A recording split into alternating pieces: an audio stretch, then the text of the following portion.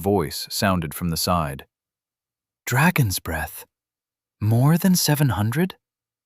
Siltul broke in, his voice dry and a little sarcastic. "That number appears plucked from the grave. Do you have a way to quantify the power of spells cast against you? I find it hard to believe you survived such a spell." Stella jumped in. "He survived a disintegrate, and can estimate spell strength pretty accurately, at least with me and my parents in practice. Still, 700? Nathan, are you sure?" Stella was looking at him like she'd never seen him before. Nathan shrugged. He supposed that was probably about 3 times Stella's entire mana pool, so it made sense she was shocked. "The lightning nearly melted the turret I was trying to break. It was a strong spell. Anyway, I jumped to the other bunker and was able to break that turret without a bolt of lightning. Then I broke the other daze beams and dodged past the sentries to return to the heirs, who had escaped after I broke the daze beams." He equivocated a bit, waving his arms around. "It was a bit more complicated than that, but not in any important way. After that, we thought about trying to take down the sentries, but there was some sort of light spell, not an enchantment, carved into the building that was powering up.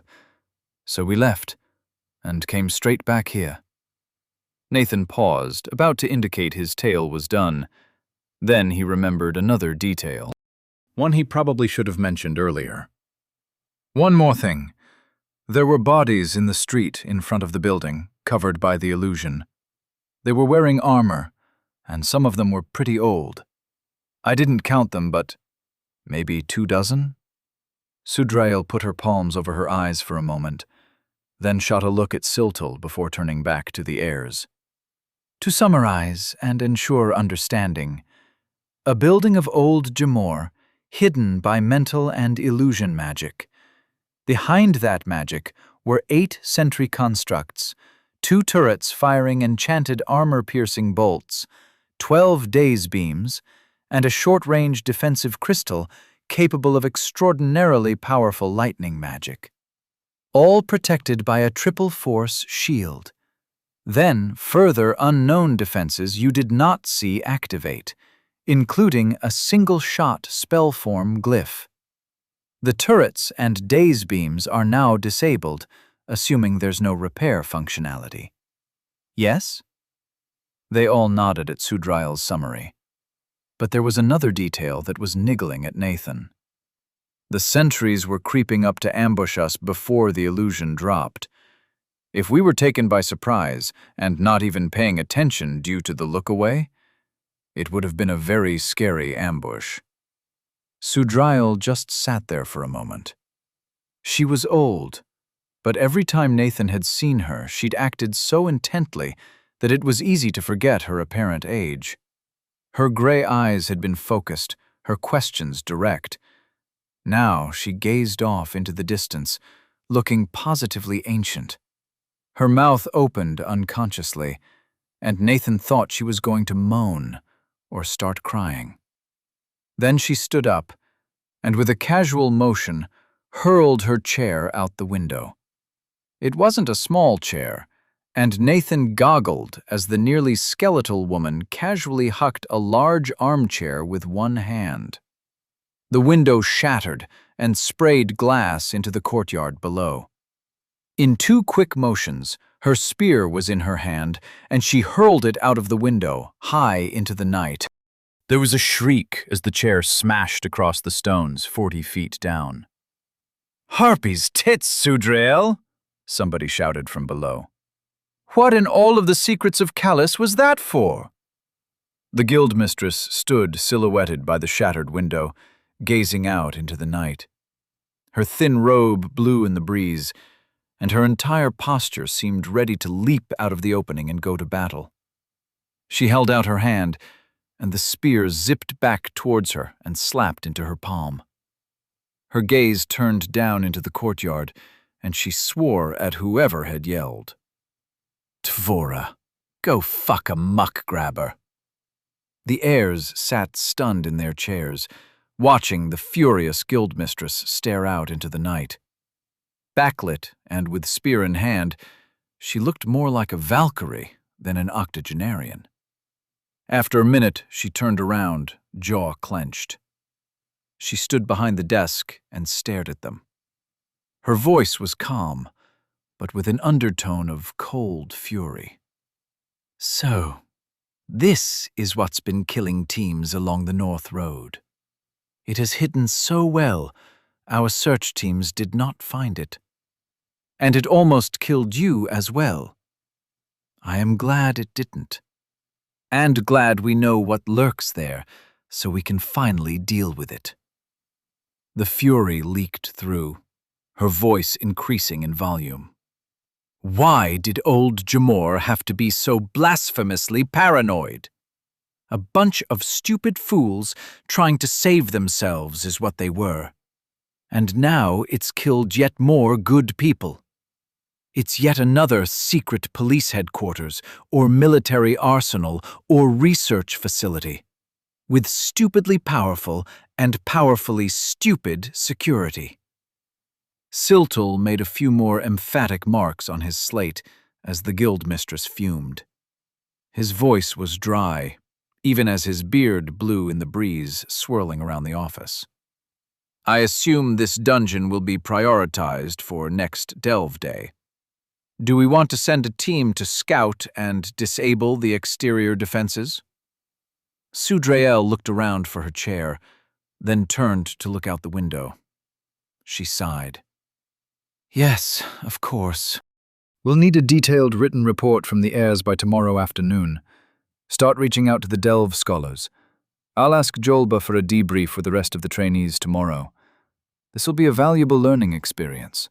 Oh, and all of you," she looked over all the heirs, "I'm proud of you for this. This new dungeon has killed many before you, but you showed the best trait of adventures. You survived. Some teams would have gone back to kill the sentries, but you did not. This sort of behavior is exactly what I wish to encourage with the training course, and I want you to know that I appreciate your taking those lessons to heart. I will be proud to have you graduate on the solstice." The rest of the heirs darted guilty looks to Nathan. Sudrael caught the looks and smirked. "Thank you for the debrief. I apologize for my outburst, and Siltul will see that you get a finder's fee for the last dungeon of Old Gamor. He will also walk you through the report and have you mark the dungeon's location on a map." They recognized it for the dismissal it was, and were all getting to their feet when Sudrael called out once more. "Nathan, can you stay behind for a moment?"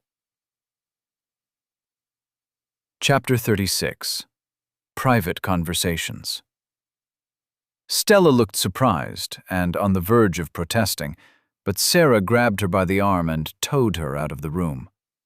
Kachi gave Nathan's shoulder a firm squeeze before Siltul led him out and closed the door.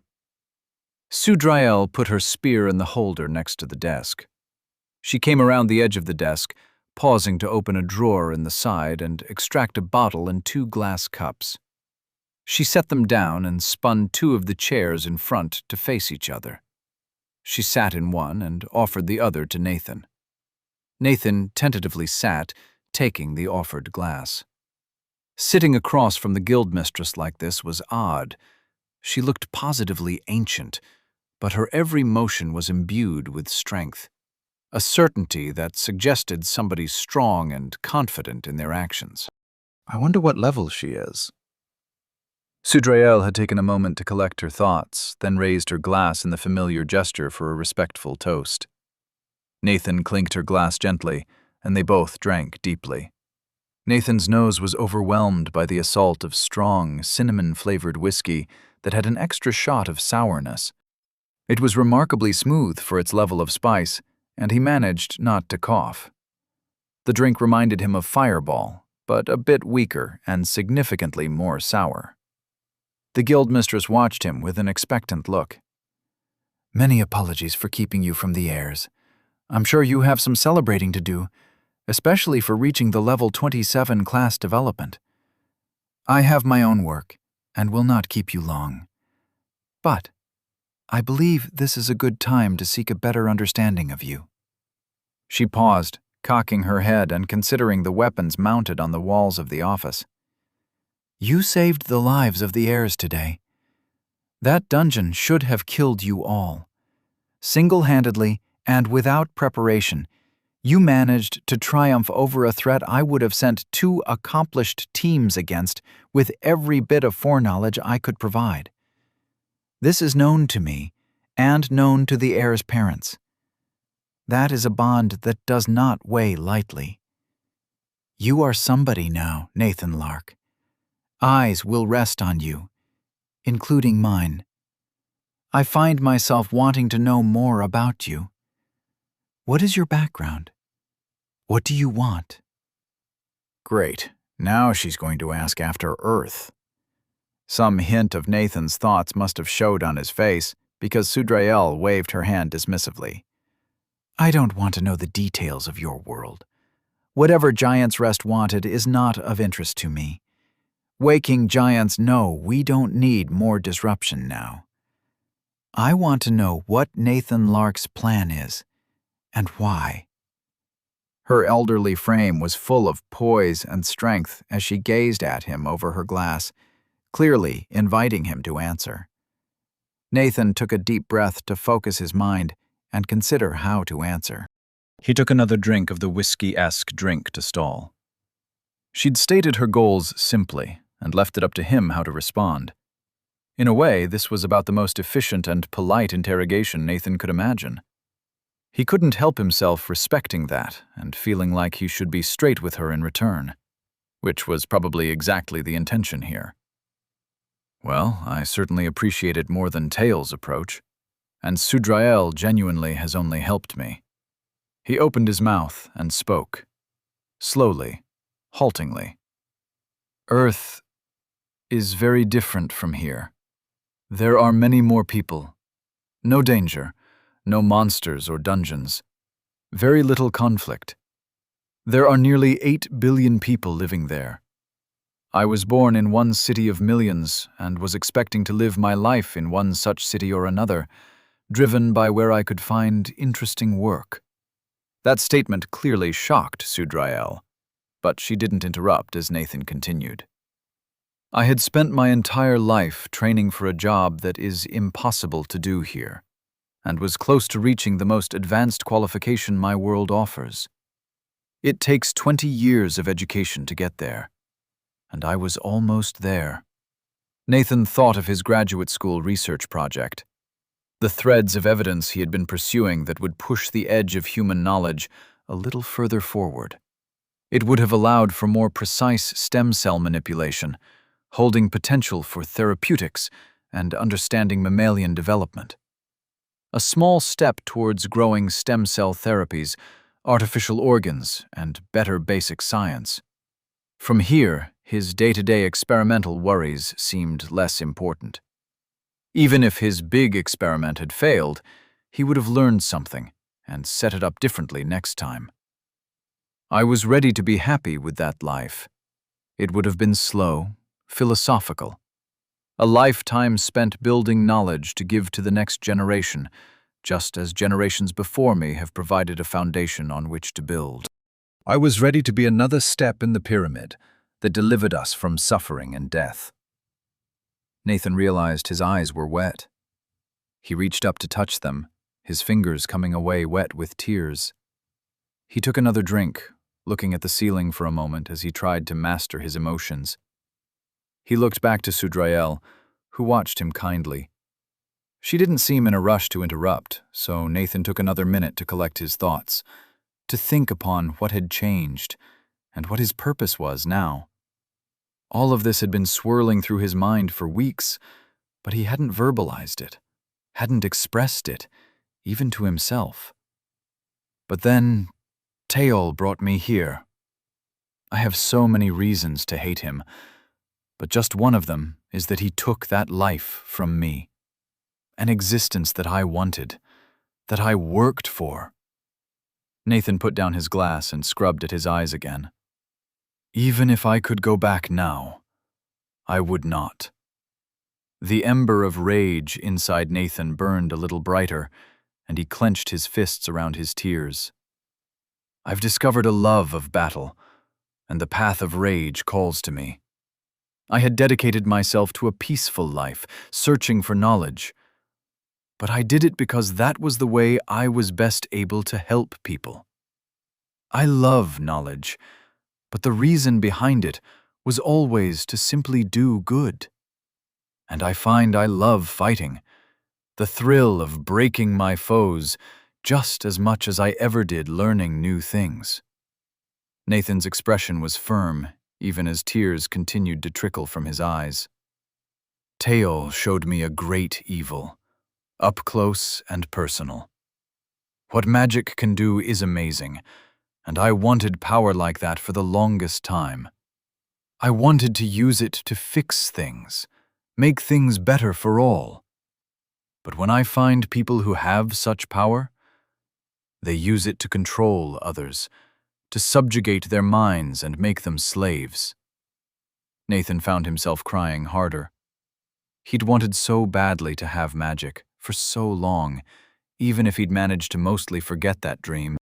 And then he'd met those with that power, and they were using it for the worst ends imaginable. Nathan's imagination spun out parallels between Earth's history of oppression and the horrors Giant's Rest could accomplish with even more power and control. He didn't need to see Giant's Rest's squalid slave barracks for himself to know what happened there.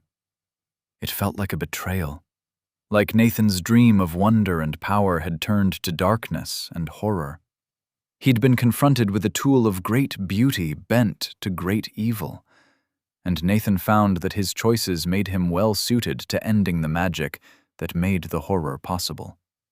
He couldn't use it, but he could break it. Nathan took a deep, shuddering breath and continued. I can do something about Giant's Rest. If I truly have the values I think I do, then I must fight them. Maybe I won't topple Giant's Rest, frustrate their genocidal ambitions, and free all of their slaves on my own. But with my talents, I stand a good chance of leaving a dent. A better one if I plan and get help. Even if I don't succeed, then another will have an easier time because of me. Less people will be enslaved. Maybe one of them will overthrow that empire of slavers.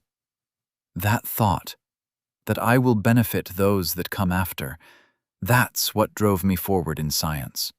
It's the same thing driving me now. I can't be a scientist here and now. I don't have the resources. I don't have the class. But I can fight for what I believe in.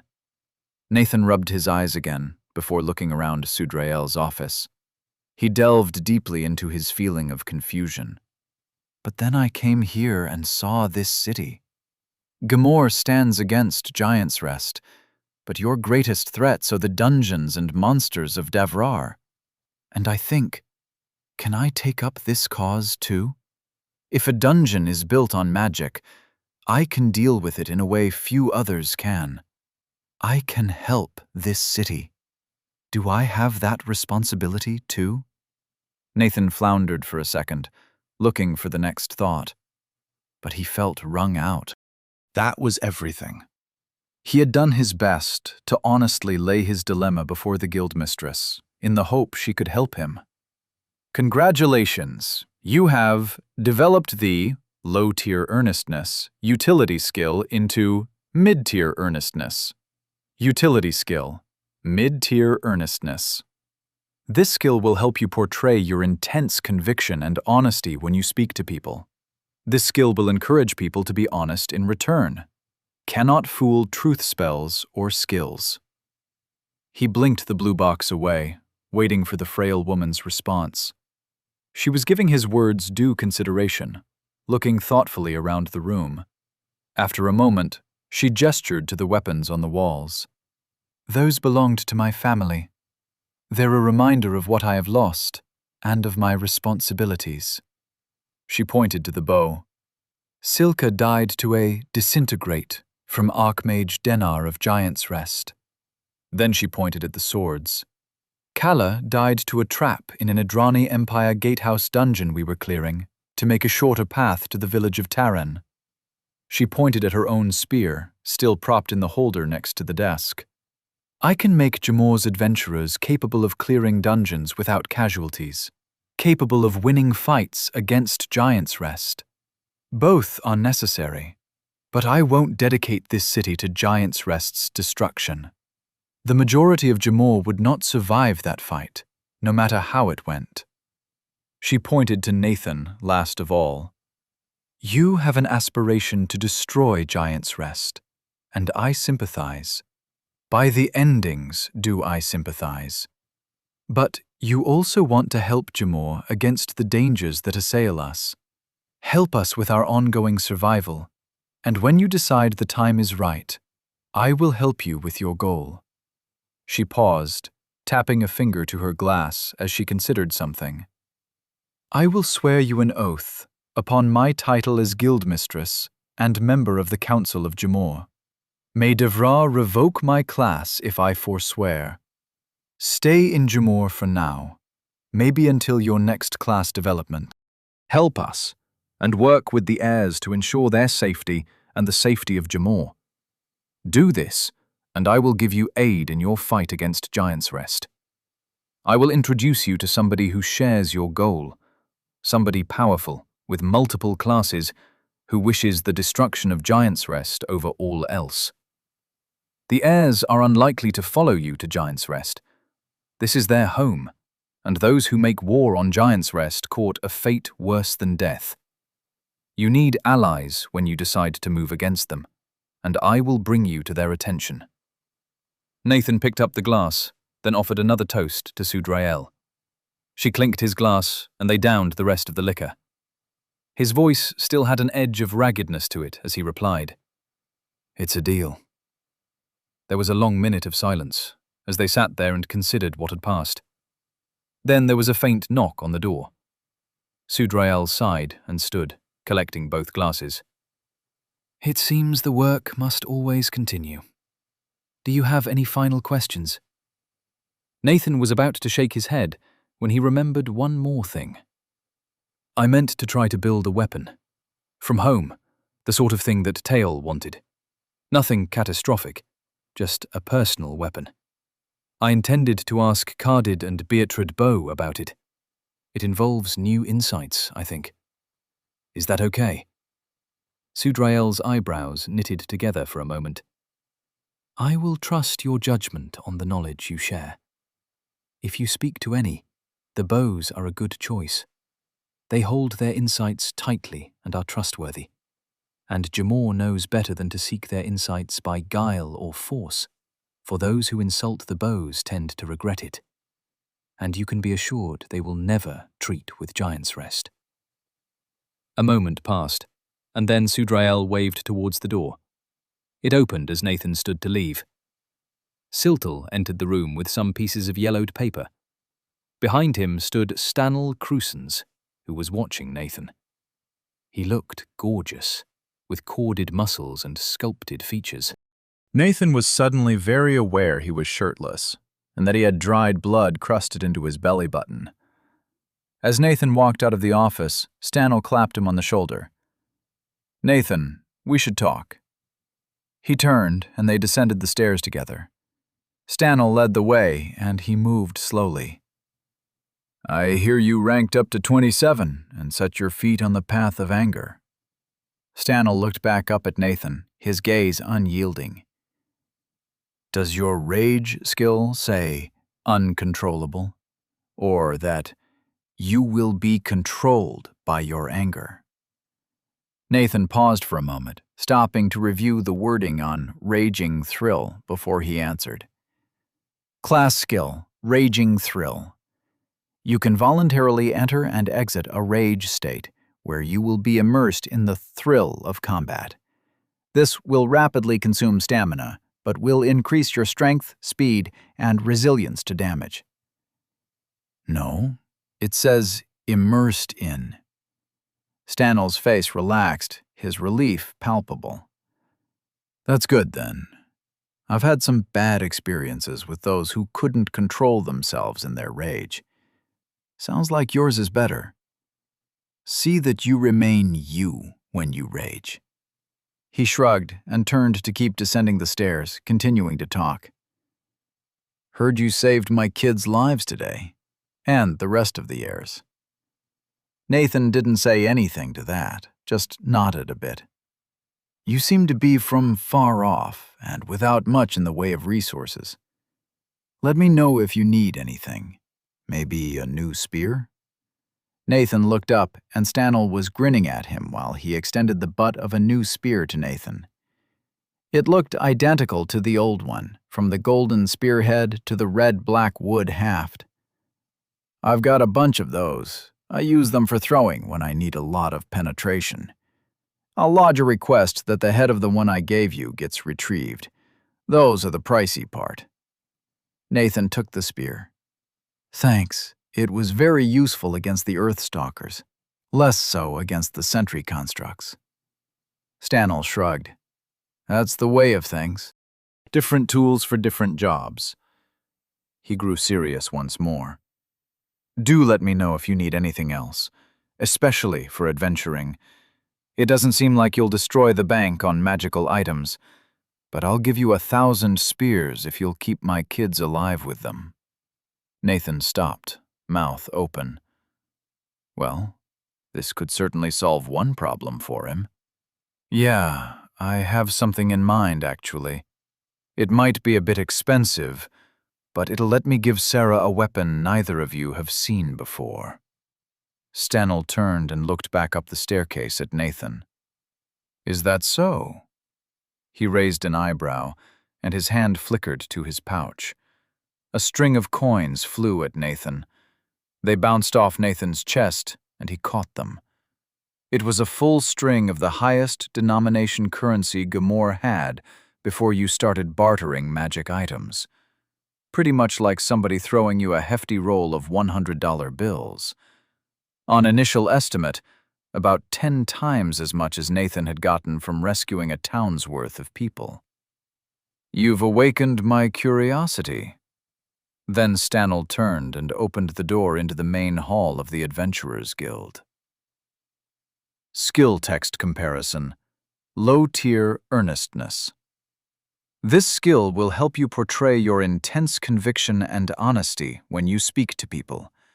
Cannot compel actions beyond what natural speech could, and cannot fool truth spells or skills. Mid-tier earnestness. This skill will help you portray your intense conviction and honesty when you speak to people. This skill will encourage people to be honest in return. Cannot fool truth spells or skills. Back to normalcy. The main hall was less rowdy than usual, with groups of adventurers talking to each other in hushed voices. Nathan listened closely and caught snatches of whispers. "New dungeon on the North Road, dangerous as a dragon's nest. Guildmistress furious there's still a dungeon in Old Gamor."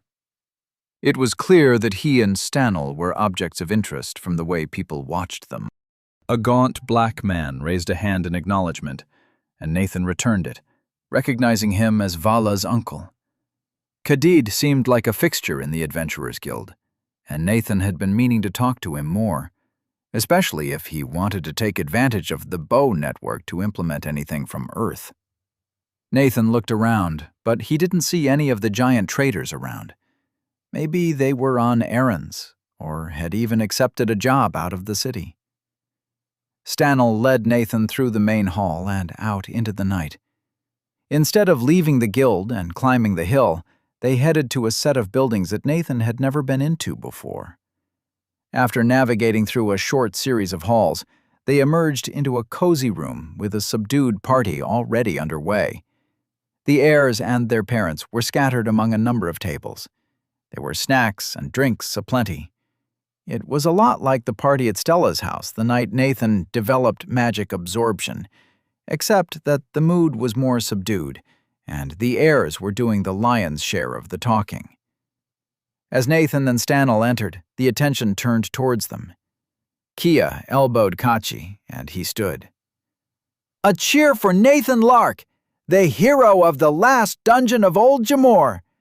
Now, can somebody please get him a shirt?" The rest of the room raised their glasses with a laugh and a cheer, and Stella chucked Nathan a spare shirt for the second time that day. He pulled it on, accepting a glass of the same purple liquor. Was it called Umna? That he'd drunk at Stella's house. Kia simply wore a thin padded gambeson, revealing her incredible figure. Her hair was loose and fell in a red-gold waterfall down her stacked and muscular frame.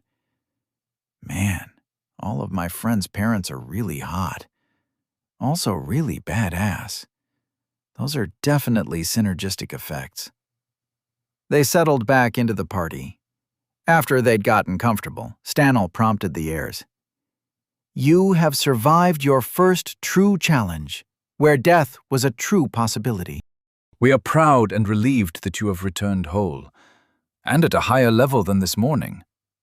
But hear me, events like that are difficult. You should speak of your thoughts of the day. This place is safe. We will not judge you for what you say, and we can share our hard-earned wisdom. Al, can you begin? It can be simple as what you learned of your weapons."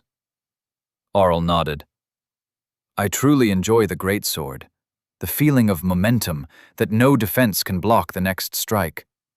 The shorter weapons might be faster, but I prefer to end my foes with every strike, not harry them with smaller wounds." Sarah spoke next. "I lack good armor-piercing weapons.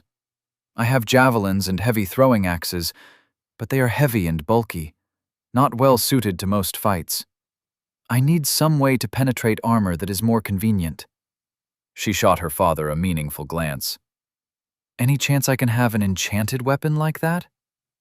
He snorted. "Not yet. I will not have you dependent on a specific weapon for now. Though..." He tilted his head and raised his eyebrows questioningly at Nathan. Nathan shrugged and didn't say anything. "I don't want to promise anything yet. I'm not sure I can, or should, try to build Sarah a gun. I can always return the money later. Or not." He didn't attach a lot of strings. Stella broke into the silence, excitedly talking. "I threw fireballs at live targets today and killed a bunch of them. It was amazing. And throwing fireballs close to Nathan and know that I'm helping him out was great. I worry about hurting my teammates with my magic, but his immunity makes me worry less. If he's swarmed by enemies, I can just blow him up." Then she grinned wide. "And I'll have even more options with my next class development." Dallo shook his head. "Stella, this isn't the time to speak of your class development choices." Sarah raised her glass, breaking the awkward moment. "A cheer for Stella Caxel, a mage unparalleled for her age and level."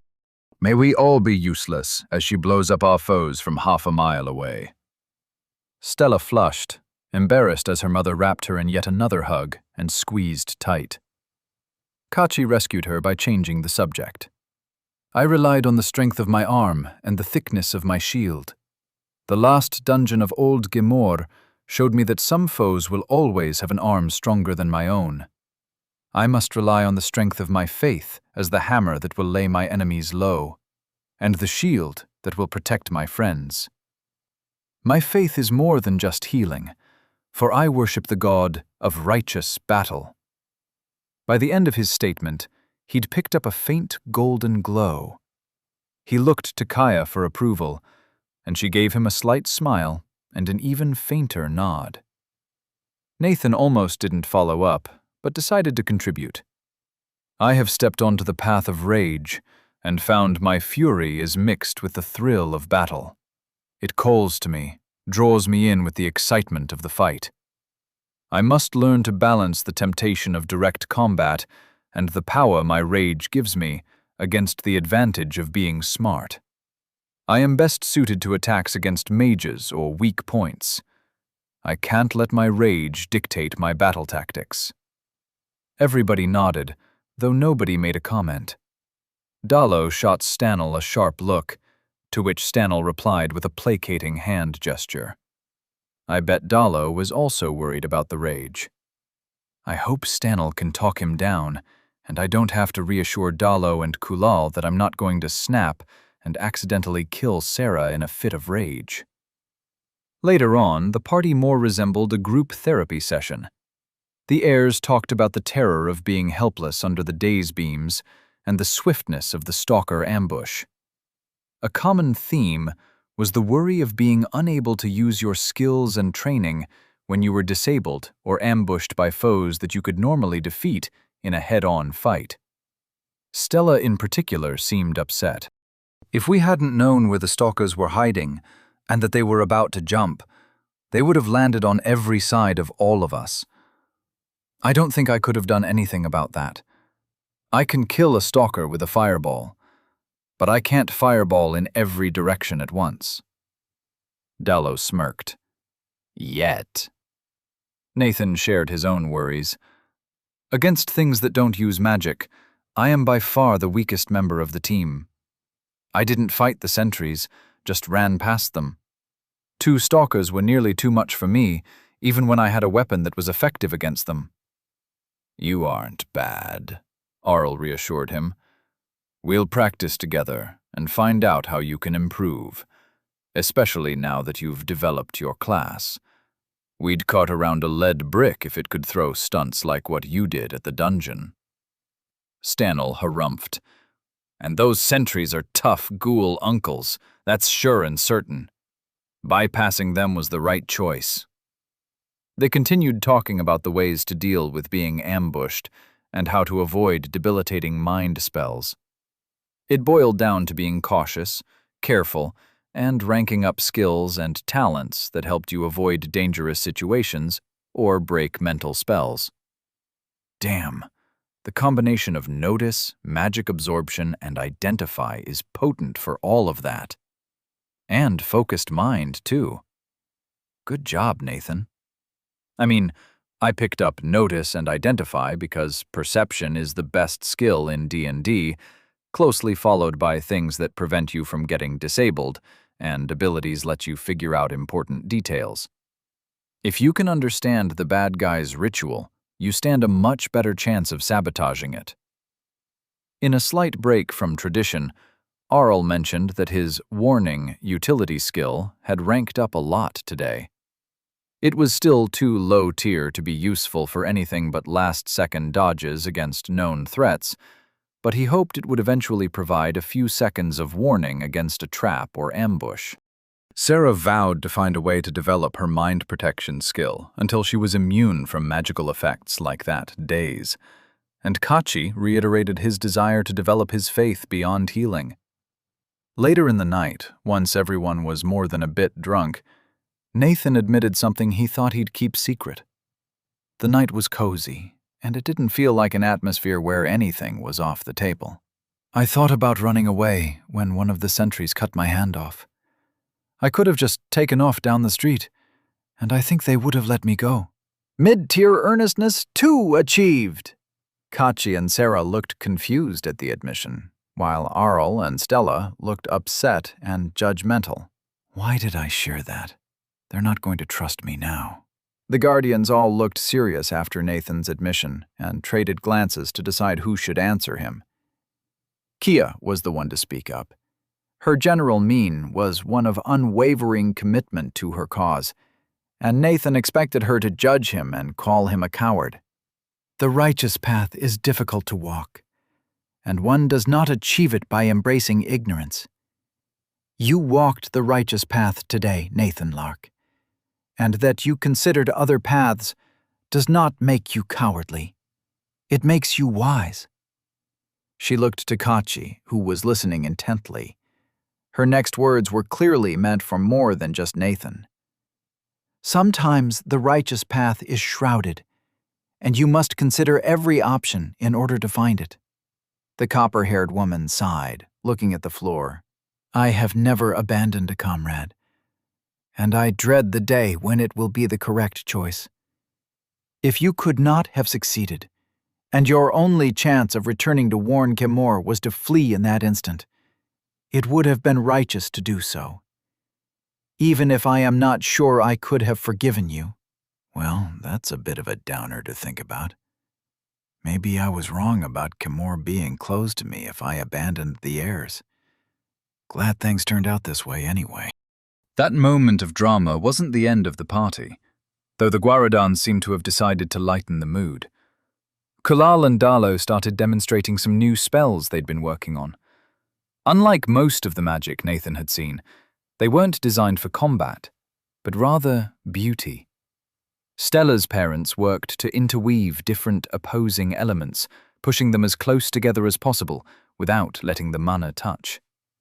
The pair spent 15 minutes building a sphere of fire and ice over the central table. The interlocking sheets and filaments of the two elements were gorgeous, with the clear ice diffracting and diffusing the flickering red and blue light of the flames. Kulal dimmed the magical crystal that lit the room, and the sphere cast an ever-shifting pattern of light around the partygoers. I need to remember that magic is a tool. The kind that lets you fly, or blow stuff up, is pretty cool. It's just a big sword. The kind that lets you control people is what needs to be exterminated. Stella has a joy for exploring Davra's magic, and I love her passion for it. I want to see her discover more magic, and help her along if I can. I can't explore magic myself, but I can help somebody else along that path. Nathan sat there, tipsy and sleepy, and looked around the room. The dappled light illuminated Stella, Karchi, Sarah, and Arl. He felt accepted now. It hadn't been a smooth road to get here, but they'd managed to establish a mutual respect and work through the initial bumps. Then there'd been the trials of the Blooding Patrol, and now this celebration had cemented the gains. It was different from Nathan's previous friendships. They were still younger than him, immature at times, but it didn't matter. It wasn't the bond of a family, just squaddies, teammates, whatever you wanted to call it. They'd face whatever came their way together. And a few dumb comments hadn't mattered when they'd stood shoulder to shoulder against the monsters of Davra. It was a bittersweet feeling, since Nathan fully expected to leave the heirs eventually, to return to Giant's Rest and his crusade. But until then, as he leveled up, he could enjoy their company and help keep Jamor safe. Not long after that, they went to bed. The party had diffused the confusion and terror of the day, and Nathan felt calm and centered. Nathan took a detour for a bath where he scrubbed himself clean. He'd gotten most of it earlier with rags, but the water cleaned out his fingernails, hair, and belly button. The water available in the bathing room wasn't particularly warm, but it was fresh and constantly flowing. Man, the Guardians have sure been around the block a time or two.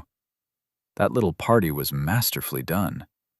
We've worked through the tension and fear from the fight, and bonded more as teammates. That I was invited at all suggests they approve of me. After that, Nathan meditated briefly before going to bed. The next morning started the same as most other mornings in the adventurer training course. They moved a little slower in their morning exercise than usual, but nobody was around to see. While they ran, they discussed the report they had to write for the guild, and that they'd spend a chunk of their group training time in the afternoon writing it up. Apparently, Arl had the best handwriting. In the dining hall, they got a lot of stares. People had clearly heard rumors of what had happened but didn't know the specifics. Nonetheless, the tension in the room eased as the heirs sat down, joking and laughing with each other. If anything, Nathan thought the other teams were jealous of their laid-back attitude. He supposed it made sense. They'd passed through to the other side of the trail, bloodied but unbroken. All of the other teams here had yet to undertake their own blooding patrol. I just hope everybody's patrols are easier than ours. In class that morning, Jolba did a debrief of the heirs in front of the entire group. It was clear that this was more designed to show the other teams what their debriefs would be like than to pick on the heirs. He had them show their patrol area on a map, confirm the location of the stalker ambush, and recount what they'd done with the corpses afterwards. Arl fanned out all of the stalker teeth on the desk and made a show of counting them and holding up the patriarch tooth. Even Simla looked impressed. The well-dressed, dark-skinned adventurer was normally hostile to the heirs and Julba's agenda, so Nathan would count that as a win. Then they got to the dungeon. Julba made sure they didn't show where it was on the map. He sighed, looking out over the class. Yeah, the heirs found a dungeon yesterday. It wasn't something anybody expected, and that's exactly what kills a team. When you find something like that, you run. You leave and report back so we can make a threat assessment. We're not going to go into details, but that's basically what they did. With one exception. Nathan, join me. Nathan walked up to the front of the room. Julba put a gentle hand on Nathan's shoulder and looked into his eyes. He fanned them outwards, putting the conversation on display for the rest of the class. You ran towards the dungeon. Why? Nathan paused for a moment, uncertain. It seemed like everybody had approved of his actions. Was he going to get taken to task for it now, in front of all the trainees? There were magical devices that were suppressing the heirs with magic. I had to take them down so we could run away. Julba frowned at him. Yeah, and there were other defenses you were able to draw off as well by charging. I respect that. But could you have run back and helped your teammates flee, gotten them into the buildings, then returned to Jamor without risking everything? Nathan shook his head. It wouldn't have worked. The sentries were charging at us, and I needed to distract them. And the other defenses. Me charging let the heirs flee on their own. Julba nodded. He released Nathan and looked back to the class. And that's the important part. I wasn't there, so I can't judge what would have been possible. If Nathan could have assisted his team in fleeing, then that would have been better. But since that wouldn't have worked, he did the right thing by disabling the thing that kept them from running away, and then running the fuck away. When you're the person standing in front of the fire, you make the decision with the information you have. It's important that you make the smartest decision you can, but you need to commit to it. Don't let me or anyone else second-guess you afterwards. I wasn't there. Just don't make decisions for glory. Endings. The heirs ran the fuck away, and now they're getting praised and paid for it. That's the lesson I want you to learn. Chapter 38. Connections of Crafting. After a more normal lunch, the heirs went back to their rooms to write the report.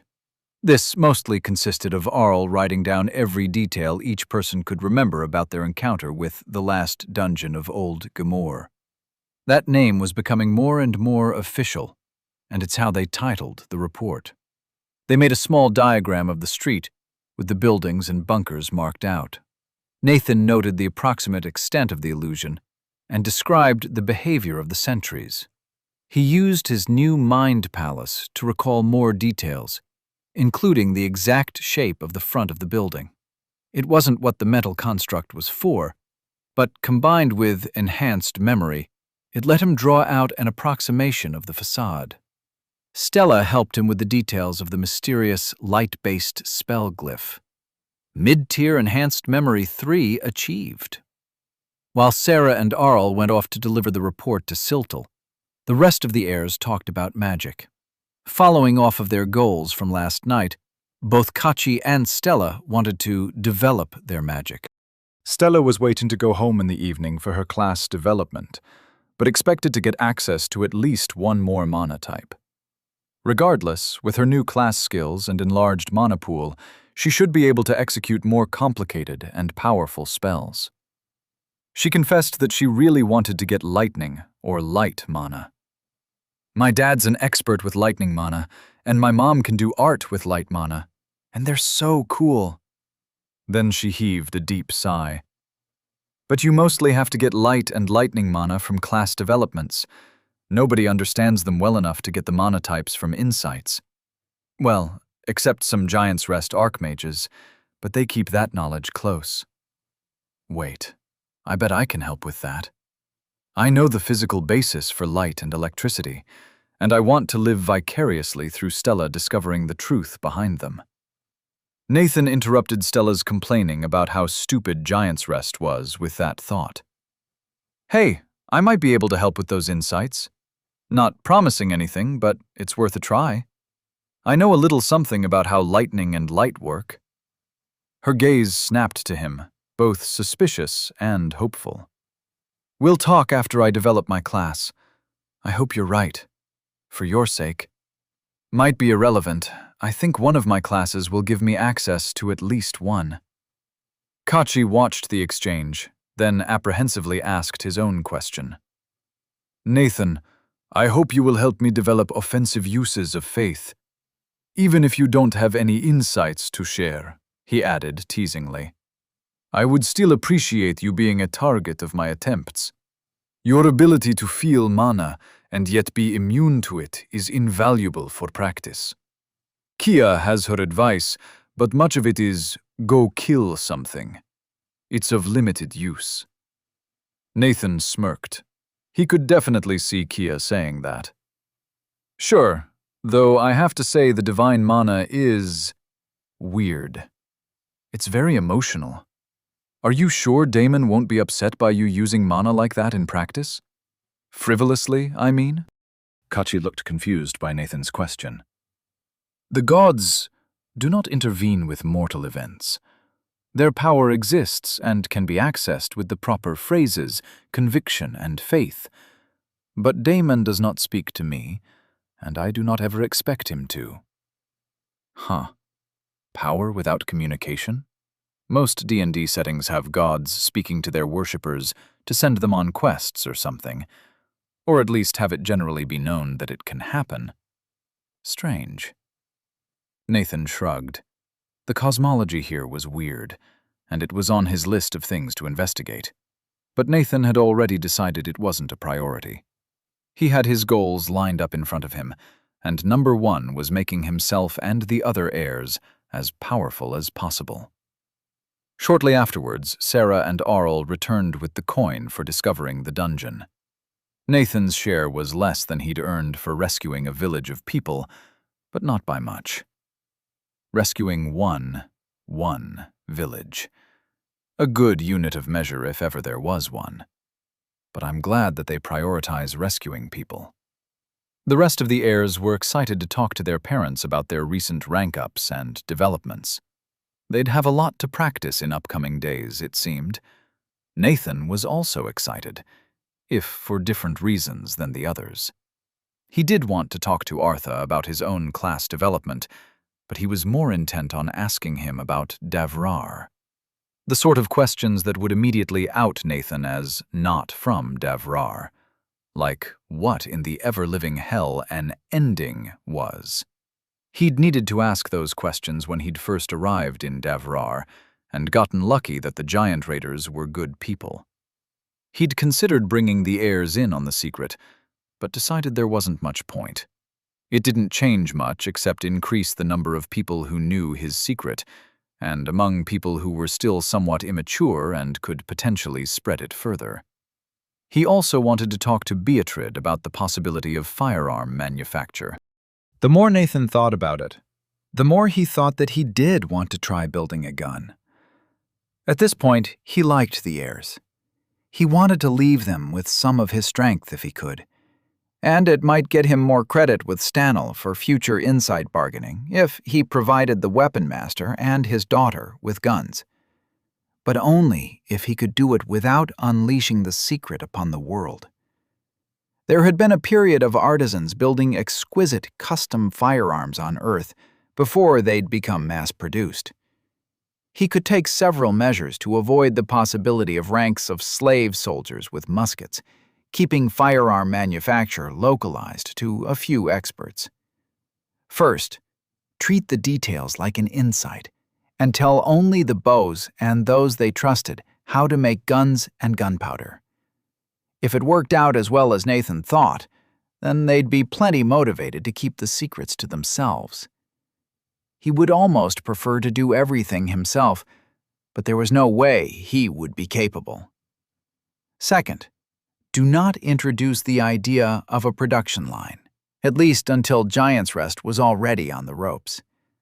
All of the guns Nathan wanted to make were going to be made by individual craftspeople doing every step of the manufacturing. That would help with secrecy and keep the volume down. Third, make sure his damnedest that the guns weren't sold on the open market. The worst-case scenario would be for a Giant's Rest agent to waltz into a store and buy one so that it could be studied and duplicated. Fourth, because the guns wouldn't need to be otherwise enchanted very heavily, they could build in some sort of self-destruct mechanism once the owner died or something like that. And fifth, try to make the guns as advanced as possible. If he made something more complex and capable, it would be harder to understand, harder to duplicate. If you were making breech-loading metal cartridge rifles, then somebody else was much less likely to think it was worth building a smooth-bore muzzle-loader, even if they somehow caught wind of the critical insights. People would need more information and skill to duplicate the design and would be more likely to fail. But if they do succeed, then it is worse. You gotta take a risk every once in a while. With that decided, Nathan followed the heirs out of their rooms. They all split off to their respective mentors. Nathan looked around, but he couldn't find Artha. After a moment, he saw Khadid, Vala's uncle. The dark-skinned man with white hair was waving vigorously at him, so Nathan walked over. Khadid offered a handshake and a wide grin. "Glad to catch your attention. Vala and the giant traders left in a hurry yesterday on a job. Headed towards Giant's Rest, as you'd expected." He shrugged.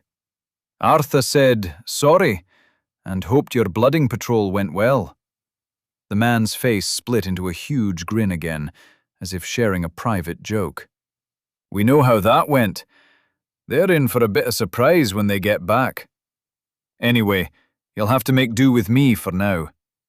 I can't help you too much with what Artha was teaching, but we could probably do some perception drills. Vala told me what she gave you. I don't utterly approve, but she's got the favors to make it not a problem. So, what do you want?" Nathan was briefly disappointed that Artha and the rest of the giant traders had left. He'd have to delay his questions. But, on a second thought, this would certainly work fine for his purposes. "I want to try to make something, or commission it, something new. I need to talk to a metal worker like Beatrid and an alchemist. I don't know if any of those are in the family, but I'd love to talk to them." Khadid frowned at him. "No bow alchemists, but I can take you to Beatrid and introduce you to the guy we trust for important stuff. His name's Poppy, funnily enough." Can he keep an insight to himself? The things I want to make, they're the sort of things I don't want sold around to just anybody. And can we get both of them together? What I want to make requires both an alchemist and a weaponsmith. Nathan was hesitant. He wasn't sure if this was a common practice. The old man stroked some white stubble on his chin, working his jaw. "Poppy's good folk. Is that how it'll be, eh? It'll be expensive for that, depending on the insight and their interest. But you've earned a bit of interest, and if you've got the coin, it's worth a conversation. Let's go get Beatrid and drop by Poppy. I think she'll be able to leave the store. My great-nephew's supposed to be there today." Nathan shrugged and followed the man. They stopped briefly by Beatrid's place. Khadid mentioned that Nathan had something special to commission, and that she should follow them. Beatrid looked more like Vala's sister than a cousin. She was a good deal taller, but shared the same dark brown skin and burly build. Her dreadlocks were shorter and bound back tightly. She frowned at Nathan, clearly deciding whether this was worth her time. Nathan held up his hands. It's a new kind of weapon. It's dangerous. I want to give one to Sarah Cruzens. If it works, I won't be surprised if Stanel will want one. But we need to keep it secret, like an insight. Her eyebrows shot to her hairline. Getting a weapon of mine in that weapon master's hands? And you're on his kid's team, yeah? All right, this is worth hearing. She called out to the preteen who was scurrying around the shop, cleaning the displays. Hey, Erlen, manage the shop. Don't let anybody haggle you on any of the enchanted gear. At all. She turned back to Khadid. Where are we going? Khadid waved them out of the building. Poppies. Nathan's new weapon needs a weaponsmith and an alchemist. I'm a bit curious, but if it's an insight, I probably don't need to know. You can handle the family interests. Khadid and Beatrice walked Nathan to a part of the city he hadn't been in before. It was farther from the gates than the Adventurers Guild and was dominated by moderate-sized shops selling finely crafted goods. Furniture, tools, artwork, and basic enchanted objects were most common. A few stores had books, but if Nathan was parsing the signage right, they were pretty expensive. They came to a shop labeled Poppy's Potions. The exterior wood was stained an even, bright green, very much setting the shop apart from all the stone buildings on the street. It was also only 2 stories tall compared to the 4 stories of most of the constructions. They pushed through the curtain blocking the door and entered a dim room lit entirely by glowing potions racked in glass-fronted cabinets. Welcome to Poppy's Potions. What wondrous mixture can I supply you? Beatrice, what brings you up here at this time of day? The man speaking stood behind a desk, partially obscured by a haze of smoke coming from the pipe he was puffing on. Beatrice stepped to the side and tapped on a crystal above a shelf. It lit with a white glow, illuminating the inside of the shop in its entirety. The room was long and narrow, and at the back was a wide desk. Behind it stood Poppy, who was an orc. The second orc Nathan had seen on Devrar. The first orc had been a huge, muscular warrior with emerald green skin back in the Adventurers Guild. Poppy had the same color of skin as that orc, but he was short, thin, and balding. He put a pair of spectacles he'd been polishing back on his nose, squinting at the group. He straightened to his full height, which wasn't much taller. If Poppy was over 5.5 feet tall, Nathan would be surprised. The orc didn't even seem especially old. Khadid raised his hand. See y'all round. I'll be in the Adventurers Guild. He slid through the curtain and out into the street. Beatrice gestured at Nathan, indicating it was his show. With both of the crafters looking at him, Nathan took a deep breath. He knew what he wanted, but he wanted to be upfront about his conditions. He leaned on his as he spoke.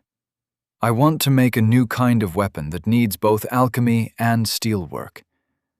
I don't know if we'll be able to do it, but I'll pay to try. And if it works, well, it's dangerous, so I want to be upfront that I want to treat the weapon and its manufacture like an insight, only to be sold to trusted people that I approve of. But part of the weapon needs to be replaced after it's used. So even after I make one, we'll have to keep paying you for parts to keep using it. Both Beatrice and Poppy were frowning at Nathan as he talked. Poppy humphed and spoke first. If you gotta pay to use it, why'd anybody want it? Beatrice, who's this adventurer, and why are we listening to him? Beatrice shrugged. Vala brought him in from the wilds a few weeks ago. He's on a team with the heirs, you know, with Stanel's kids and all the kids of the Guardians. There was some hubbub about them discovering a new dungeon, so he's got some coin. She shifted her attention to Nathan. What you've described sounds pretty shit unless it'll kill a wyvern. People have made poison capsule weapons before, you know. That ain't new. Nathan shook his head. That's not it. One of these could kill a wyvern from far away without it ever seeing you. Look, let's sit down to discuss. I need to draw some schematics, and there are some other insights I can share to sweeten the deal if needed." Poppy shrugged and scrubbed his mostly bald head with a green hand. "All right, come on back into my workshop." They followed him through another curtain, into a back room the same size as the shop. There was a bench along the far wall that had multiple concoctions boiling away above magical heat sources. Some of them were connected to a complex distilling apparatus. A central table held more glassware, scales, and several cutting boards. About a third of the room was dedicated to storage, with meticulously labeled but somewhat disorganized shelves and boxes. Nathan recognized the active lab space and immediately felt at home. Funny that being in a lab makes me feel comfortable. Ah, yes, nostalgia for dangerous chemicals. There was a large slate propped against one wall, and Poppy scrubbed it clean before handing Nathan a piece of chalk. Then he grabbed a pair of stools, offering one to Beatrice and taking the other for himself. He yawned as he sat down. "Go ahead. We won't tell people about this, but no oaths or anything just yet." Great. Now Nathan just had to properly explain how to make a gun. Chapter 39. Explanations of explosive. Nathan started by drawing a tube on the board. You start with a metal tube. One end is capped, the other end is open. Then you put a piece of metal inside. Nathan drew a bullet-shaped piece of metal near the closed end of the tube. Then you put a little bit of something explosive here at the closed end of the tube. Nathan drew a star shape behind the bullet. When you set off the explosive, it sends hot gas everywhere, but the metal tube is strong, so the explosion can only go one direction, out the tube, pushing the metal, we call it a bullet, along with it. Nathan added an arrow showing the bullet's motion. He could see both Poppy and Beatrice considering the diagram. They'd been nodding along with the explanation, but didn't seem excited about it. He continued. The thing is that if the bullet fits tightly in the tube, called a barrel, then it leaves going incredibly fast.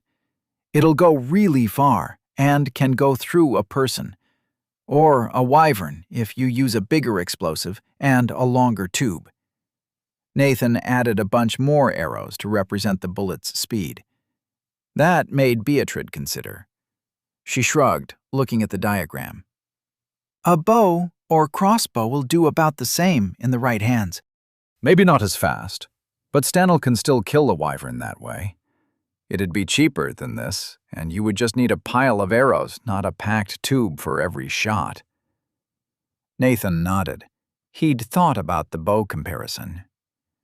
Yeah, but a gun, which is what this weapon is called, has 3 really big advantages. First, it can be a lot smaller than a bow or crossbow. All of the energy is in the explosive, not in the arms of the bow or crossbow. So a gun about this big, Nathan held his hands about a foot apart, can still propel a bullet fast enough to kill.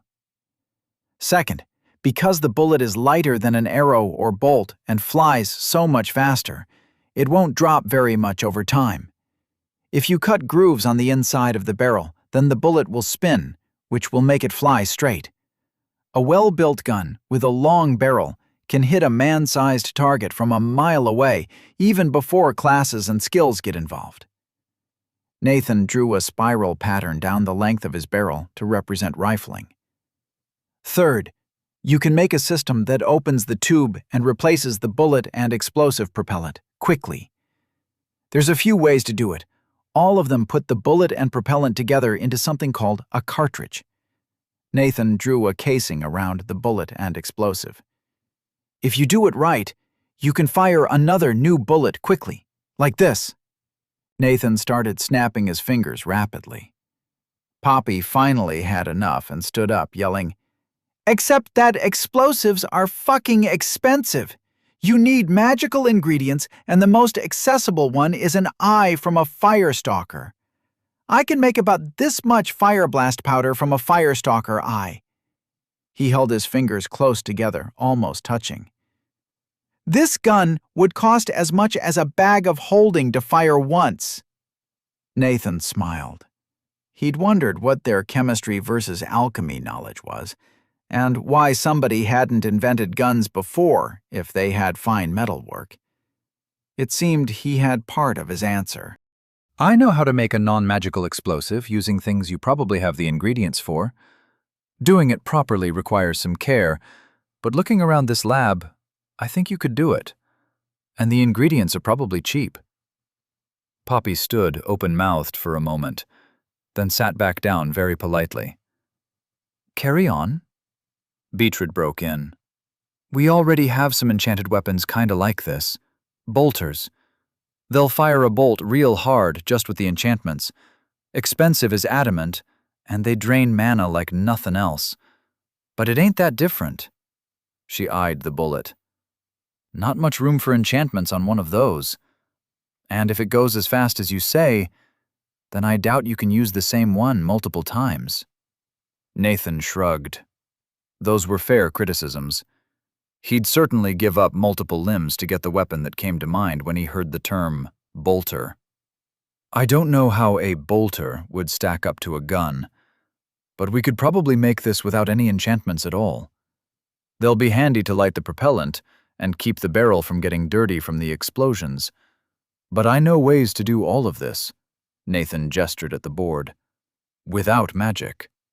It's complicated, and there's a dozen problems that require solutions. But I think we can solve them and make this into a real weapon. Mid-tier Enhanced Memory 4 achieved. Mid-tier Earnestness 3 achieved. They both sat with that for a second, thinking about it. Beatrice nodded first. Not needing enchantments changes some things. It'd be a tricky piece of metal, especially to swap out bullets and close the tube again, and get rid of the leftover case from the last bullet. Interesting. Got a couple ideas. But if we get it to work, and somebody gets some skills around this weapon, it could have some real power. Depends on if we can work out a way to shoot faster or farther than a good bow. Poppy pointed at the diagram again. If it's in a metal case like that, how do you light the propellant, especially without magic? The skinny orc wasn't being challenging. His eyebrows were furrowed, and it was clear he was dedicating his full attention to Nathan's proposal. Simple enough. You leave a small gap in the back of the casing and fill it with a different kind of explosive that will go off with impact. It's called the primer. But if you recess it into the case a little bit, then nothing will hit it very easily by accident. The only way it goes off is if you have a metal rod that sticks out of the back of your cylinder like this and strikes the back of your cartridge when you want your bullet to fire. Nathan drew more things on the diagram, finishing up by sketching a brief rifle grip profile around the barrel. And you know how to make this primer? Poppy was looking at him with surprise. His fingers were twiddling in his lap as if they wanted to grab tools and start working. He was clearly enthused about what Nathan was describing. Pending utility skill, low tier, lecturing. You have explained a complex and novel concept and taught 2 masters something new in their field. This skill will help you explain plans and details clearly in the future, smoothing over gaps and aiding in explanation and understanding. Will not help you convey details you do not know, and will not help you suppress people's doubts about what you are teaching. Okay, that's something to consider. Let's find out if I'll be explaining anything more today. Nathan nodded, lowering his arm from the slate. Yeah, but before we get into any more technical insights, I want to paint a picture for you. Imagine we figure out how to make guns, and they work well.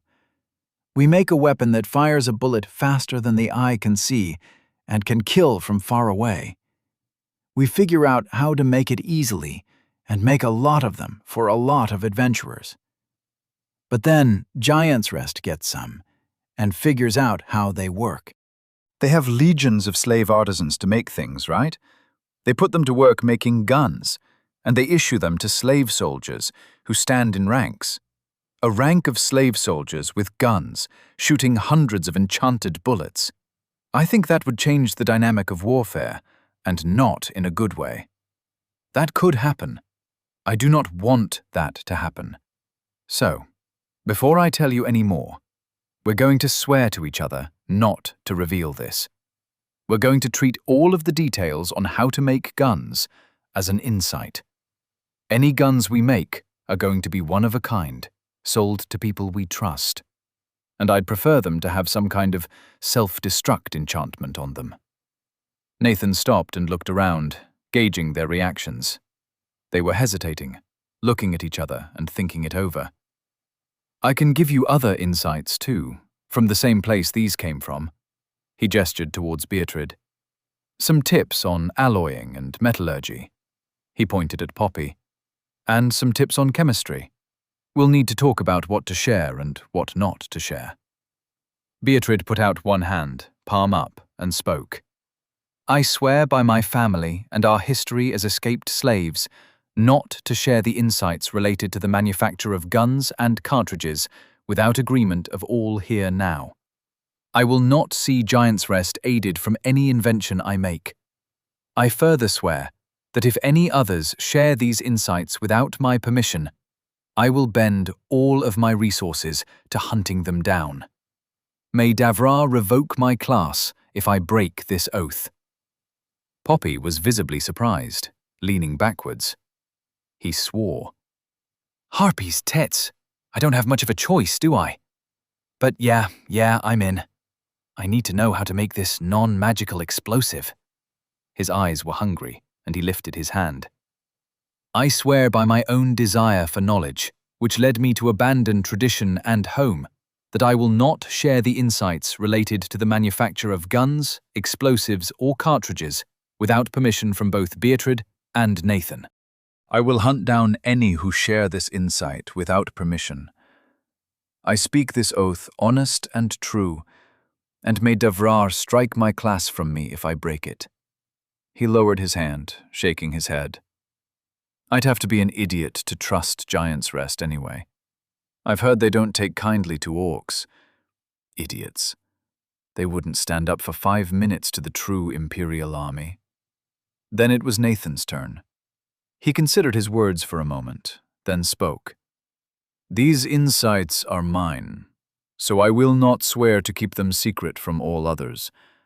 But I swear by my desire to see Giant's Rest destroyed, that I will do all in my power to keep this knowledge from Giant's Rest, and will discuss with you both, if at all possible, before I tell any others. I will hunt down any who break this oath, with every ounce of strength left in my body. May Davrar revoke my class if I break this oath. No blue boxes appeared, but Nathan had a sense of foreboding. He wasn't sure about it, but the atmosphere in the room made it feel like there would be consequences for breaking an oath made that invoked Davrar as punishment. And they probably wouldn't swear that oath unless it did something.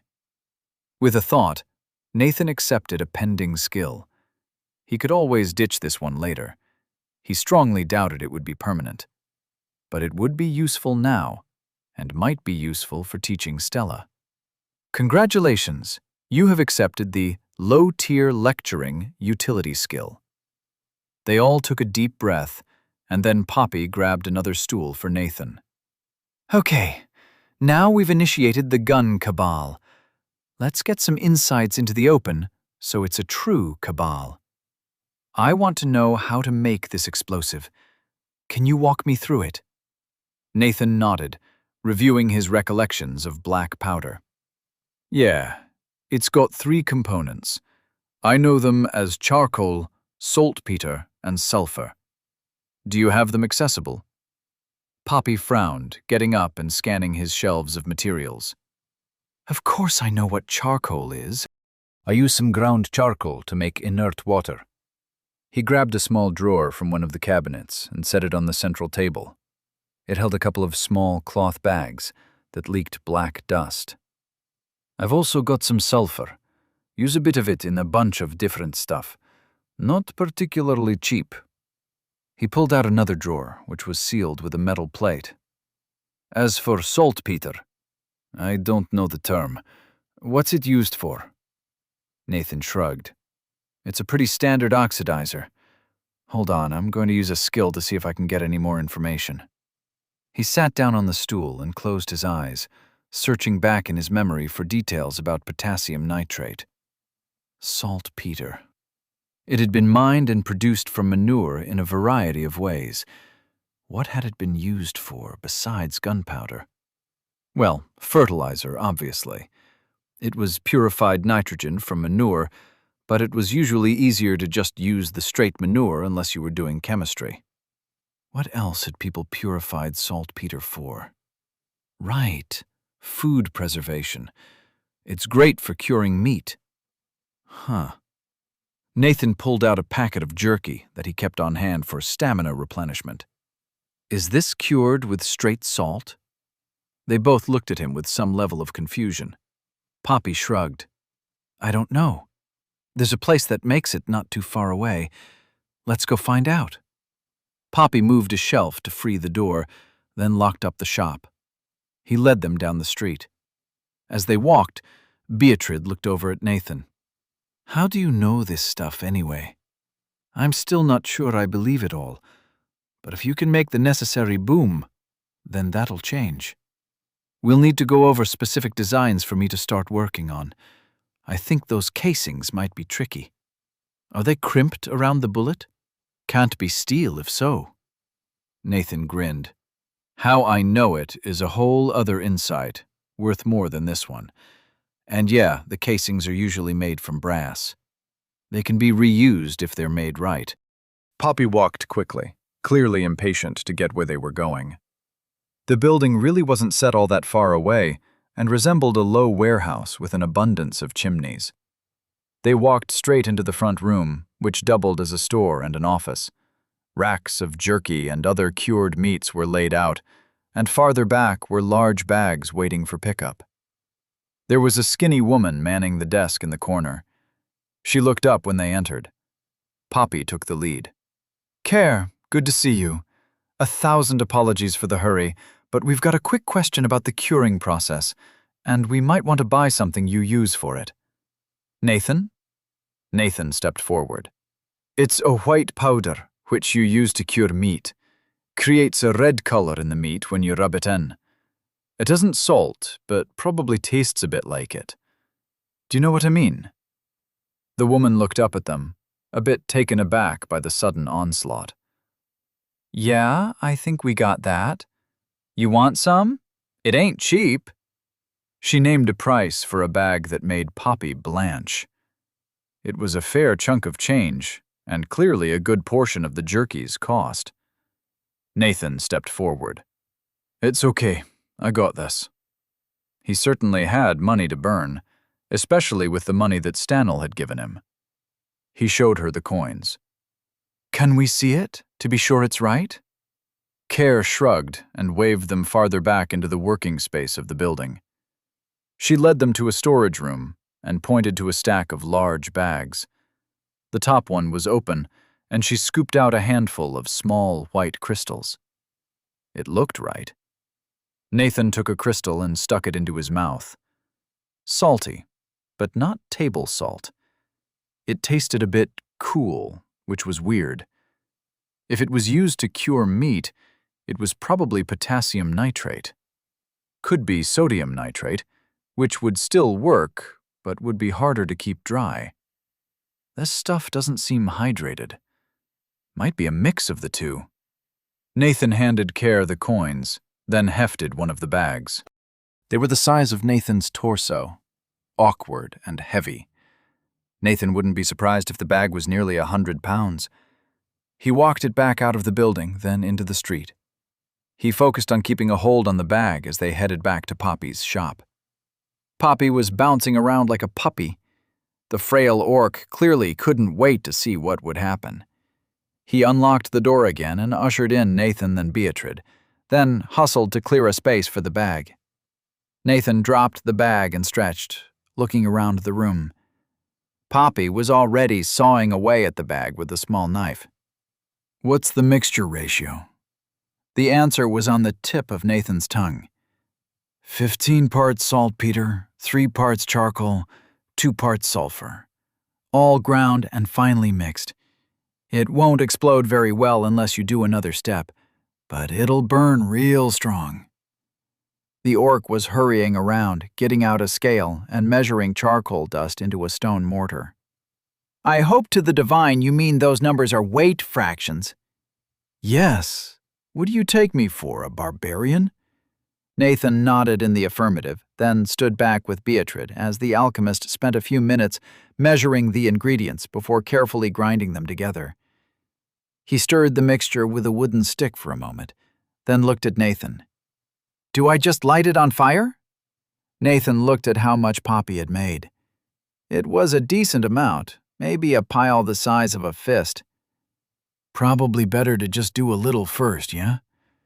I don't know exactly how strong this will be. Let's put most of it somewhere safe, and then light just a little with a long stick." Poppy rolled his eyes. "Do you look at me and see a fool? But fire will set it off? It won't go off if I drop it, like firestalker extract." He was already busily scooping most of the powder into a wide-mouthed glass bottle, which he stoppered and put behind some shelves.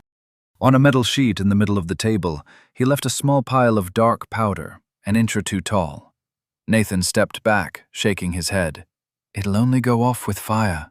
Beatrice stepped further back as Poppy grabbed a heavy leather apron and donned a pair of thick glasses. He pulled out a magical rod, and the end started smoldering red hot. Without further ado, he poked the rod into the pile. It whooshed to life immediately, sending a small plume of smoke into the rafters and leaving behind black residue. "Low-tier lecturing 2 achieved! Yee-haw!" Chapter 40. A Spot of Mechanics. Poppy frowned at the spot where, until moments ago, a small pile of prototype black powder had rested. The green orc reached up and scratched his thinning hair. "Huh. I expected more boom." Nathan stepped up next to the alchemist.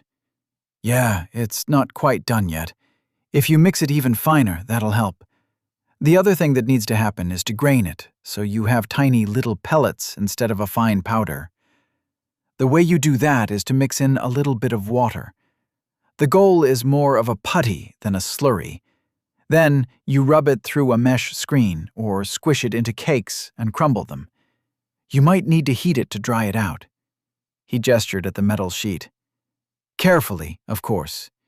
You want little grains of a consistent size that have all 3 components integrated nicely. I think the correct size for the biggest explosion is small, but not so small you're all the way back to powder." Poppy pursed his lips. "Why does making it in grains help it explode? Seems like you would fit less material in the same space if it's not a powder." "The saltpeter dissolves slightly in water, so I think it helps mix all the components more finely and keep them from separating. But having them in grains means there's a little bit of space between them, like you said. Because the grains have some space between them, the heat and explosion can propagate faster." Poppy was still giving him a dubious look, so Nathan elaborated further. "Say this is 1 grain of powder." Nathan marked a circle on the board. "And there are a few others piled around it." Nathan drew another 3 circles to the right of the first shape, making a diamond of circles where they each touched 2 others. He tapped the chalk on the leftmost circle. "When this one burns, the hot air and heat can pass through the gaps between the grains, lighting other grains farther away than if it was all just a mess of solid powder." He drew a line directly from the left circle to the right circle, across the gap in the middle of the diamond. "So, when a fire starts at one side of a pile of powder, it gets to the other side faster, and you get a boom instead of a whoosh." Poppy nodded in understanding. You're good at explaining these things. Have you done some teaching? Nathan snorted. Yeah, a little bit. Not on how to make explosives, though. That would have been much more fun. Now, about that primer mix. Beatrice had been lurking against the back wall, but now she spoke up. So we can make the explosives, and I expect Poppy will need to experiment with them. What about me? I can tell you that I'm not going to make one of these right the first time off. She gestured to the large slate, where Nathan's crude diagram of bullet mechanics still rested. Nathan nodded, turning back. Right. Yeah, we can talk about the primer later. Though if we can't solve it, I bet we can just use a simple heat enchantment. He pointed at the enchanted metal rod that Poppy had used to light the gunpowder. Before we can really get going on making the guns, we need to test stuff out. To do experiments will require some prototypes. We probably want to start with just a simple barrel that can be loaded by hand with loose powder and a small ball of lead to act as a bullet. Light the powder through a small hole, and then we can get a sense for how much powder is right and how tightly the bullet needs to fit the barrel. That sort of thing. Get the exact ratios of bullet and powder weight to barrel size nailed down first. I think you guys will need to work together a fair amount to make sure you're not going down the wrong path. You need to figure out the details of the casing and bullet before you can really start going on gun design. Nathan laid out a few more suggestions for a scientific approach to figuring out the right numbers. Then he turned back to the slate, picking up the chalk again. I think we should aim for 2 different designs for the gun and cartridge. The first uses a cylindrical cartridge, where the cartridge is the same diameter as the bullet all the way back. This will go in a short-barreled handgun, meant to be used to shoot a lot at close range. Smaller barrel, less powder, lower power. There's a few ways to design it, but the one that we're most likely to use is a simple revolver. Nathan sketched out a classic Old West-style revolver as he talked, including the trigger guard, handle, and hammer. The trick here is that there's a central cylinder which can hold multiple bullets, between 6 and 9 usually. There's just one barrel, but when you fire, it automatically rotates so that the next cartridge is in line with the barrel. The internal mechanism is kind of tricky, since what actually shoots the bullet is this hammer coming down on the back of the bullet. Either it's got a pin that hits the primer, or we just seal it with thin paper and the pin is enchanted. But you want it to fire when you pull this trigger here, which requires a sort of catch and lever thing here, with a spring somewhere in the handle that pulls it back into place after the shot. Nathan looked back from his increasingly detailed drawing to see Beatrice watching intently, fascinated. Poppy was looking a little boggled. Beatrice stepped forward, taking the chalk from Nathan. It looks like you'd have gaps in your barrel here and here, where the cylinder lines up with the barrel and where the hammer goes into the barrel. Wouldn't that explode your hand? And how does the cylinder rotate automatically? Nathan shrugged, pointing at the bullet. That's why it's a lower power bullet. The seal doesn't need to be perfect, just close. And the hammer needs to be heavy, and the pin small so it doesn't get blown back. I think you put a gear on the back of the cylinder, then you stick a piece on the lever attached to the trigger, so that pulling the trigger automatically rotates the next cartridge into place. Beatrice nodded. Looks tricky. The sort of fine work that you don't get to do very often on weapons, but critical to this thing working. I love it. Okay, you mentioned 2 designs. This one looks fascinating. What's the other one? She handed him back the chalk. Nathan had to stoop low to access the last clear space on the board. It's called a rifle, meant for long-range, accurate shooting. Long barrel, lots of powder, strong explosion. You make a tapered cartridge where the bullet is smaller than the body of the cartridge, so you can fit more powder and make your bullet go faster. It also means that there's less air resistance on the bullet, so it'll fly farther. Nathan sketched out the cartridge, showing where the casing widened out to hold more powder. It looked like Poppy wanted to ask a question when Nathan mentioned air resistance, but he held himself back to let Nathan keep explaining.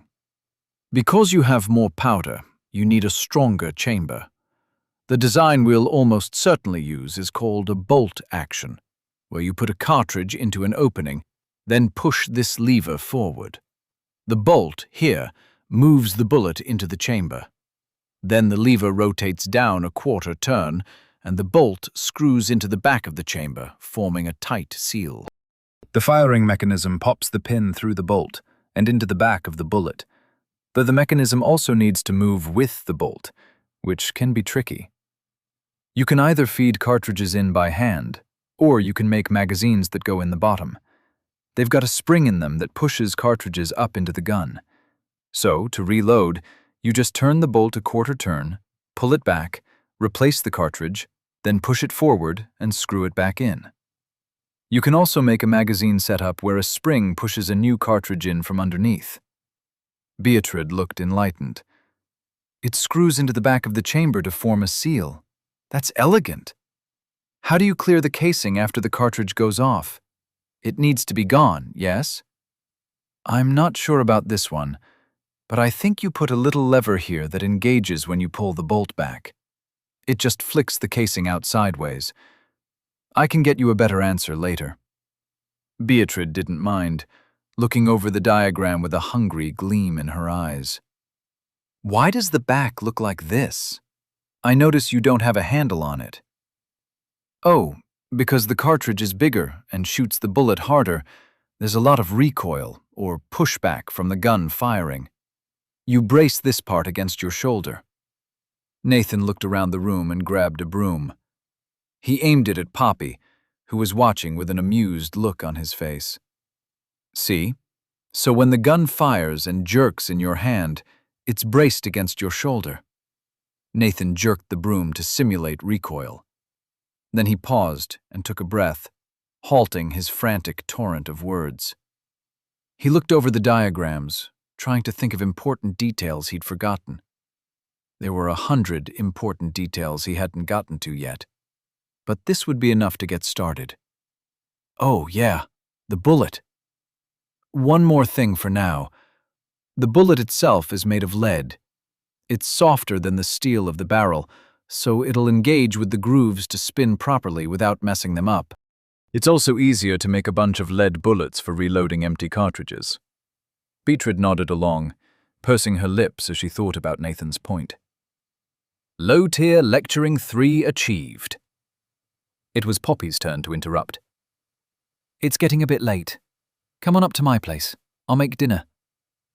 They followed the orc through another door and up a flight of stairs. Poppy lived above his shop, and he busied himself in the small kitchen while they continued talking. It seemed like it wouldn't be easy to make mercury fulminate, which was the simplest primer that Nathan knew of. The problem wasn't the mercury, it was the nitric acid.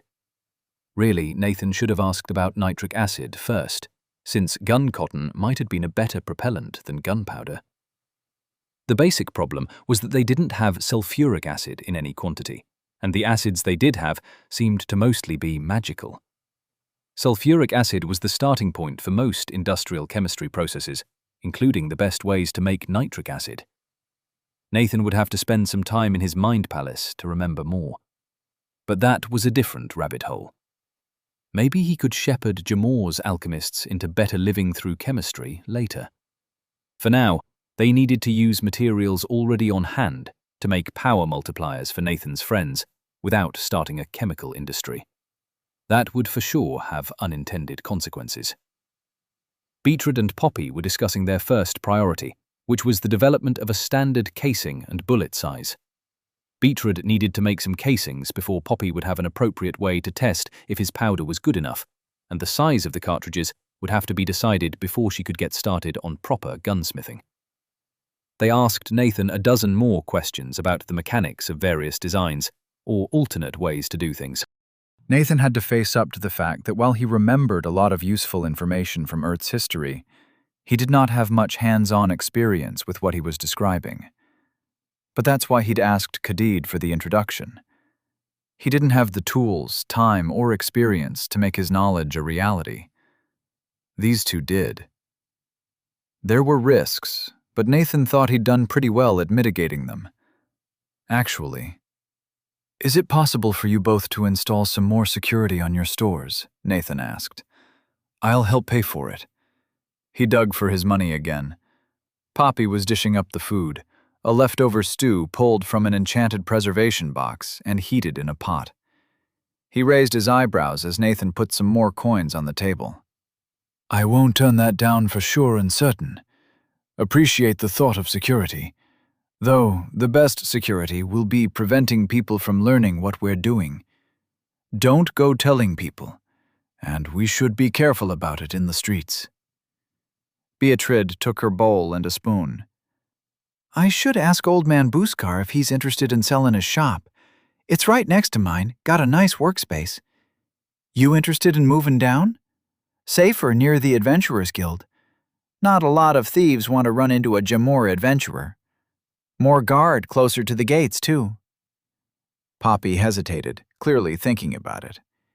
He handed Nathan his bowl and got his own before speaking. Maybe. I'm not really focused on adventurer supplies, but it's lucrative for sure and certain. If these guns go well, then sure. If they're as effective as Nathan says they are, we should definitely think about building in some kind of self-destruction enchantment. Keep the insights safe. Who were you thinking of bringing in to do enchanting? Beatrice pulled a face. Nathan wasn't sure if it was from the stew or the idea of needing an enchanter. It wasn't a great stew, if he was honest. I can handle a simple enchantment like the firing pins. For something delicate like a self-destruct, we'd need a real enchanter. I'd say we go for Aunt Herdin, but we've got to convince her it's worth coming out of retirement.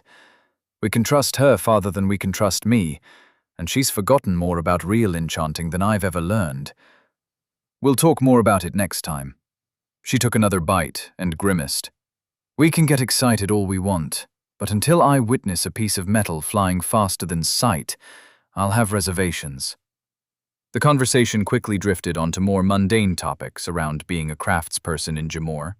There was a guild called the Crafters Guild, which oversaw the various artisans of Jamor.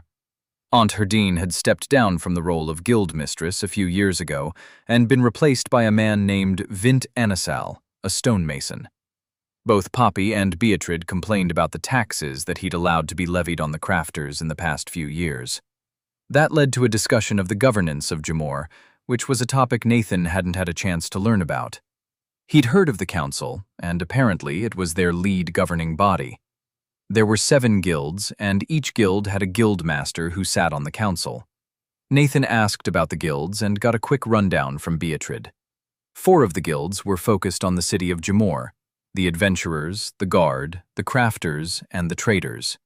Nathan was a little confused at the overlap between the crafters and traders, or the adventurers and the guards. He asked, and Beatrice's response was rather simple. The guards and the crafters were responsible for most things inside the walls of Jamor, while the traders and adventurers managed safety and kept everybody outside of Jamor's walls linked together. The 3 other guilds were centered on the villages that surrounded Jamor, which farmed and gathered raw materials for the city. The village guild was almost more of a sub-council, with one leader elected as representative and heavily overseen by the council of village heads. They were primarily concerned with what happened inside village walls. Meanwhile, the Farmers Guild oversaw farming and herding, apparently. Finally, the Gatherers Guild oversaw a collection of mundane raw materials that weren't crop or livestock related. Mining, quarrying, and lumber primarily. Every guild had its own way of selecting a guildmaster, but many of them seemed to run on personal connections. From Beatrice and Poppy's description, you'd never become guildmaster of the crafting guild without being a crotchety old master craftsman who'd been around for longer than anybody could remember. Beatrice wanted to stay and go over some details with Poppy. Nathan was starting to feel like a third wheel, so he bowed out to return to the Adventurers Guild. It was dark outside, and as Poppy let Nathan out the front door, he realized that he was alone and far from the safety of the Adventurers Guild. Nobody was escorting him. If there were agents of Giant's Rest in Jamor that wanted to capture him, this was their chance. Chapter 41. Can you teach a mage multivariable calculus? Nathan didn't think he was being paranoid. Tail would definitely be looking for him. Nathan wasn't sure if the Archmage would be able to convince Giant's Rest to throw their whole weight behind the maneuver, but he'd definitely seen that one sketchy guy on the day he'd developed magic resistance into magic absorption. And here he was, about to walk through Jamor in the dark, begging to get ambushed. He almost turned around to knock on Poppy's door. He could ask Beatrice to walk him back to the guild, since her shop wasn't far away. But not only was Nathan loath to interrupt what seemed to be turning into a date, but if he was ambushed, how could Beatrice help? She had a crafting class, not a combat class. And if Nathan was seen with her too much, then Tail might draw conclusions and order her kidnapped to learn whatever Nathan was teaching her. He sighed. He was probably overthinking this. If they'd followed his every move, then they would have been waiting for him here, outside Poppy's shop. Nathan glanced around. The street was dark, without many people around, but nobody seemed to be waiting for him. If they were waiting for him, it was probably on the path back to the Adventurers Guild. The way you avoided people looking for you was to switch up your schedule and not be predictable. So, Nathan would take a very weird path back to the Adventurers Guild. He started by moving away from the Adventurers Guild, going along one of the streets that cut diagonally across Jamor. He climbed a block up the hill before turning around and taking the next cross street back towards the guild. Jamor wasn't organized in a very orderly fashion. The steep streets with stairs that climbed the hill weren't always parallel, and the streets that crossed them tended to do so diagonally. That meant the city was a mix of quadrilateral blocks mixed with some more triangular shapes where roads joined or split. Nathan kept going across the hill until he was past the guild. Only then did he start descending the hill. He kept a careful eye out for anybody paying attention to him or tailing him, but saw nothing. He spotted the guild below. It had a large open area not too far from the gates. The main entrance was easy to spot, so Nathan snuck around the back, entering an alley that dead-ended against the back wall of the guild. Nathan knew that there was a pretty big drop on the other side, but from this side, it was just an 8-foot wall. He took a run-up and launched himself into the air, flaring his rage to boost his strength for the jump. He'd show these assholes tracking him. Let them wait all night in ambush somewhere, suckers. And it wasn't like this dumb wall was going to stop him. Who did they think they were keeping out? An 8-foot wall of stone wouldn't even keep out people from Earth, much less people who had assistance from Devrar. As Nathan's momentum brought him over the wall, he noticed two things. First, there was a line of faintly glowing runes carved into the top of the wall, invisible from below. They dimmed slightly around Nathan's hand, but nothing else happened. Probably an alarm spell. Not a big worry for me. Second, the drop on the other side was a lot longer than Nathan remembered. The Adventurers Guild was cut deeply into the hill, and Nathan looked down at a roughly 70-foot drop below him. And he'd leapt over the wall, not onto it. Shit. The wind whistled past Nathan. He'd been cliff jumping and skydiving, but this was different. It was probably watching the ground coming up at you and knowing that you were going to hit it. Hard. Nathan landed on his feet, knees bent. His legs cushioned his fall slightly. Then his ass slammed into the sand of the private training yard he'd spent so many hours in with the heirs shortly before his head made its own little crater in the sand. His rage was still activated, and it spiked with the injury. This time, Nathan was angry at himself. goddamned yeeting myself off a cliff. Bad, Nathan. He looked up at the curving sky overhead. There were faint clouds that made it harder to make out the blue-green world above him, but Nathan spent a minute appreciating it as bones clicked back into place. He had a headache, even through Juggernaut's wrath. A pair of blue boxes appeared before him. Pending talent, low tier, slow fall. You have survived a very long fall without magical assistance. This talent will turn a risky proposition into a sure thing, slowing your fall. High tier. Regeneration. Rank 4 achieved. He lay in his impression in the sand for a moment longer, staring at his reward. Then he dismissed the box. It didn't look useful enough to be his third talent, unless Nathan made a habit of cliff jumping, and he could probably get it back by jumping back off the wall again if necessary. That was kind of fun. But I'm not taking a talent for that reason. He got up and surveyed the Nathan-sized crater. It was pretty obvious. He tried to kick sand into it, but he'd compressed the earth underneath the sand, too.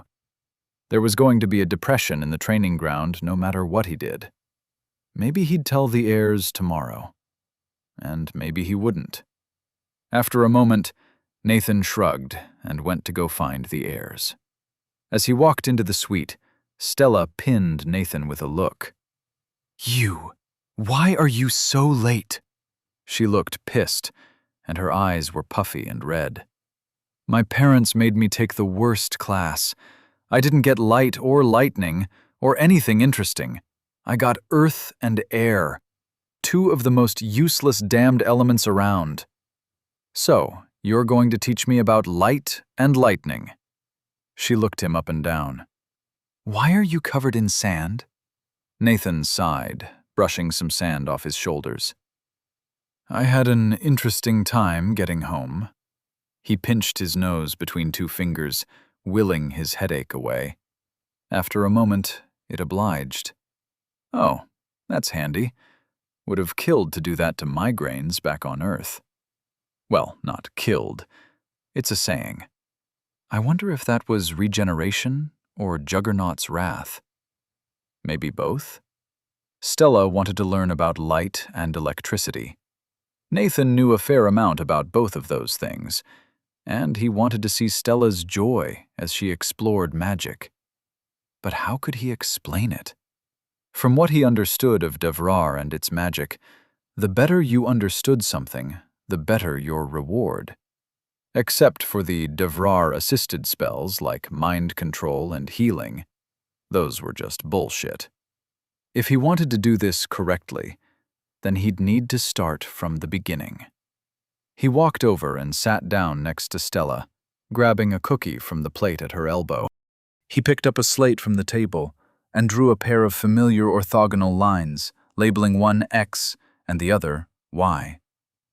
"I'm going to have to teach you a lot of math to do this properly. I still don't fully know your notation and writing, and I don't think you have a lot of the notation we're going to need." Stella frowned at him, a bit petulantly. "I'm better at math than anybody else here. No point in me learning any more of it. I can already do mana cost calculations, and those are more complicated than the math you're learning." Nathan sighed. "I don't think anybody in Jamor, or even Giant's Rest, knows the math I'm going to try to teach you. I spent about an hour a day learning math for almost 15 years. There's more math to teach than you can imagine. At its core, math is a language built to precisely describe the world in details that words never can. I think if I teach you what natural light and lightning are, it should help you harness their mana. I don't think I'll need to get into discrete mathematics, imaginary numbers, or Fourier transforms. I'm trying to teach her Maxwell's equations, not circuit design. Multivariable calculus, vectors, and differential equations are the goal here. I'm going to need to lean on enhanced memory for a lot of this, but I think I can get started with the basics without that." Stella looked at him suspiciously. "Okay, teach me, O Master of the Mountain." Her reply was tinged with more than a little sarcasm. Then she paused and held up a hand to keep him from speaking. "Excuse me, if you can teach me the math to describe the true basis of light and lightning, I will acknowledge that it is a worthwhile insight. We'll talk about what it's worth when I understand it. But I accept the debt now." Nathan shrugged. He still didn't fully get this whole trading insights thing, but it didn't seem like a bad thing to have Stella, and potentially her family, owe him an insight. They had no end of valuable insights, and even if Nathan couldn't use them, he might be able to work out a trade for an insight he did want. He made a note to think about that later. He began his lesson. Okay, so first we need to have the idea of a function, which is an arrangement of variables that describe something. For example, if we throw a rock up in the air, we can make a function where the numbers on this line represent time and the numbers on this line represent height. The rock's position over time will look something like this inverted parabola. Low-tier lecturing 4 achieved. This was going to take a while, no matter how good Stella was at math. Nathan closed his eyes and breathed. He was feeling pretty good. He'd just finished meditating and was thinking about the day. It had been a lot of talking, but still a good day. He'd made concrete steps towards empowering his allies, with his gun project being a good first test. He was also really curious if scientific knowledge could help Stella improve her magic. Yesterday had been a better day for his own personal power, if a scarier one. He reminded himself that he wasn't chasing power for power's own sake. He needed to level, needed to gain powerful insights to develop his skills and talents. Only then could he hope to achieve his goal of having the power to do something about Giant's Rest, and any other future goals he had. In a sense, it's really not that different from publishing on the academic treadmill to get a professorship. Prior demonstration of excellence provides more capability for performance, or something like that. I like this more. I was always dreading the politics of academia. That's certainly something I dodged by getting abducted to Devrar. But here, the important judge wasn't an anonymous peer reviewer. It was Devrar. Nathan smirked, thinking of the similarities between the inscrutable comments that had determined his academic future and the inscrutable boons that had saved his life. At least, he hoped Devrar was unbiased and wouldn't fuck him over because of petty drama. No, it seemed that Devrar doled out power to those who had the introspection to discover insights and the courage to capitalize on them. Nathan sighed again. He was being unnecessarily introspective right now. What he should be doing was thinking more about his skills and talents. What should he focus on? He was already working with his knowledge from Earth to empower his allies. All well and good. He was not only helping his friends, but also gaining favors that he could trade for a potential new insight. But he needed to do more to develop his own insights. Magic absorption needed a lot of rank-ups until it required another insight, but it would need to be a doozy. Nathan didn't have any ideas right now. What insight would take the talent that defined his build in a direction he wanted to go? Regeneration was in a similar situation, but it would probably rank up faster since it was still high tier and not unique like magic absorption. And Nathan got injured a lot. He had some concrete ideas for how to develop regeneration. One was to control the talent to allow replicating cells to move away from the standard human body plan encoded in his genetics. Or he could try to take a more direct control of his body on the biochemical level. The first option would let him bulk his muscles to inhuman proportions, or grow bone claws like Wolverine, or do some truly gross things like turn into a boneless squid or grow extra limbs. Nathan was a bit squicked out by that idea. But it wasn't a bad one, and he felt confident he could make the development stick. However, the other direction appealed more to him. If he had the ability to influence and extend his regeneration to his own biochemistry in the way he envisioned, that could be a game changer. He knew a lot about biochemistry, and he spent some time thinking about what might be possible with control of gene expression and biochemical activity in all his cells. He'd probably be effectively immune to poison. Depending on how far he could push it, he might be able to eat almost anything organic and digest it more quickly. He could try to efficiently pack myofibrils to increase muscle strength. He might even be able to photosynthesize somewhat, though he'd be using melanin instead of chlorophyll. At least he wouldn't need to worry about the reactive oxygen species that process produced. On that note, he'd almost certainly be immune to aging if he could apply his knowledge correctly. Nathan chuckled to himself. You would expect the flesh monstrosity to be the one immune to aging, and it probably would be somewhat resistant. Cells newly differentiated from stem cells tended to have at least partially reset epigenetic clocks, but adult stem cells didn't have the required telomerase activity to keep that up forever. And he wasn't about to replace his brain, so that put an upper limit on things. Meanwhile, the biochemical control would let him address the issue at the source in all of his cells. Aging was caused by a dozen different forms of accumulating damage and stress, and with Nathan's knowledge, he could address all of them. Epigenetic and transcriptional dysregulation? Gone. Genomic mutations, rearrangements, and shortened telomeres? Repaired. Protein homeostasis? Fixed. Autophagy and mitochondrial damage? Crank it up. Get that recycling center running. Senescence and the associated secretory phenotype? Annihilated. Metabolic regulation? Back to baseline. General hormonal imbalance? Get that shit out of here. And he'd already dealt with stem cell depletion. Forget a PhD. With that talent, I'd get a Nobel Prize. The things you could learn with control of your own biochemistry. So, Nathan was leaning in that direction. He'd need to consider how he expressed it to Davrar as he ranked the talent up, and potentially reconsider his objectives on Davrar. If he had more than one lifetime, then maybe his ambitions should expand as well. Mostly irrelevant. I have my crusade. I might reconsider or complete it later, but I have decided for now. There's all kinds of philosophizing I could do about the potential to live forever, but right now, I'm just excited. That left two open questions.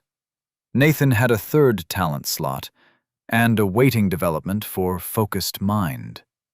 The development was something he could do now, but he'd put off thinking about the free talent slot because he hadn't had time before. If he ever wanted to actually develop another talent, he needed to put some thought into it. Besides, he had an idea for the focused mind development and would try it out tomorrow in the practice yard. Though it might help if he could remember some Buddhist koans. Not now. Empty talent slot time. What was the hole in Nathan's build? Well, what did he intend to do? He intended to fight mages, Giant's Rest mages in particular. And if he was going to fight high-level mages, what could they do that he couldn't answer? When asked like that, the answer was obvious. Flight. Dallo and Kulal could fly and carry others with them. Wiam had mentioned that flight wasn't an easy spell, but it didn't seem to be restricted to archmages either. A mage could just hover 40 feet in the air over Nathan's head, and there wasn't a thing he could do aside from swearing and throwing things. Maybe he could try to extend his anti-magic into projectiles, or otherwise manipulate its range? Those sounded like goals to keep in mind for the next development of magic absorption, not necessarily new talents. Alternatively, he could try to find another use of stamina. Perhaps turn it into another form of energy. Maybe find a way to make electricity or generate momentum with stamina. The problem was that he had no idea how to get those insights started. Maybe after the development for regeneration, he could try to make excess bioelectricity. But would it be enough for Davrar to give him a talent for it? The problem space is too large. Trim it down. What are the core requirements? What he really needed was mobility or range. If it was a ranged ability, it needed to incorporate his anti-magic, or else a flying mage would just use a force shield. Maybe he should ask Sarah if there was an insight that might let him extend his talent into a ranged weapon. If he wanted mobility, it needed to let him reach mages in the sky. A new movement option would synergize with the class skills that rewarded him for having a lot of momentum. He also had sprinting and dodging footwork, and they had been damn useful. He decided to ask the heirs about having overlapping skills tomorrow, since he still had low-tier tumbling kicking around as an option. But all of those were utility skills, and weren't about to let him walk on air. Kia had it, the ability to stand and push off thin air. Unless it was a divine spell? He'd seen her kick off of the air to change direction, striding farther than she should have been able to. It had also helped her dodge strikes from the grave tangle, because she didn't need to be touching the ground to dodge. Nathan was already fast, but he'd only get faster with that talent. There was a limit on how fast you could be if you needed to wait for gravity to bring you down to the ground.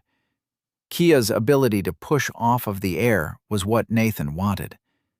If he was unlucky, it was a spell or something specific to her class. If he was lucky, it was a talent, and he could bargain with her for the insight. The second seemed more likely, but either way it was worth looking into. He'd ask Kaya about it the next time he saw her, or just ask Kachi to ask her. Nathan sighed. He hadn't decided anything final, but he'd taken some good steps. Before he slept, he spent time in his mind palace recalling some koans. He'd never been into the Buddhist poem anecdotes very much, but he'd read some on a tech blog that liked to use them at the start or end of the posts. It didn't seem right to link the ones he remembered to a reagent or lab equipment, so Nathan linked them into some of the reference books he'd kept in his lab's desk drawer. Mid-tier Enhanced Memory 5 achieved. Eventually, he slept. Chapter 42. Skill Combinations. The next day went much like the previous one. A different team of trainees went out, full of braggadocio at breakfast. Nathan silently wished them well. The leader, whose name Nathan didn't know, seemed like a bit of an arrogant jerk. But that only meant Nathan hoped he lived to learn. Class was more subdued than usual. Jolba wasn't teaching, and they had a farther-ranging geography lesson around a large map spread over a central table. Gamor was in the center of the map, at the nexus of the 4 cardinal transit roads. The vast ruins of Old Gamor spread around it. Almost directly east of Gamor was Giant's Rest, marked with many towers. Between them lay a large mountain range. This map didn't have very many dungeons marked, but Nathan knew the mountains were positively full of them. The map did have a few larger ruins, but they must have been pretty large if none of the ruins Nathan had seen made the cut. The Giant's Rest town of Halsmet was in the mountains about halfway between Giant's Rest and Gamor, slightly closer to Giant's Rest. Nathan traced his finger north of it, tapping a secluded valley. That was probably where Tael's mage tower was, though Nathan didn't know if Tael had returned there yet. West of the mountains, foothills rolled down into plains, dotted with the villages that sustained Jamor. There were almost 24 of them, spread to the north, south, and west of Jamor. Nathan found Pilridin to the north. The village that Sora and Dwo and the other rescued villagers came from was far from Jamor. one of the farthest. Nathan hoped they were well. A forest spread along the foothills, following the course of the Drakefish River as it ran down from the mountains. It marked the extent of Jamor territory and had one major bridge across it. Just north of the bridge was what seemed to be marked as an active volcano. Farther to the south was the trading port of Litcliff, which Nathan had heard very little about. The plains to the east were dominated by Artha's folk, the Treeborn. They were a nomadic people and knew the treacherous grasslands like few did. The Treeborn controlled trade across the vast expanse of trackless grasslands and curbed the territorial ambitions of the Agmon Empire, the Orcish empire that had been mentioned a few times.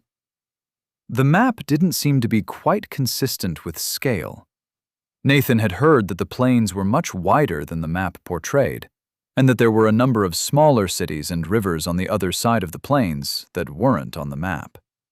The image of the city on the other side seemed to say, Agmon this way, more than give a reasonable depiction of what that nation actually looked like. Past the villages in the north, the mountains became brutal. Various peoples lived up there, but they were isolated and remote. Only occasionally friendly to the peoples of the lowlands, they didn't usually differentiate between Jamor and Giant's Rest. The class ended without fanfare. Next, Nathan had a lesson with Velik. He was starting to get a pretty good grasp on reading.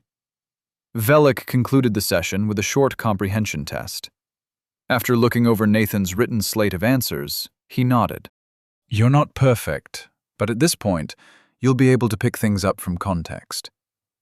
I would like to give you a general test tomorrow to see if there are further gaps in your knowledge that need to be rectified. With that, Nathan headed to lunch and was one step closer to a discussion of skills and talents with his teammates.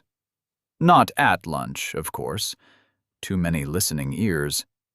Lunch itself was good, with the main course made of a pan-fried assemblage of meats and vegetables drizzled with a sweet sauce. Stella tried to ask Nathan some math questions, but he put her off until the evening, reminding her that he considered that an insight. Then they were once again alone in their private training area. Nathan tried to ignore the depression in the sand from the previous night's misadventure, but he found his eyes drawn back to the spot repeatedly. It hadn't even hurt exactly. Probably due to Juggernaut's wrath. He shivered. Kachi started out. We've all probably got some things to talk about, talent and skill-wise. Levels and developments all around, I expect. Anybody want to go first? Stella stepped forward, looking frustrated. My parents made me pick Mage of Elemental Fury.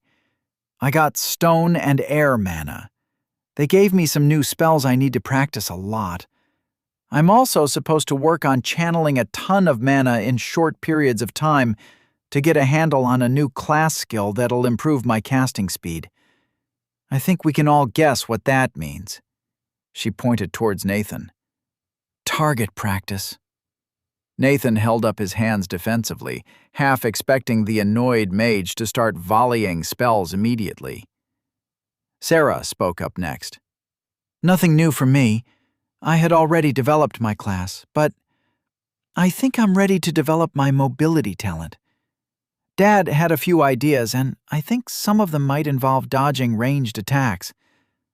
But others are going to involve me just jumping around like an idiot, maybe having people throw me to get higher. Arl followed his sister. Not much for me.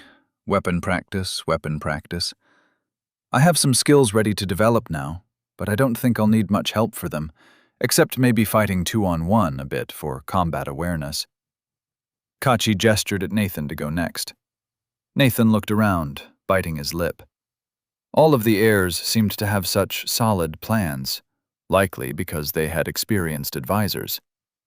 To some extent, their builds had been planned for years by their parents.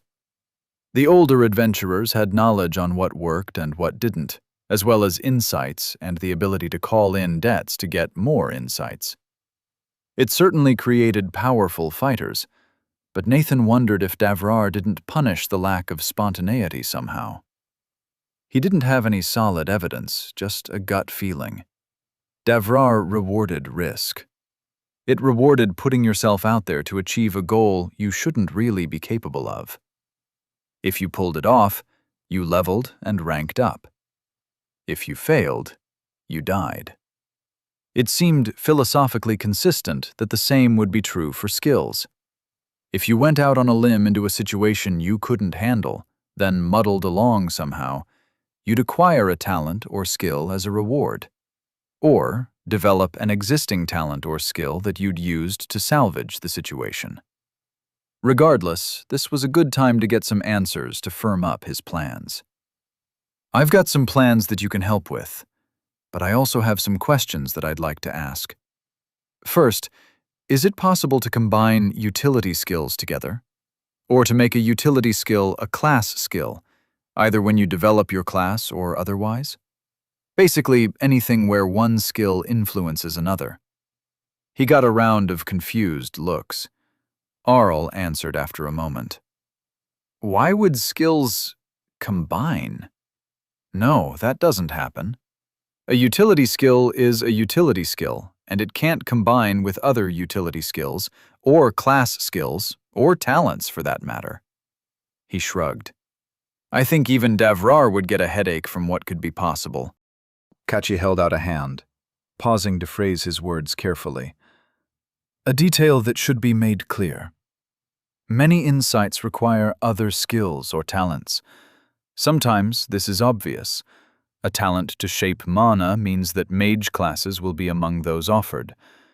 Additionally, such a talent will allow utility skills centered around mana manipulation. Some class skills will enable different talents and skills, especially those centered around the use of a resource. In general, skills, classes, and talents are highly dependent on one another. Your build is a build and should be cohesive. Mobility skills and talents will enhance one another and grant classes that are able to take advantage of mobility. It is not uncommon to gain insights related to using various skills together in new ways.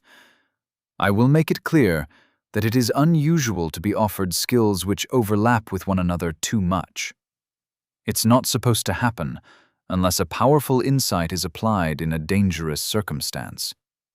Does this serve to answer your question? Nathan pursed his lips, considering. Right.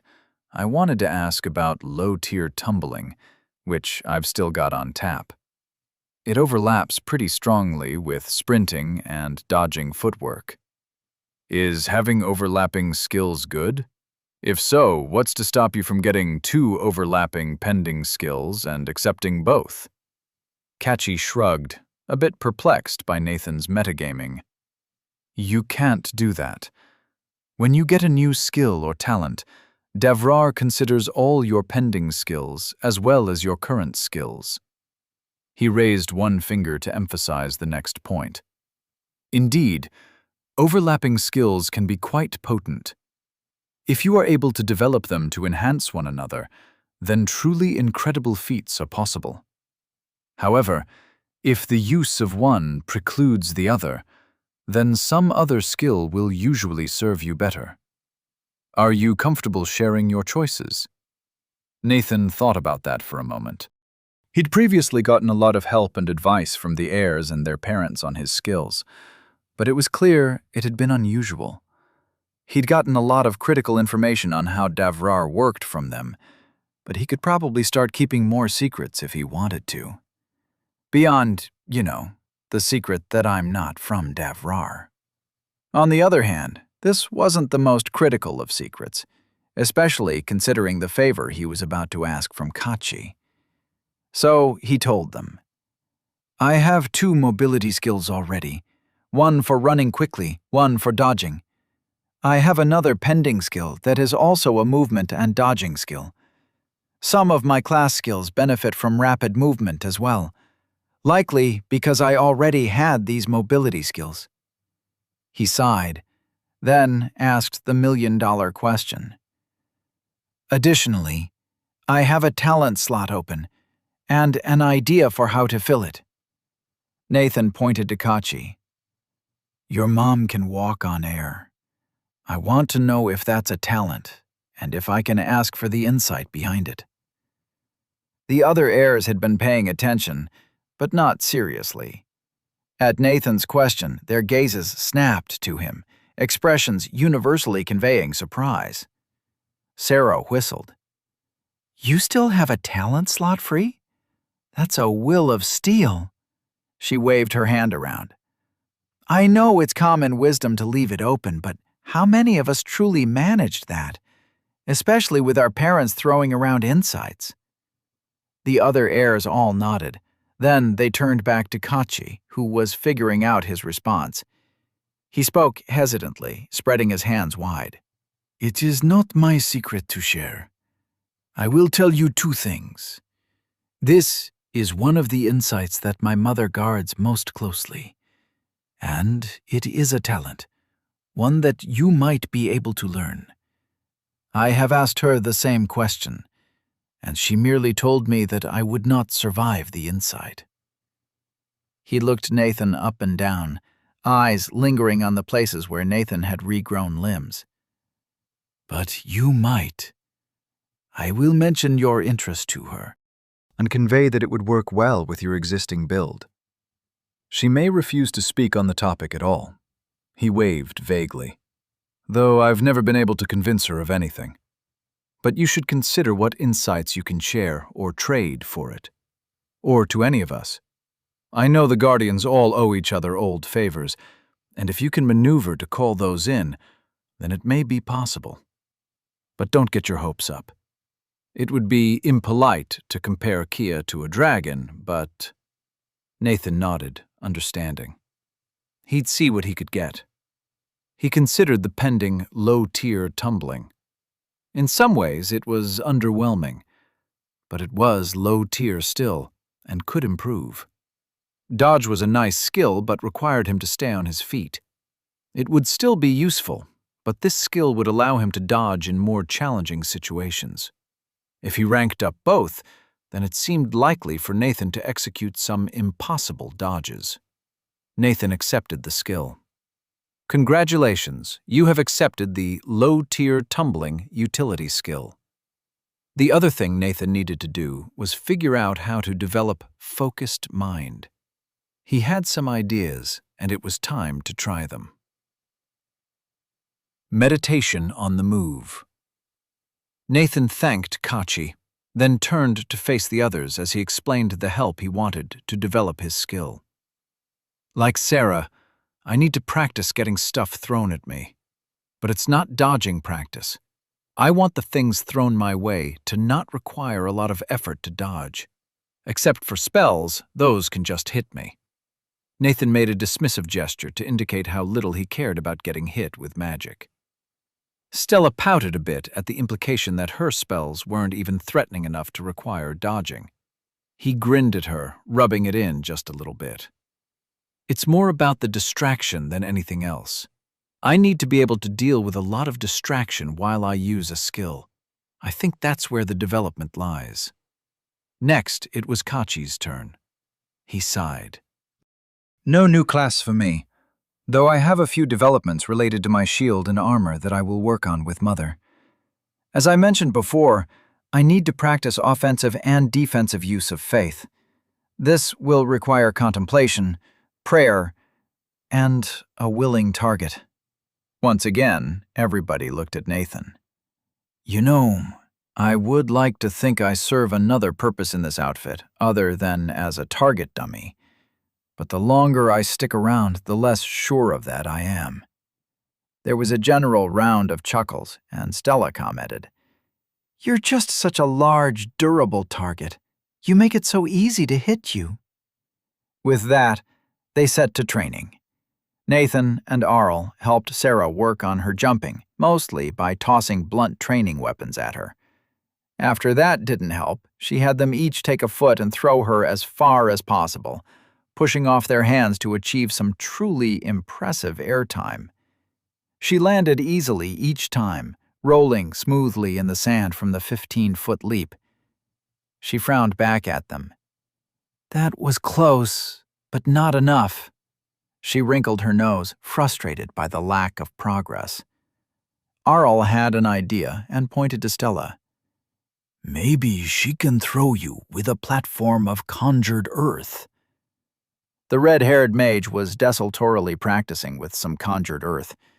She had a few foot-long jagged blades of rock floating around her and swung them with flicks of her hands. It looked pretty cool, but Stella just looked sad. When she heard the suggestion, she snorted.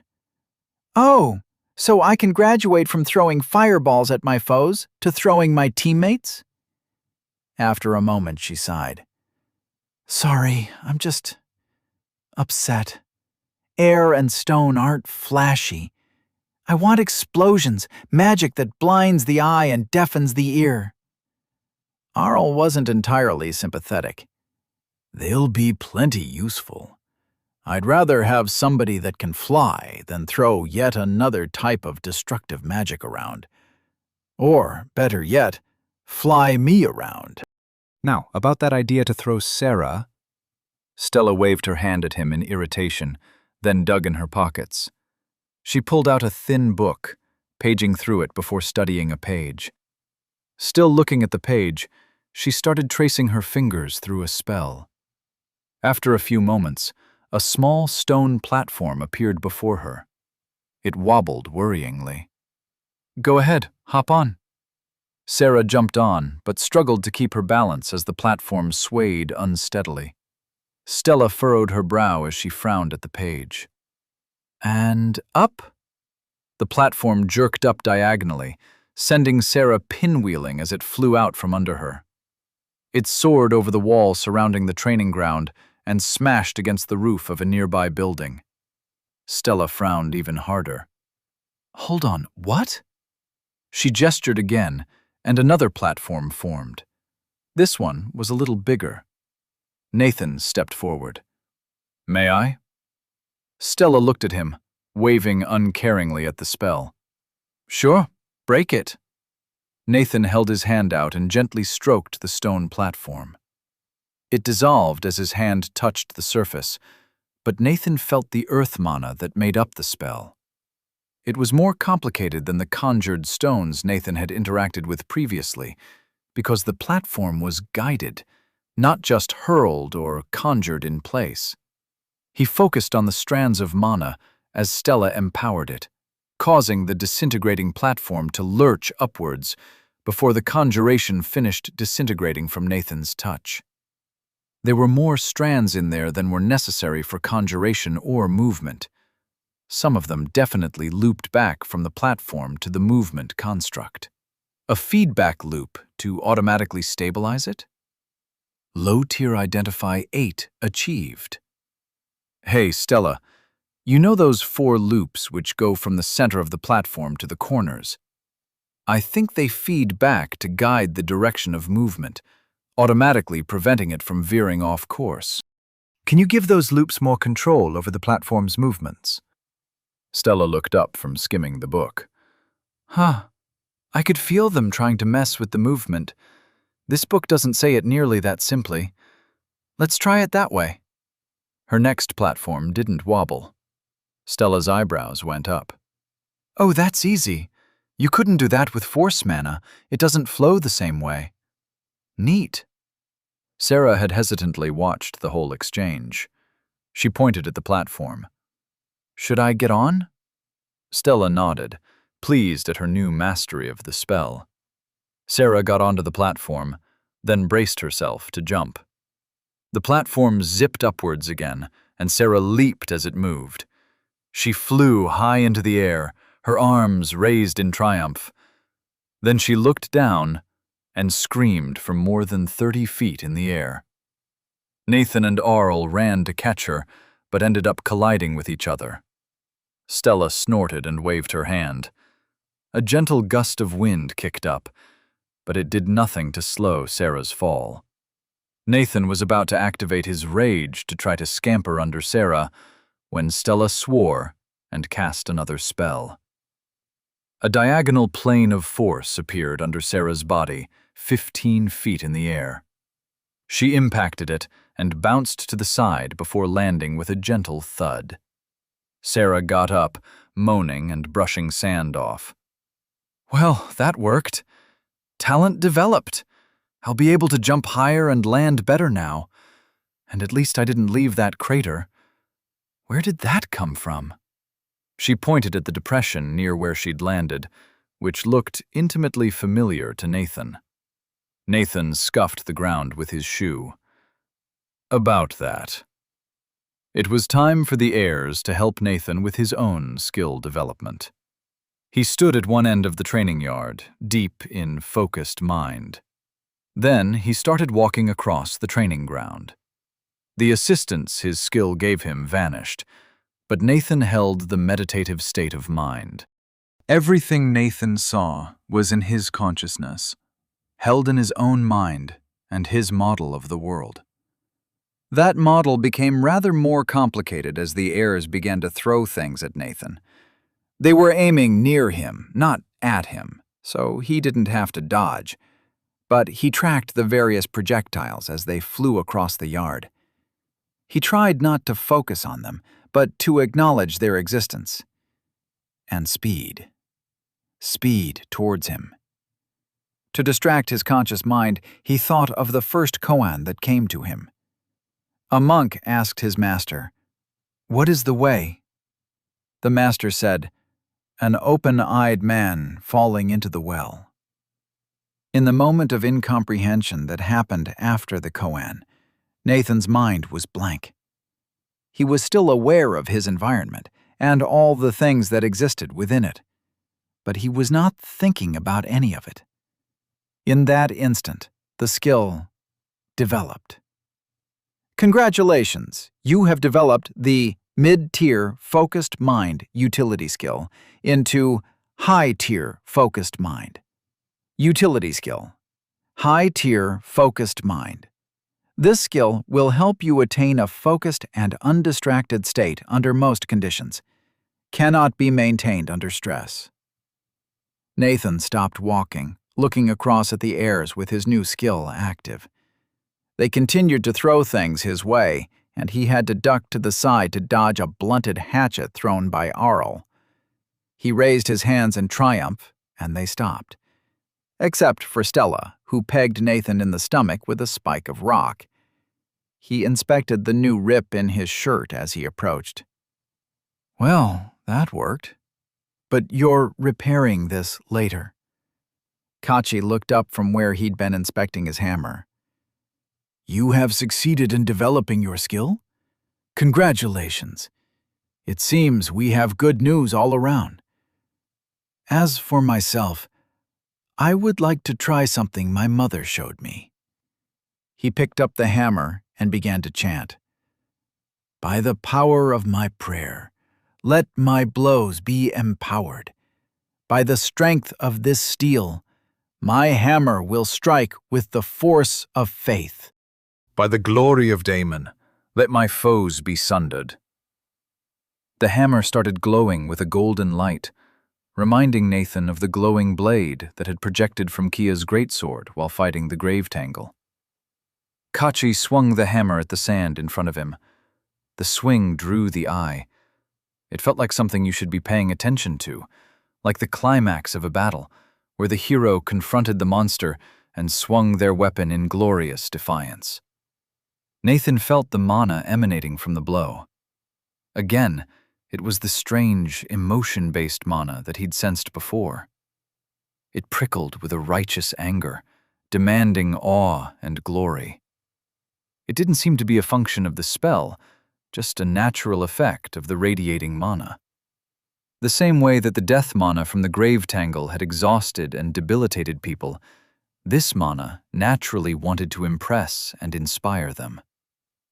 Mid-tier spell sense 2 achieved. When the swing impacted the sand, it felt anticlimactic. Sand flew in all directions, and the airs were briefly deluged by a gust of wind-borne particles emanating from the strike. But no monster screamed, no grand story reached its conclusion.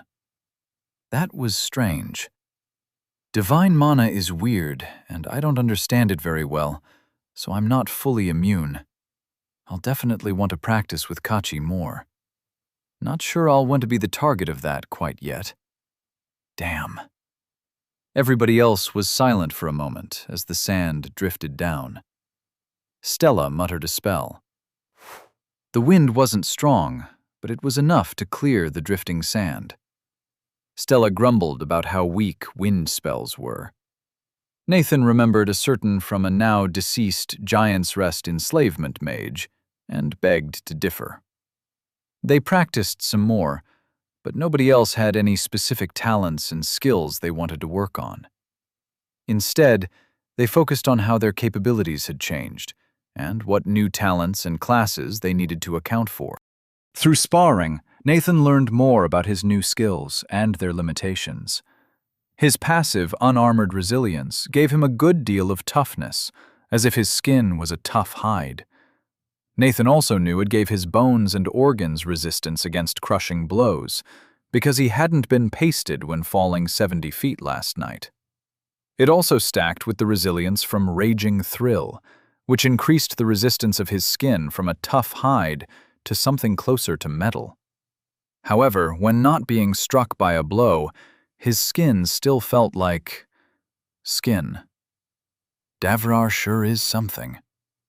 Nathan did a few sparring matches while under the effects of Raging Thrill. It wasn't easy to sustain his rage, and rage was incompatible with focused mind. He had to choose one or the other, for now. He had trouble being properly angry with the heirs, and only succeeded by calling up his anger at Giant's Rest and directing it at his training. Holding back wasn't easy either, but the increased speed, strength, and durability were clearly a potent combination that proved their worth time and time again. Arl commented on it after one bout, where Nathan clocked Arl across the jaw hard enough to draw blood. "That rage is powerful. You'll just ignore my blows, slip through, and hit me. There's not much I can do about it aside from physically throwing you away. It does seem to drink stamina like a parched adventurer." Nathan nodded, chewing on his second bag of jerky. It was good, but at this rate he might get tired of the stuff. He'd also asked Stella for some recharge, and she'd spent some time barraging him with chunks of stone and weak gusts of wind to fill his stamina. Nathan had a bit more advice for her on using air magic, but it hadn't seemed to make much of a difference. Sarah suggested that it wouldn't be a bad idea for Stella to practice throwing the other members of the heirs with her stone platform, then catching them with her wind spells. The mage's reply was acerbic. "I mean, I can see that being useful for getting up cliffs and things, but I'll never be able to throw Nathan." But it gave Nathan an idea. "Actually, yes, we should practice that. You can move around non-conjured stone, right? Like pick up a naturally existing boulder and move it and shape it and such." Stella nodded, seeing where he was going. "I haven't looked at those spells much. They're a lot more complicated than magical stone, though they're a bit cheaper on mana. But yeah, I might be able to lift you with a non-conjured stone platform if I can figure out how to hold it by the edges or something. It seems like a complicated solution when we could just throw down a rope." Nathan shook his head. "But imagine we're locked in a ranged duel with some mages or constructs, and they're on a wall or behind a bunch of fighters with magical shields. If you throw me at the mages, then I'll go through their shields." Everybody looked at him like he was crazy, but Stella's eyes lit up as she clapped her hands together and cackled. "My very own anti-magic projectile!" Skill text comparison. Utility skill. Mid-tier, focused mind. This skill will help you attain a focused and undistracted state under most conditions. Requires you to be unmoving to use. Utility skill. High-tier, focused mind. This skill will help you attain a focused and undistracted state under most conditions. Cannot be maintained under stress. Status of Nathan Lark. Permanent. Talent 1. Magic Absorption 3. Permanent Talent 2. High Tier Regeneration 4. Talent 3. None. Class: Spellbreaker. Juggernaut. Level 43. Stamina: 505 over 530. Juggernaut's Wrath. Anti-magic momentum. Raging Thrill. Juggernaut's Inertia. Unarmored Resilience. Utility skills: High Tier. Focused Mind 1. Mid-tier. Earnestness 3. Mid-tier. Sprinting 2. Mid-tier. Spell Sense 2. Mid-tier. Notice 2. Low tier. Identify 8. Low tier. Dodging Footwork 8. Mid-tier. Enhanced Memory 5. Low tier. Lecturing 4. Low tier. Tumbling 1. Chapter 44. Introspection on Knowledge. You should practice your spell work before you throw a teammate with it, Kachi said, holding out a hand as if to tamp down Stella's excitement. Even if he can heal himself? Kachi fixed her with a steady gaze, and she huffed out a frustrated breath. Fine. I do need to figure out that spell work. She reached her hand out to the ground, and the sand started flowing over itself, packing down to make semi-solid chunks. Al gestured Nathan over. Let's practice some dodging. For the rest of the practice, Al helped Nathan get a grip on his new skill. It helped him roll more quickly and easily, as well as do things like cartwheels. Nathan had never trained at gymnastics before, if you didn't count learning to do a flip on a trampoline when he was 14, so he wasn't very experienced. But it seemed like a useful tool in his arsenal. That was especially true when he figured out that the skill helped him regain his feet quickly after being knocked down. It wasn't hard to use the momentum from falling to roll himself up from almost any position. Low-tier tumbling 2 achieved. All too soon, it was time for the private mentoring. Khadid was there, and Nathan walked over to him with a wide smile. Hey, Khadid, how's it going? Nathan greeted the older man with a smile and got one in return. Freedom and brightness, Nathan. I wanted to ask, do you want me to keep showing up? Seems like you had some chatter with Beatrice and Poppy. If you don't need me, then there ain't much point in me being here. The old man scratched the back of his neck, looking at some of the other adventurers who seemed to share the Bow family look, dark, wide, and tough. I think I'll leave them be for a bit. Though, if you could drop by later and ask Beatrice how it's going, I'd appreciate it. I think she'll want me to come by at some point, but I don't want to jog her elbow. I also think it might be best if I weren't connected with what she's working on, if you catch my drift. Khadid looked confused by Nathan's figure of speech, but carried on. All right, I hear you. You mentioned insights the other day, so it'd be important. I'll check in with her later. Anything else I can help you with? Nathan shrugged. Don't think so, but thanks for checking. I'll probably be in the heirs' rooms for the rest of the day. Talk to you tomorrow, unless something comes up? Sounds good. The old man waved to Nathan and headed towards the front of the guild, while Nathan turned towards the back. He fully expected more questions from Beatrice and Poppy, if nothing else, about the secrets of metallurgy and chemistry he'd hinted at. But he wanted to minimize the number of times he left the Adventurers Guild. I'm still a bit paranoid about being kidnapped, after all. He got back to the rooms, found a slate for note-taking, and sat down in a comfortable chair. Nathan wanted a few undistracted hours to think. Specifically, he wanted to systematically go through his knowledge from Earth and make sure he wasn't missing anything else he could use. After all, he knew a lot. About a lot. Was there anything esoteric he could make a skill or talent out of? Nathan had already used some of his best tricks, memory encoding for enhanced memory, and his biology knowledge for regeneration. Meditation had gotten him focused mind, and what he knew of human perception had helped him with notice. His guess at a nuclear reaction in Dalo's spell had netted him identify. Any other low-hanging fruit that can help me out? To get a talent or skill, it seemed that Devrar required you to do the thing without assistance. Then you would be rewarded with the talent or skill to do it better and more consistently, as well as the potential to develop the skill or talent farther than you ever could before. Nathan had gotten regeneration because he knew so much about the biology of the human body, and because stamina was a resource that could control and enhance the body. He'd channeled a resource suited to the task with all of his knowledge, and the talent had been the result. And then, for magic resistance, I somehow came to Devrar with anti-magic in my bones.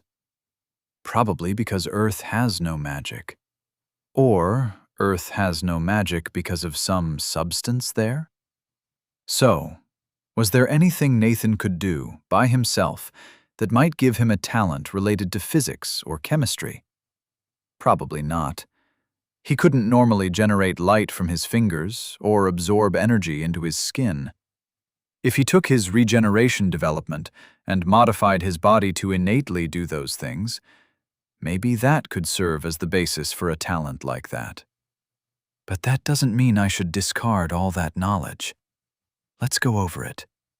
Nathan considered himself well-versed in general physics, with a focus on optics and some experience with electricity and magnetism. Using diffraction-limited microscopes had been a pretty good incentive to learn about interference and other weird optical effects. I'd be a lot more capable of using knowledge like that if I had magic, but I don't. Nathan had taken a few fun electives, some classes on special relativity and quantum information. He was proud that he had a pretty good understanding of what superposition really meant, and why faster-than-light travel was mathematically equivalent to traveling backwards in time. But that didn't help him with his talents. Can I bullshit something about quantum tunneling to let me teleport? No, absolutely not.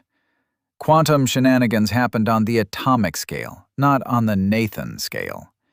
He had no significant wave-like properties unless he got better at breakdancing. Moving on. What about chemistry? He'd done a bunch of chemistry, everything from analytical lab work to biochemistry. His knowledge in those fields would probably let him figure out all sorts of useful skills if he wanted to introduce chemistry here on Devrar.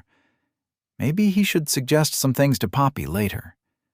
But Nathan wasn't planning on doing a lot of chemistry in the near future. Though I bet I could get a pretty incredible battle alchemy build. But I'd have to drop everything I've built so far, and I'm not sure that's even possible. After all, he was planning on doing a lot of ignoring people casting magic on him and then punching them. All in all, he was happy with how he was using his knowledge. He had a plan to develop regeneration, he was building new weapons for Sarah, helping Kachi develop his divine mana use, and teaching Stella about electricity. He was empowering himself and his allies, helping protect what Nathan was rapidly considering his new home. Though now that I think of it, I haven't really done much for Arl. I can't exactly teach him much about sword fighting. Just gotta look for an opportunity. With a sigh, Nathan moved on to the next thing he wanted to think about: utility skills. Nathan had 10 utility skills already. That was supposed to be the maximum, without special circumstances. He wouldn't be offered any more utility skills, even if he did something that deserved one. So he wanted to consciously decide if there were any other utility skills that would make it worthwhile to drop one of his existing utility skills. The first step of that was to figure out if there were any utility skills Nathan was okay with dropping. One was obvious. Was just there because it helped Nathan explain guns and math. If he didn't end up doing a lot of teaching in the future, He fully intended to drop the skill. But if he did decide to disseminate more knowledge, then it would be very useful. Lecturing isn't very helpful for combat, but it would be helpful for other things. What are my long-term priorities? It takes a while to develop a skill. If Nathan couldn't use a lot of his knowledge himself, then he'd need to explain it to other people, and made that process better. But did Nathan want to spread more knowledge? Partially, that depended on how his current experiment worked out. Could they get guns to work? Would Beatrice and Poppy get attacked by Giant's Rest and have their ideas stolen?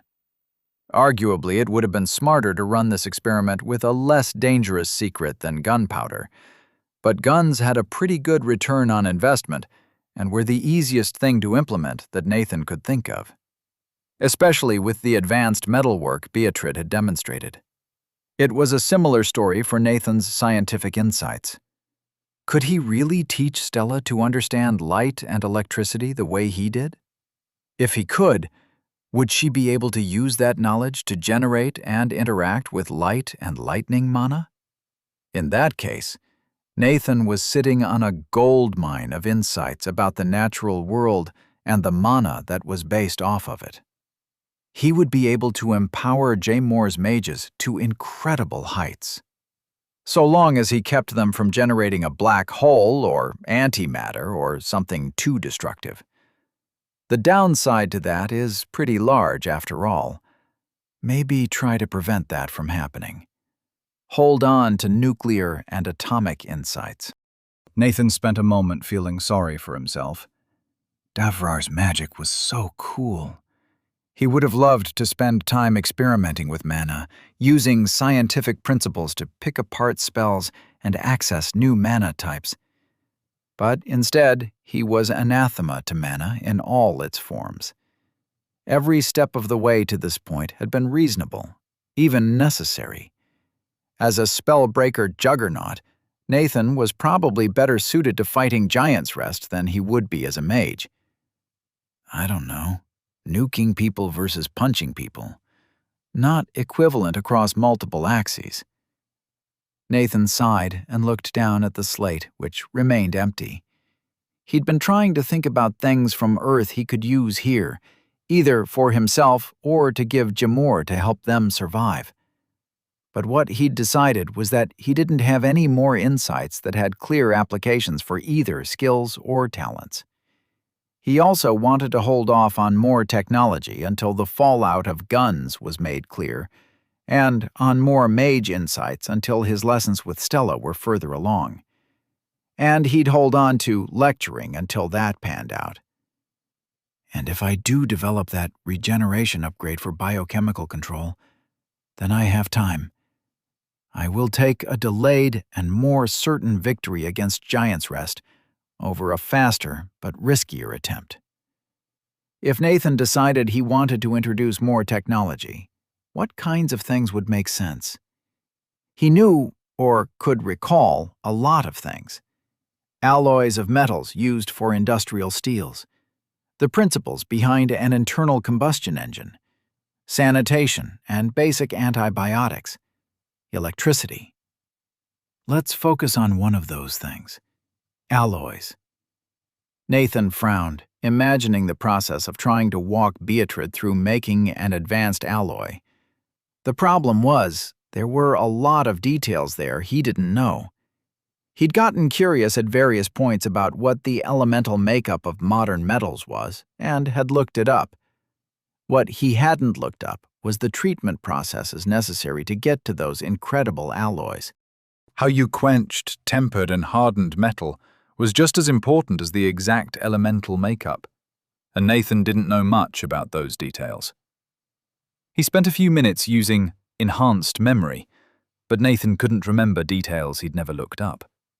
He'd generally been more interested in understanding the basics of how stuff worked, over the specific details of how you got there. But knowing why alloying helped break up the crystal structure of metals wasn't as helpful to him now as knowing how to temper an alloy to achieve that result. Furthermore, he didn't know that the alloys would be that helpful. They could already make pretty good steel, and a lot of the focus was on enchantments. Maybe fancy alloys wouldn't work well with enchantments, or would be so hard to inscribe that a minimal gain in strength wasn't worth the difficulty of crafting. Similar problems presented themselves for everything on Nathan's list. Jamor didn't seem to have any signs of sickness or disease. Curuk care of disease, and they had had running clean water and ate a varied diet from the villages. Nathan didn't actually know how to build a combustion engine. There were dozens of problems he had no solution for, ranging from gas vaporization to tolerances to how you made a crankshaft. All of these had solutions, but they were problems that had taken decades to solve on Earth, with thousands of people working on them. Skills could make up some of that gap, like they were doing for guns, but probably not all of it. Electricity was worse, since a lot of the things he wanted electricity for were already provided by magic in Jamor. Nathan looked up at the glowing crystal in the corner of the room. Making electricity on the small scale to help teach Stella about electromagnetism would be useful. Nathan could probably ask Beatrice to whip up a hand-cranked generator at some point, assuming they could find some magnets. But it wasn't exactly necessary to wire Gamor up with light bulbs. Even if it was feasible, did Nathan want to unleash an industrial revolution? Not really. Not only would Giant's Rest be better positioned to use the technology than Gamor, but industrialization was hard to initiate without rampant exploitation of labor. Which was why Giant's Rest was better positioned, he supposed. And that's another reason against all of this stuff. It's hard to hide, and I don't want Giant's Rest getting it. Nathan sighed, getting discouraged. Was there anything else? Anything he was missing? He cast through his knowledge, looking for relevant fields. Yep, field. Not just fields of study, but also places you grow things in. One of the heroes of Earth was Norman Borlaug, who had probably saved 1 billion lives by more than doubling staple crop production between 1950 to 1970. He was one of Nathan's role models, somebody who had used science to save more people than anybody could normally hope to even influence. It had been a combination of increasing pest resistance, adapting plants to prioritize yield and deprioritize competition with one another, and helping them take advantage of industrial fertilizer. Fertilizers had developed earlier and been tied to the start of the chemical industry. You needed lots of infrastructure for that. The Haber process ran at about 100 atmospheres. You also needed hydrogen gas. The alternatives were probably worse. Nathan didn't remember the names, but one of them required incredibly high voltages, and the other required stupid amounts of heat, as well as purified hydrogen. Mid-tier enhanced memory 6 achieved. Those were probably worth considering more. Nathan didn't know much about Gamor's food production situation. It happened in the villages and was heavy on meat. Was food even a limiting resource here? With monsters such a constant threat, food might not be what controlled population size. But being able to produce more food per unit area would mean they wouldn't have to protect as many fields. Increasing food yield was definitely going on Nathan's list as something to consider going forward. He was leery of making the large-scale changes that came along with starting a chemical industry. There were a lot of hurdles there, and the outcome was complicated. Once you got started making bulk amounts of sulfuric acid, then the genie was really out of the bottle. That allowed nitric acid manufacture, which led to nitroglycerin and dynamite. Or you could start making things like mustard gas. But not yet. Nathan was more interested in direct crop breeding. It wasn't something that could be done quickly, and in fact, it would take decades to do properly. But it was the kind of project that could make Davrar that much kinder to those who lived in it, likely without unleashing some horror upon the world. Don't underestimate Davrar. You'd probably make monster plants somewhere along the way. He sighed. He wanted to avoid unleashing horrors. If he just started letting knowledge out, then inevitably some of it would backfire. He wanted to introduce more technology to Devrar, but he wanted to do it slowly. Right now, the priority was to help Nathan and his friends get strong. Later on, he could put more effort towards Gamor as a whole. Finally, Nathan wanted to think about trading with Kia for the stepping on air skill. I'm going to have a lot of credit with Stella and her parents if the magical tutoring works out. And same with Stenelle for the guns. That'll probably be enough. It better be enough. Should I consider teaching the insights between magic resistance and regeneration to others? After all, people kept mentioning that both of those talents were incredible. The problem was, he wasn't sure if he could package them up as neat insights, or if he even wanted to. Magic resistance was the first one. But the core component of it had been the magic-resistant alchemical ingredients, and Nathan had no clue what those were. Presumably something from Earth that wasn't present here. But what could that be? Plastic? Vaccines? Food additives? Nathan had no idea, and no easy way to figure it out. With access to even a basic lab, he could take samples of his own body and try to separate out whatever the anti-magic ingredients were. But that assumed they were still present in his body and hadn't broken down, leaving him only capable of anti-magic through his talent. That seems like a dead end, and I like being unique in my anti-magic. The other talent was trickier, in that Nathan could probably teach somebody to understand biology like he did, and guide them to regeneration. But that sounded hard.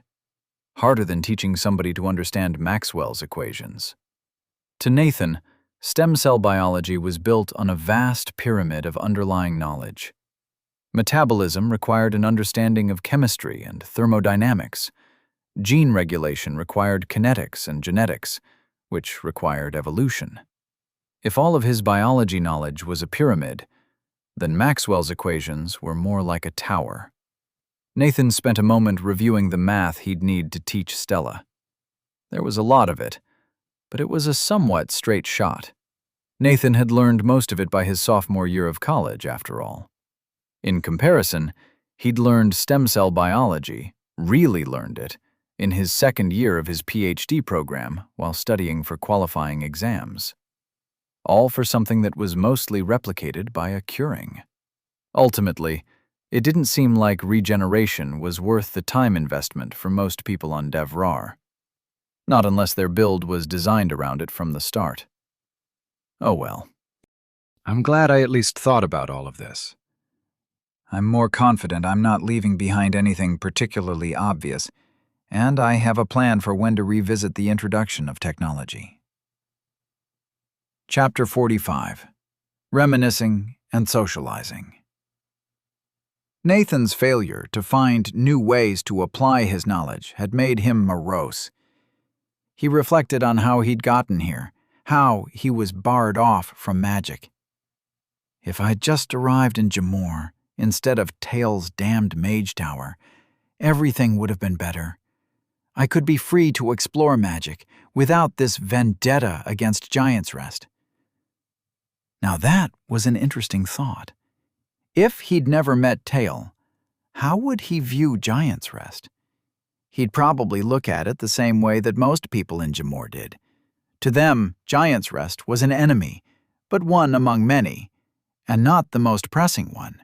They were farther down the priority list than the monsters and dungeons over the next hill. There were adventurers like the Giant Raiders who made it their mission to fight Giant's Rest. But they all had lost something to Giant's Rest. And in that sense, so had Nathan. He'd told Sudrael most of it, but his vendetta against Giant's Rest ran deeper than just his lost opportunities on Earth. Nathan had possessed an innocence before. He hadn't truly believed that somebody would just so casually dismiss him as a person. Tail hadn't even tried to be particularly convincing. The only reason he'd started out that way is because it would have been easier if Nathan had helped him willingly. He hadn't done it because he would have preferred not to dominate Nathan. To Tail, Nathan was worthless beyond what he could do for the Archmage. And that thought was what repulsed Nathan, what lay at the root of his desire to fight Giant's Rest. He knew about it intellectually, of course. Slavery and exploitation existed in many forms on Earth, and he would have viewed Giant's Rest that same way. But when Tail tried to enslave Nathan, embed him into a golem core, it became personal. Now, the thought that Tail and the other mages of Giant's Rest were acting that same way to hundreds, thousands of people was a fact that Nathan couldn't ignore. He couldn't just squirrel it away in the back of his head the way he probably could have if somebody had just described it to him. It's illogical. The evil is the same, whether I have experienced it or not. But it's human nature, and I won't judge hypothetical Nathan for not declaring a vendetta against Giant's Rest. But I am who I am now. I'm different than I would have been without that experience. I'm going to be on a hair trigger for that sort of behavior for the rest of my life, unable to move on until I've done something about it. I don't think that's a bad thing. Tail's Tower was a formative experience for me. More trauma than I've experienced anywhere else in my life. Nathan hadn't really been angry that much on Earth. He hadn't had that much to be angry about, at least personally. And now he did. The ember of rage that smoldered in his chest even now had been born of Tail's treatment of him, and Nathan's introspection on what it meant for a whole society to center around the horrifying power to completely dominate people's minds. It's not something I can ignore now that I've experienced it. Nathan sighed, then poked his head outside. He was early for dinner, but none of the other heirs were around, so he walked down the corridor to the dining hall. He exchanged a few words with the cook, who hoped Nathan would enjoy the food. Nathan responded that he always did before he grabbed a plate and walked back to the heir's table to eat. A few minutes later, somebody slid in across from him. It was Simla, the black-skinned guy who was on a different team, the one who'd been arguing with Kachi on the Nathan's first day, the one who thought Sudrael's changes were bullshit and tended to disagree with Jolba in class. "Nathan, yeah? Seems a time to get acquainted. You're from far away, it seems." Inscribe the meeting and all. I'm Simla. Nathan took the offered hand, shaking it over the table. Simla had a firm grip and stared Nathan straight in the eyes, somewhat challengingly. He wasn't bad looking, with golden eyes and jewelry adorning his temples and jaw. The pieces were gold and silver and contrasted beautifully with his skin.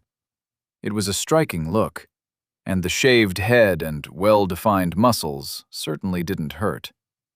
Simla wasn't a Hulk, but he gave off the impression of a corded whip, ready to snap out in any direction. The young adventurer wore a light breastplate and elaborate vambraces. A short sword balanced on each hip, and a short bow peeked over his shoulder. As Nathan examined the young adventurer, he imagined what Simla saw across the table. Nathan was wearing cheap but tough clothes, meant to be ruined in a fight and repaired later if possible. He'd left his new spear back in the room, since it wasn't his primary armament. Simla's lips quirked up. "Funny seeing you on a team with those adamant statues. They're all coasting on their parents' money and insights. But you've come up the hard way, yeah? No backers, just grit and steel." He held up his hand, clenching his fist in front of his face in a gesture of solidarity. Nathan frowned. It seemed like Simla was trying to butter him up, establish some camaraderie. Nathan wasn't opposed, but he didn't want to be roped into shit-talking the heirs and his other supporters. So he took a middle path and nodded to the young man across the table. "Indeed, but I've had a lot of support. The giant traitors got me into the guild, and Sudrael and Jolba gave me the chance to prove myself. You can't deny the heirs are powerful teammates to have. Simla shook his head, grinning with shockingly white teeth. Yes, they're some real young dragons. But you come in and prove yourself their equal in so short a time. It's inspiring to see somebody raise themselves up, to stand an equal to the heirs of the greatest adventurers in Jamor. He paused for a moment, then launched into the second part of his spiel. But you aren't committed to them. You can follow your own path after you swear the adventurer's oath. Escape these new practices the guildmistress is laying down. Oh, I get it. Recruitment pitch time. People change teams all the time. If you want more freedom with what you do, with the jobs that you take on, you might consider other teams. Not just mine, though we'd take you. We're planning on diving dungeons as soon as we can, focusing on dungeoneering, a quick way to earn the metal jangle. Simla cocked his head, waiting for a response. Nathan picked his words carefully. No need to make enemies, and honestly, he was happy to learn more about other adventurers and how they did things. He knew that there was a faction that was opposed to Sudrael's changes. Simla seemed to represent them among the trainees, and Nathan was interested in hearing the other side of the argument. I'm interested. As you say, I'm from far away. There's much I don't know about Jamor and the opportunities for adventurers. If I stay with the heirs, what will I be missing out on? Simla chuckled, leaning back in his chair and giving Nathan a secretive smile. Well, that's the question, isn't it? I won't claim that you'll find people more powerful than the heirs, at least at our age. But what you will find are people willing to make sure the rewards get distributed equally. Suppose you get into a dungeon and find a blasphemously bright sword, a real relic of the past. If you're with the heirs, that'd get reported to the guild, and if the guild mistress decides it's important, it might get snatched away from you with just some coin for your trouble. Simla waved his hand as if dismissing an unfortunate possibility. But if you're with another team, then there's no need to talk so much about it. Keep what you earn. We're adventurers. We're the ones who take the risks, the ones out there making life and death decisions. Here in Jamor, the only thing that matters is victory. And sometimes that means not following all the rules. Do you read what I'm writing? Nathan nodded, inspecting the table. I get the reasoning. What about the villages? Seems like that's a big part of the job, keeping the roads open, the fields clear, and the mines working. Simla shrugged. Yeah, and they're jobs that need to be done. But those aren't the jobs that made Jamor adventurers into what we are, no matter how the guildmistress has us hopping to every whim of jumpy villagers. He shook his head sadly, continuing. My great-granddad made a name for the Bolas clearing dungeons around old Jamor. He'd not be pleased at the trouble you have to go to just to get into a dungeon these days. Used to be you just let people know, then you went on your way. Now, if you don't get approval, you'll get other teams sent after you to bring you back. The young man sighed regretfully. Jamor adventurers are going soft, worrying about the villages more than the roving monsters and dungeons. If we want to keep leveling, we gotta challenge the big dangers, not just help some farmers cowering behind their walls. They need us, but we don't need all of them so bad. There's way more villages than Jamor needs to stay fed. We could get by with 8, not the 22 we got. The young man had gotten into a groove, easily recalling some familiar arguments. Eldred says it right. Cut back the protection of the villages. Let adventurers go hunting, delve for some relics of the past, wherever that might take them. We got the strength to do it, and to survive things going wrong. Then, once we got the levels, we got the loot. We can crush Giant's Rest. Make Litcliff drop their tariffs. When you got the magic sword, you get to dictate the terms. And there's magic swords lying all around us. Simla spread his hands wide, indicating Jamore and the ruins beyond. Then he tilted his head inquisitively, gesturing for Nathan to pick up the conversation. After a moment, the young adventurer got impatient. "Well, what do you think?" "I mostly think you're full of crap. You need excess food as a buffer against things like a village losing a harvest or slavers coming across the mountains. And letting people freely delve into dungeons seems like a bad idea for a dozen reasons. Sure, you might end up higher level at the other end, but you'd end up with 10 adventurers where you started with 100. With more villages, you get more adventurer levels without having to risk the dungeons. It's not as glorious, but it's safer. I think Sudrael's building for the future, and you're dreaming about the past." Simla was obviously a firm believer in what he'd said, and if Nathan was earnest with him, he'd probably make an enemy here. An enemy with connections and support among Jamore's adventurers. So Nathan once again tried to take the middle path, but found his scorn for Simla's suggestions sneaking through. He was angry at what Simla's suggestions would mean. "Yeah, I get your point. We gotta get stronger." He lifted his arm and tensed it. Nathan was himself impressed at the resulting flex. "Damn, did I get swole?" "At work." "And the dungeons are a good way to do that. But the dungeon I saw, that seemed like a quick way to die, not to level. It killed dozens of adventurers before by encouraging them to look away while constructs snuck up on them from behind an illusion." Nathan looked around the mostly empty room. There were a few teams sitting along the walls of the cafeteria. They seemed like teams that were from the villages, who were in the dining room now because they didn't have any local tutors to guide them. And how many of the adventurer trainees are here from the villages? Seems like at least a few teams. Wouldn't have as many of those without as many villages. Simla scoffed. "Not real adventurers. No real insights to their name. Just here to learn and go home to farm. Maybe feeling a bit safer with the sword they take back." He scowled and scanned the room, daring anybody who overheard him to take issue. "Oh, now that wasn't a comment fit to endear yourself to me. But let's try one more time." Outwardly, Nathan shrugged. "Maybe, but I'll take a team of village adventurers over no team at all. And in 30 years, if those adventurers protect their homes and get some levels, if we have 30 villages and twice as many adventurers as we have now, I think that'd give Giant's Rest pause the same way 20 adventurers at level 500 would. You end up stronger if you help other people and then rely on them to help you instead of enhancing solely your own power." Mid-tier earnestness 4 achieved. Simla scowled and got up. "You're welcome to think so. Keep my offer in mind, though.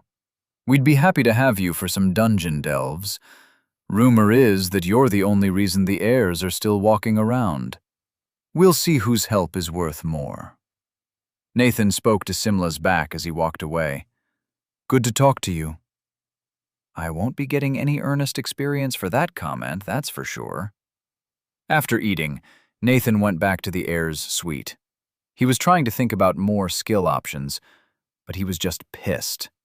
Simla had demonstrated that people didn't change, no matter if you were on Earth or Davrar. Tael had been a monster, somebody who didn't deserve the benefit of the doubt or a chance to improve. He wasn't really a person to Nathan, just a monster with all the capabilities of a human. It had taken Nathan some time to reconcile with that, but if he ran into Tael today, he'd go for the kill without hesitation.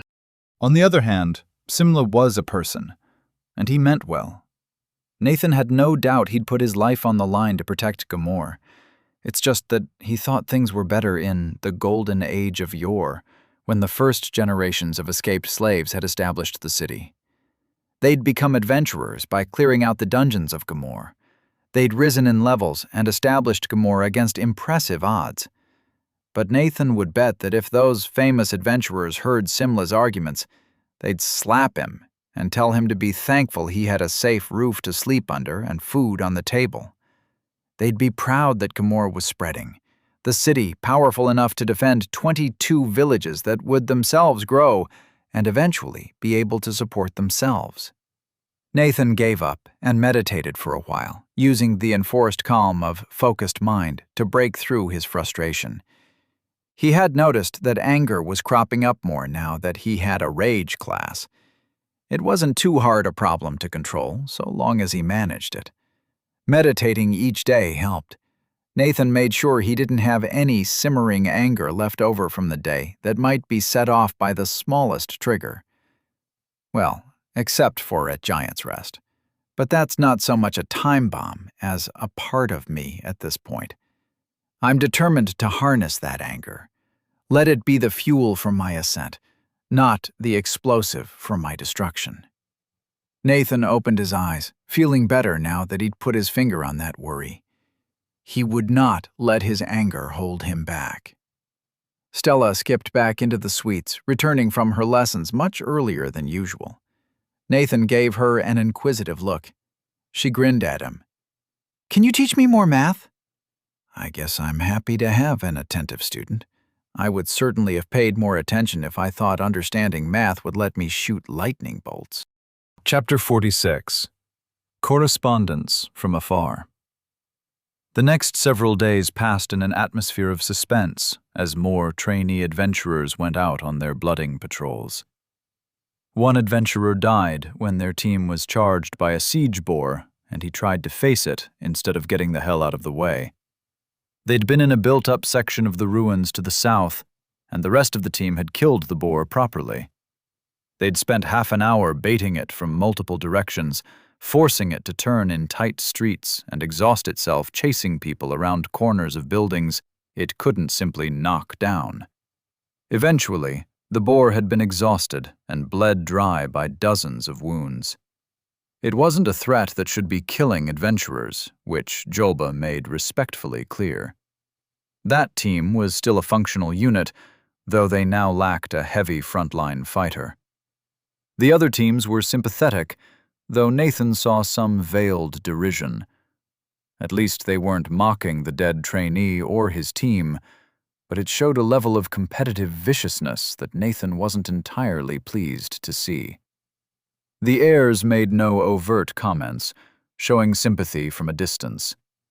Nathan was glad they weren't dismissive or critical. Instead, they privately discussed how they'd deal with a siege boar. With blooding patrols well underway, the training course would only run another month or so before they all became official adventurers of Jamor. There was another set of missions out in the villages before the graduation ceremony, an event which would be held on the summer solstice. Their classes proceeded, including Nathan's general knowledge test with Velik. With some explanations of notation, he proceeded to crush every test on mathematics and the physical world that Velik gave. Unsurprisingly, he had problems with the sections on monsters, history, and geography of Jamor, and so Nathan was taught more on those topics, as well as general knowledge on the wildlife that existed around Jamor. The background of Gamor was interesting. It had started as a colony of Giant's Rest a few hundred years ago, focused on delving into the dangerous and rich ruins of Old Gamor. They'd had a legion of slave soldiers to do the delving, and the dying. The mages wanted the secrets and wealth of Old Gamor, but not the dangers that came with it. It had been an unpopular post for the mages of the Ascendant Academy, and there'd been a point where several assigned mages had refused to come. There hadn't been enough mages to keep the mental spells active on the slaves who delved the dungeons, and they'd risen up, butchering the remaining mages and fortifying the town against easy reprisal. A state of war had existed ever since. Nathan asked how Gamor had managed to survive against the might of Giant's Rest in the early years. Velik gave a few overlapping explanations. The first was that the freed slaves had managed to prevent a message from being sent out, and then kept the uprising secret for some time. That seemed unlikely to Nathan, but possible. Another idea, one that struck Nathan as the most likely, focused on the fractious nature of the Giant's Rest Ascendant Academy. Any archmage could have probably crushed Gamor in the early days. However, it had become a political issue, where no archmage wanted another to get the credit for such an action. They had eventually settled on a compromise, where lesser members of the academy were sent in their stead. Velik had sneered at the small-minded competition of Giant's Rest, as he explained. The last suggestion of how Gamor had survived was that the distance from Giant's Rest and the difficult terrain made it difficult for a larger army to approach, and that Giant's Rest was more capable of managing slave raids than conquering armies. Some or all of those things had bought Gamor time. The early adventurers had been quick to reap the rewards of the numerous dungeons and monsters in the surrounding area. They'd earned a lot of levels and ancient magical loot at the cost of a catastrophic casualty rate. Even when Giant's Rest did march armies against Jamor, they faced not the newly freed slaves they'd expected, but the precursors to the modern Jamor adventurers. As soon as Jamor could produce adventurers capable of slaying an archmage, and had demonstrated that fact, they'd settled into the current simmering Cold War that was underway to this day. The continued lessons were interesting. Nathan was happy to get more context for Devrar, though Jamor's short history meant their history books didn't go back very far. Beyond his classes, Nathan continued to teach Stella calculus and physics. It was going slower than Nathan had expected, but it wasn't Stella's fault. There was just so much to explain. Nathan had forgotten what the underlying mathematics of differentiation were and was having some trouble properly explaining it. He tried explaining the details of limits and epsilon-delta proofs, but they got stuck in that confusing rabbit hole for a few days before Stella got frustrated and asked for examples. What really got them through was Nathan drawing side-by-side graphs of position, velocity, acceleration, jerk, with tangent lines as an example of differentiation. They backtracked a bit until she understood what limits were before moving on. The whole process was good for skill ranks for the both of them, especially when Stella started seeing how conjured bits of rock followed calculated trajectories. She could carefully control how much mana she used to propel them, then link that to how fast and far the projectile went in order to include mana costs in her calculations.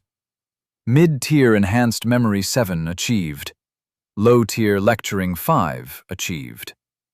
The heirs continued to adapt to their skills, and Nathan was somewhat surprised to find himself actively looking forward to fighting by their side again.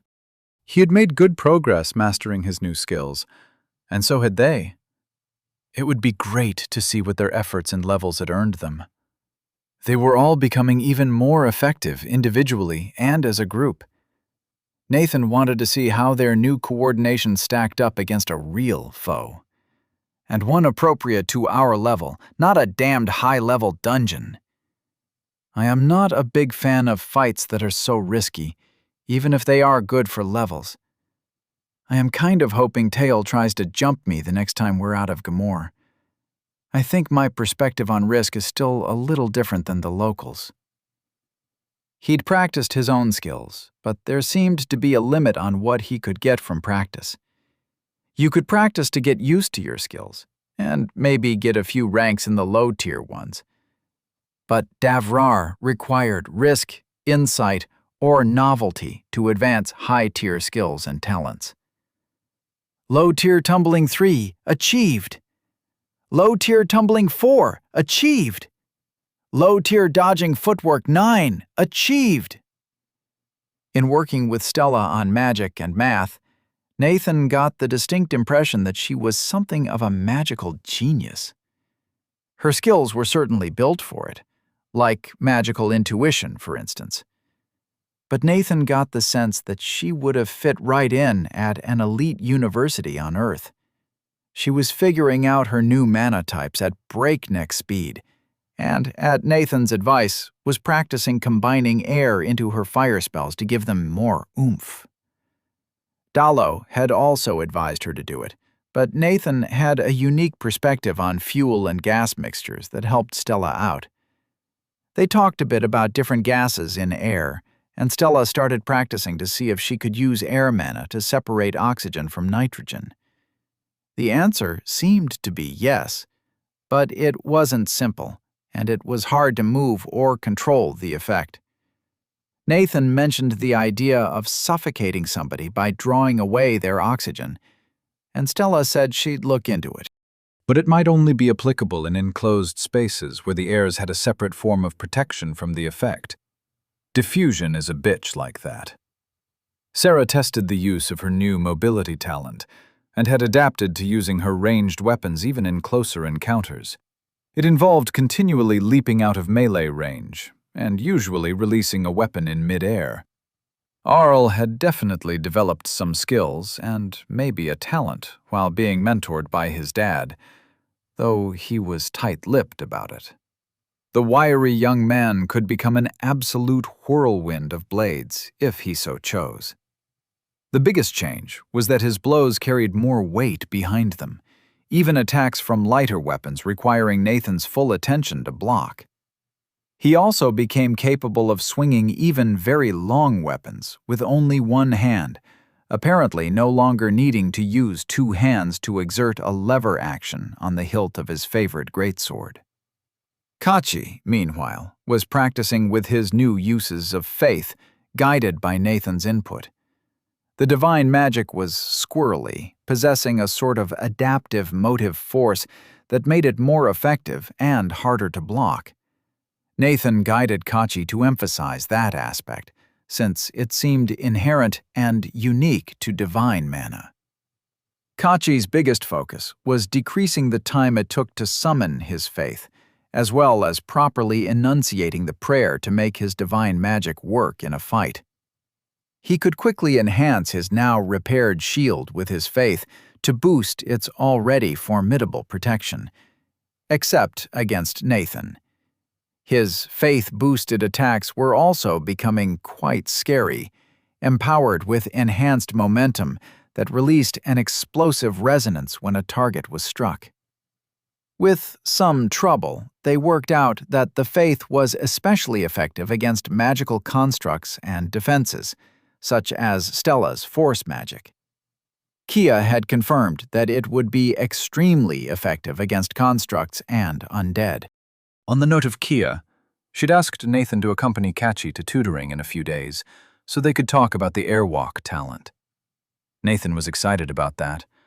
Kachi told him to calm himself, for Kia was unlikely to easily agree to teach him the talent. Nathan was keeping up with his daily meditations, where before he'd had trouble with anxiety, now Nathan felt like he was having trouble with anger. It wasn't entirely easy to control his rage in and out of combat. Nathan had never been an incredibly angry person, but now getting angry was fun and addictive. It filled him with a thrilling rush, a feeling that could easily guide him toward bad decisions. In their previous conversations, Artha had said that Nathan needed some tool to prevent his rage from consuming him. He'd walked Nathan through the basic tools of his clan, but they had seemed like less developed versions of meditation to Nathan. He found that meditation plus focused mind was helping him control the issues. Nathan wasn't able to check in on his other project very much. He was pleased when Beatrice left a message with Khadid that she needed to talk to him. He hadn't visited since he'd first talked to her and Poppy, so he quickly followed up, curious to see what she'd been up to. Nathan felt slightly apprehensive about leaving the Adventurers Guild on his own, but Beatrice's shop was close by. Additionally, Nathan didn't intend to do this regularly or keep a schedule that would let somebody lay out an easy ambush. When he entered the shop, he saw Beatrice helping another customer pick out enchanted arrows, which Beatrice churned out by the bucketful. Once the buyer left, she closed the shop and waved Nathan back into the secured workshop. She brought him to a corner hidden behind some wooden panels, where there lay a few semi-recognizable shapes. The first was just a simple tube a couple of feet long. One end could be sealed with a clamp, and Nathan saw a large block of scarred wood placed in front of the other end. It was scorched and blackened, with some clear bullet holes in the center. The other shapes looked to be a dummy revolver and a rifle chamber prototype. Off to the side was what looked like a bare-bones revolver handle. It was lying in two halves, showing the spring assemblage inside. Nathan surveyed the work. Wow, this is really impressive. You've done a lot of work quickly. Beatrice rubbed her hands together with gusto. I've got the skills and the tools. I wanted to show you what we've got and ask a few questions. She held up a loaded brass casing with a bullet set far back into it. The tip barely stuck out of the front. We haven't tried to make many of these, still getting a handle on the bullet size and the amount of powder. Poppy's having trouble making powder that's the same from batch to batch. Nathan took the round, examining it. It looked like the back held just a small hole, with a thin disc of paper preventing powder from spilling out. The bullet was set way too far back. He poked it and looked questioningly at Beatrice. She shrugged. It's easy for the bullet to get pushed back, squishing the grains back into powder. Then the bullet gets stuck halfway down the barrel because the powder's been crushed and there aren't grains anymore. Or so we think. Nathan thought about it for a second. I don't think I know how to deal with this problem. You might just need to crimp the casing around the bullet tighter to prevent it from sliding. Maybe a small ridge in the bullet to hold it in place? Beatrice nodded. I thought of that, but I'd need to make a specialty tool. I was hoping there was some clever solution you knew. Nathan shook his head in the negative before examining the prototype cartridge again. This is very precise. How do you make the casing? Vala pointed to a bench where a few brass pipes were laid out. Draw pipe the right size, then cut 'em up and bend down one end. Not hard with a proper blacksmith class. She then directed Nathan's attention to another barrel that didn't look particularly straight. I tried cutting some grooves into a barrel, but it didn't work very well. How's it done? Nathan furrowed his brows in thought. He'd seen something on this at some point. There were things called rifling benches that had been built specifically to cut those grooves, the rifling, into guns. But Nathan didn't remember how they worked. Give me a moment. He sat, immersing himself into his mind palace once more. He thought about the process, pulling up a historical article on Civil War gunsmithing he'd read at one point. He'd heard the reference to a rifling bench and looked up what it was. There was a picture, and Nathan needed to remember it. It took some time, effort, and the assistance of his skill, but after a few minutes, Nathan had it. He opened his eyes and grabbed a slate and some chalk.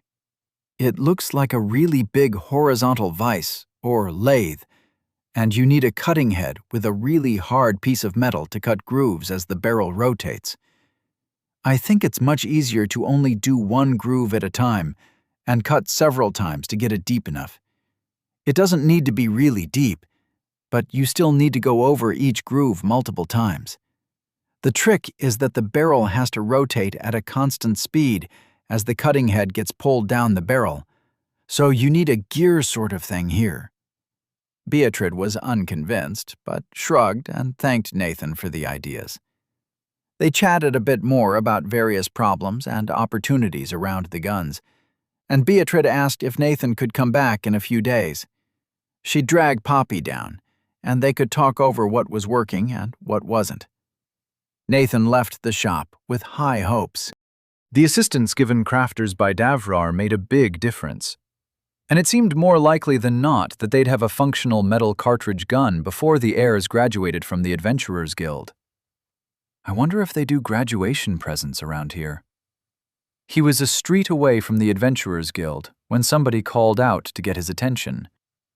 "Nathan Lark, I will inscribe our meeting. I have a letter here for you." Nathan turned and found himself walking over to meet the man politely extending a rolled-up scroll. His notice twigged, and he saw a few people filing out of an alley in his peripheral vision. But he wasn't about to be rude and not take and read the scroll, was he? I think that's a skill working on me, like that slave master yelling, "Halt!" Nathan took the scroll and found himself unrolling it. He ignored the text to read the signature at the bottom.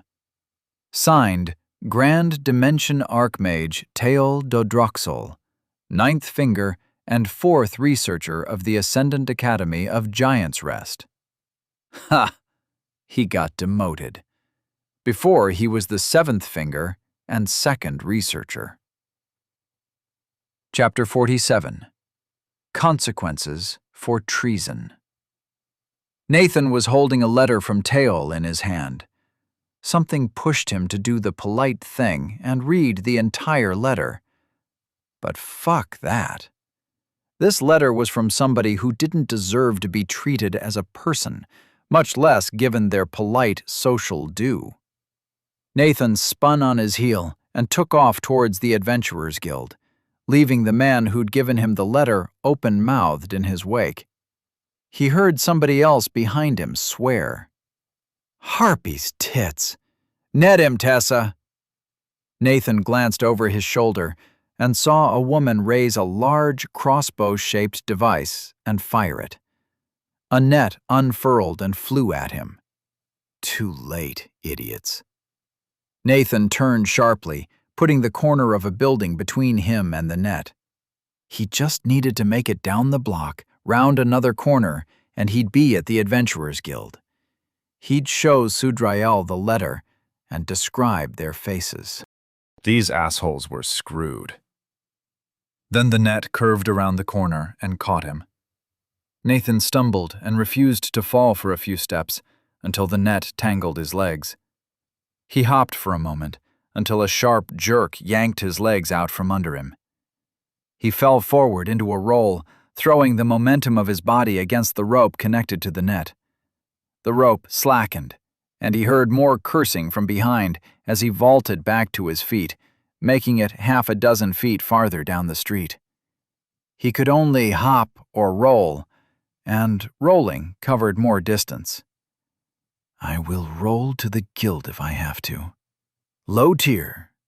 Tumbling 5, achieved. Nathan made another roll down the street. On the next roll, the rope jerked backwards much more violently than before. Nathan slammed against the cobblestones as his feet were yanked backwards.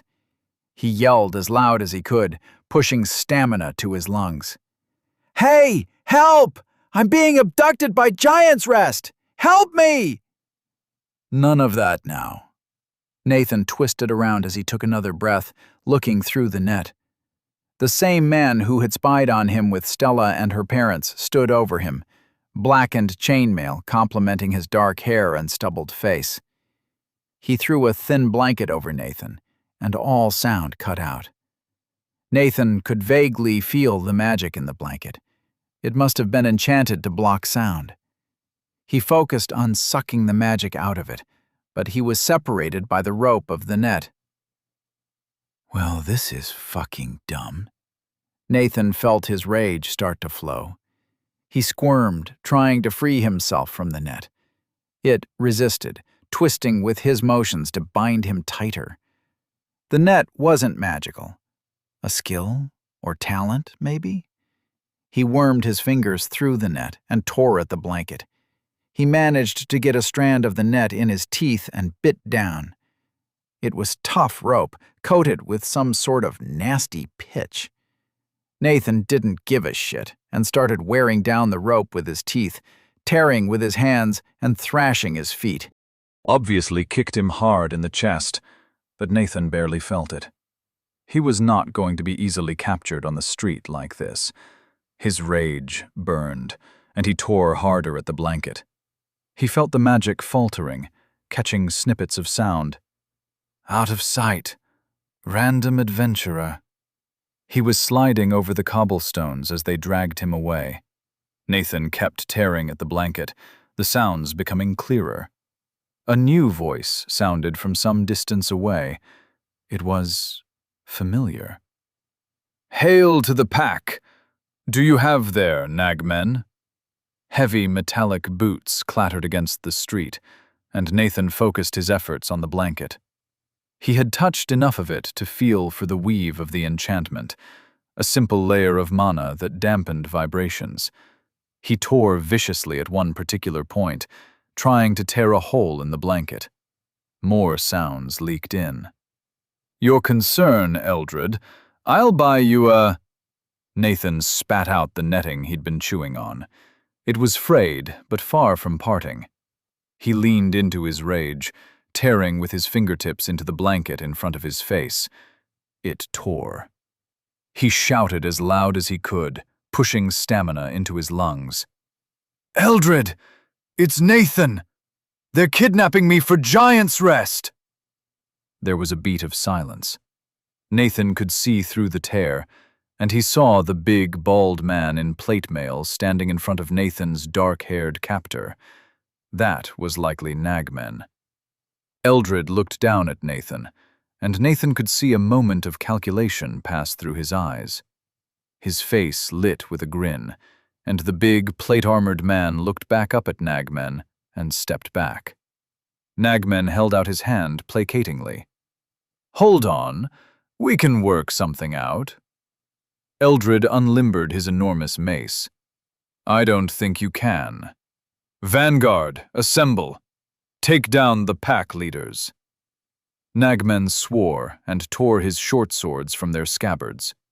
Somebody Nathan couldn't see shot a crossbow bolt at Eldred, but it broke against his armor. The bald man swung his huge mace at Nagmen, who jumped back and then darted in to attack while the enormous weapon was out of position. But Eldred had expected that, and the butt of Eldred's weapon followed through to catch Nagmen in the jaw. The would-be kidnapper was tossed aside by the blow, blood and teeth spraying in an arc. Eldred's face was one of glee as he ran past Nathan towards the other members of Nagmen's team. Nathan heard swearing and the sound of feet on stone as they retreated in the face of the one-man assault. More members of Eldred's team swarmed around the corner, following their leader into the fight. It didn't take long. Eldred's team was big and surprisingly quick. Whatever Nagmen's team was, they weren't specialized in fighting a larger group of armored adventurers. Nathan didn't see most of the fight, but after less than a minute, a few of the vanguard were untangling Nathan from the net. Eldred walked up to Nathan, grinning. He leaned on his mace, both ends of which were bloody. The big man put out a hand and hauled Nathan to his feet, laughing as he clapped a hand down on Nathan's shoulder. "Well then, I call this second meeting worthy of the memory, Nathan Lark. Let's get down to the guild and get this all sorted out. Come on, boys, bring him back to the guild. I think this might just be the easiest payout we've ever pulled. Drinks on Nathan!" There was a cheer at that, and the vanguard grabbed the prone bodies of the pack leaders and hauled them back to the guild. Nathan made sure to grab the letter off the ground. They made quite a stir as the vanguard loudly busted into the guild, carrying Nagmen and the rest of his team, who were all injured in various ways.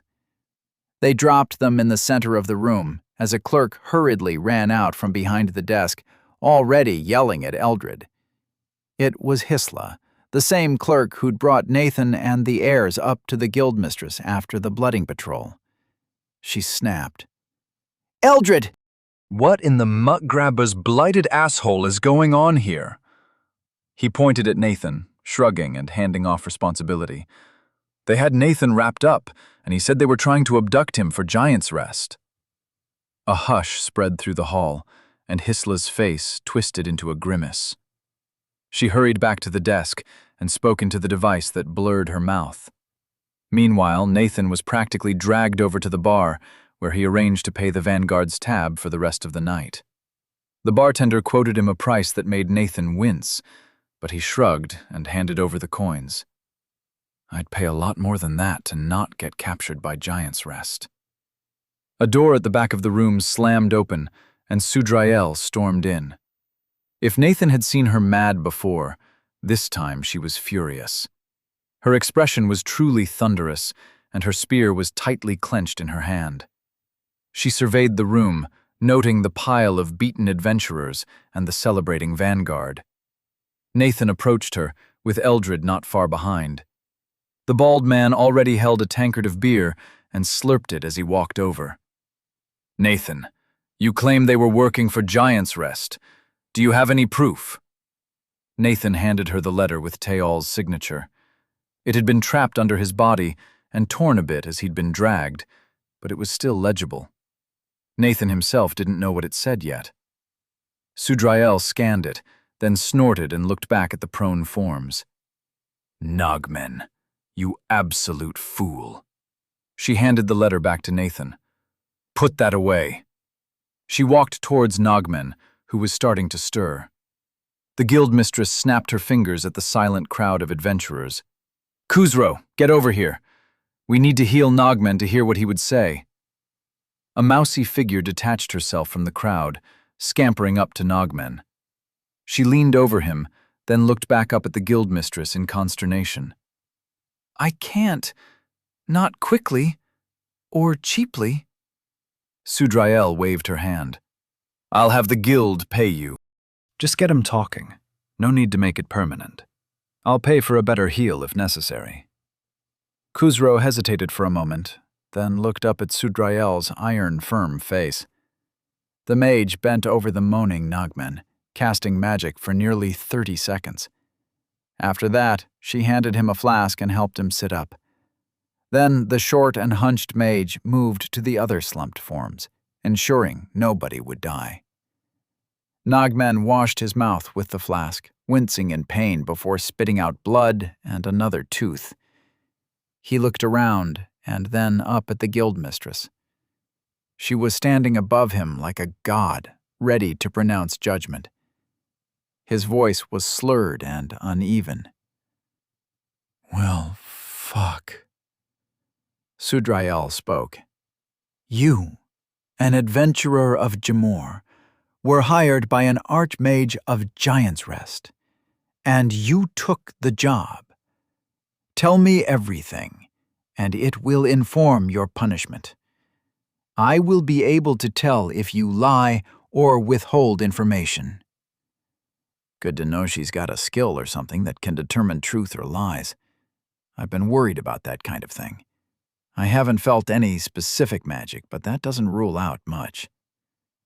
Nogmen took another drink of water to stall, then breathed out raggedly.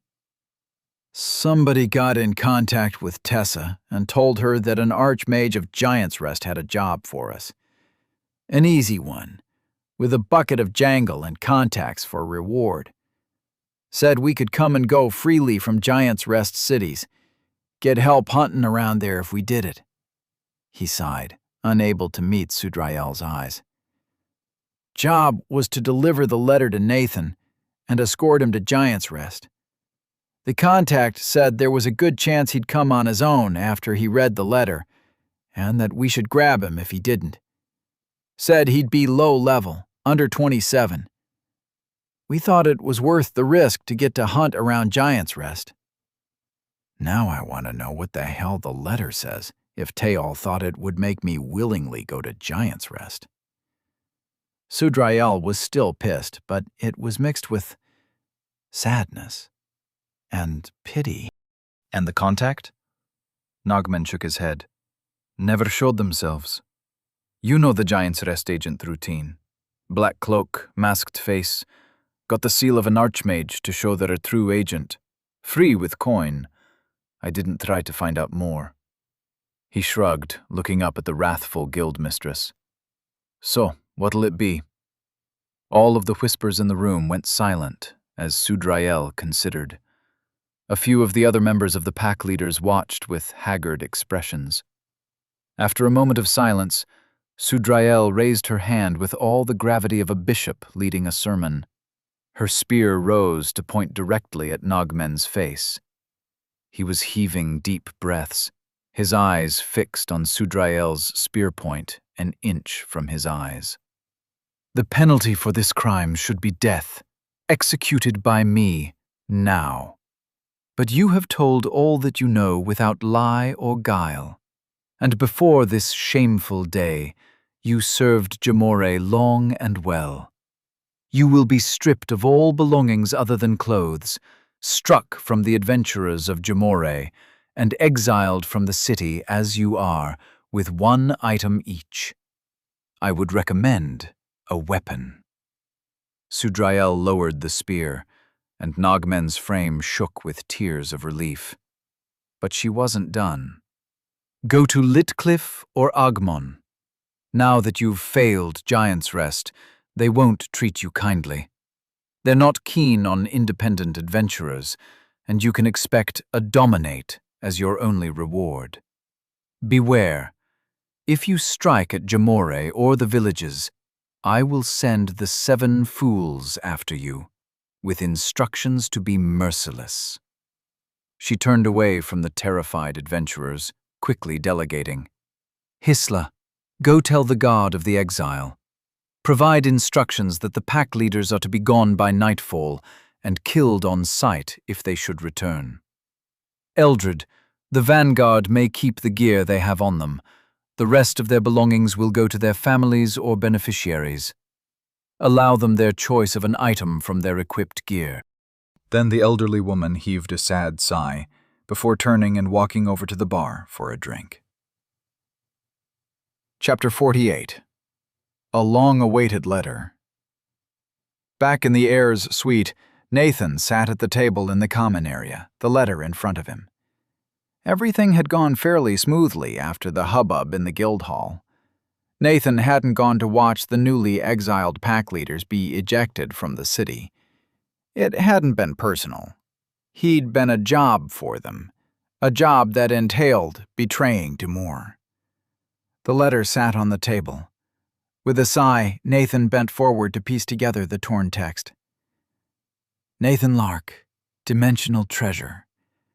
I have been following your progress, and I ask you to reconsider your decision to leave Giant's Rest. There is so much to accomplish, and I have so many plans that you could be a part of if you would only ask. Your skills and your otherworldly knowledge are wasted in Jamore, a town full of monsters and barbarians that lack the resources and education to draw out your potential. Moreover, you have selfishly held the knowledge of your own world close to your breast, a decision which all those in the academy are paying for indirectly, and myself directly.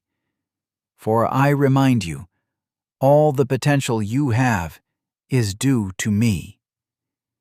I have gone to considerable effort and expense to bring you to Davrar, that your knowledge might be used for progress and the triumph of civilization. You owe me, and you owe Davrar, to use your potential. Together, we can grip Davrar in our fist and bring it to our breast. With your knowledge of non-magical wonders and my magical acumen, we have only to join forces. We will rule Giant's Rest within 5 years, then the region in 10. In 20, we can change the face of Davrar with the strength of our fist. Bring the marvels from your world to this one, and people will no longer die from monsters, but live without fear on the face of Davrar. And if there are things about Giant's Rest you find objectionable, we can discuss it and learn from one another.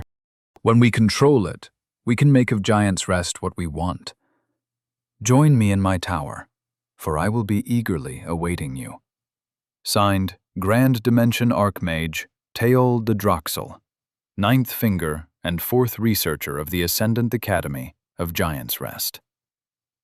Nathan tossed the letter onto the table with a dismissive flick before leaning back and rubbing at his eyes. He didn't even know how to feel, just, what the fuck, man? I was half expecting some kind of enchanted into the letter or something. But no, you're just so egotistical that you think you can convince me to come back to Giant's Rest, and that I'll forget that you tried to stick me into a golem core if you don't mention it. Nathan glared at the letter. I guess this is proof that you don't need to be smart to use magic. Maybe Tail's just really bad with people. High IQ, low EQ. Rock bottom EQ. With a superiority complex. At least if he's so desperate to get me back, it's less likely he just summoned some other poor schmuck from Earth. Probably that expense he was talking about. Nathan thought back to when he'd first entered this world. He'd been disoriented from a trip through vacuum, confused by the unfamiliar surroundings, and then given the mother of all headaches by a spell that let him speak the local language. But if he leaned on, he could remember everything he had seen. Tail's room-sized dimensional magic contraption had been really complicated, and Nathan wasn't going to understand how it worked. But he did remember that some important-looking multicolored magical orbs had seemed to power the apparatus.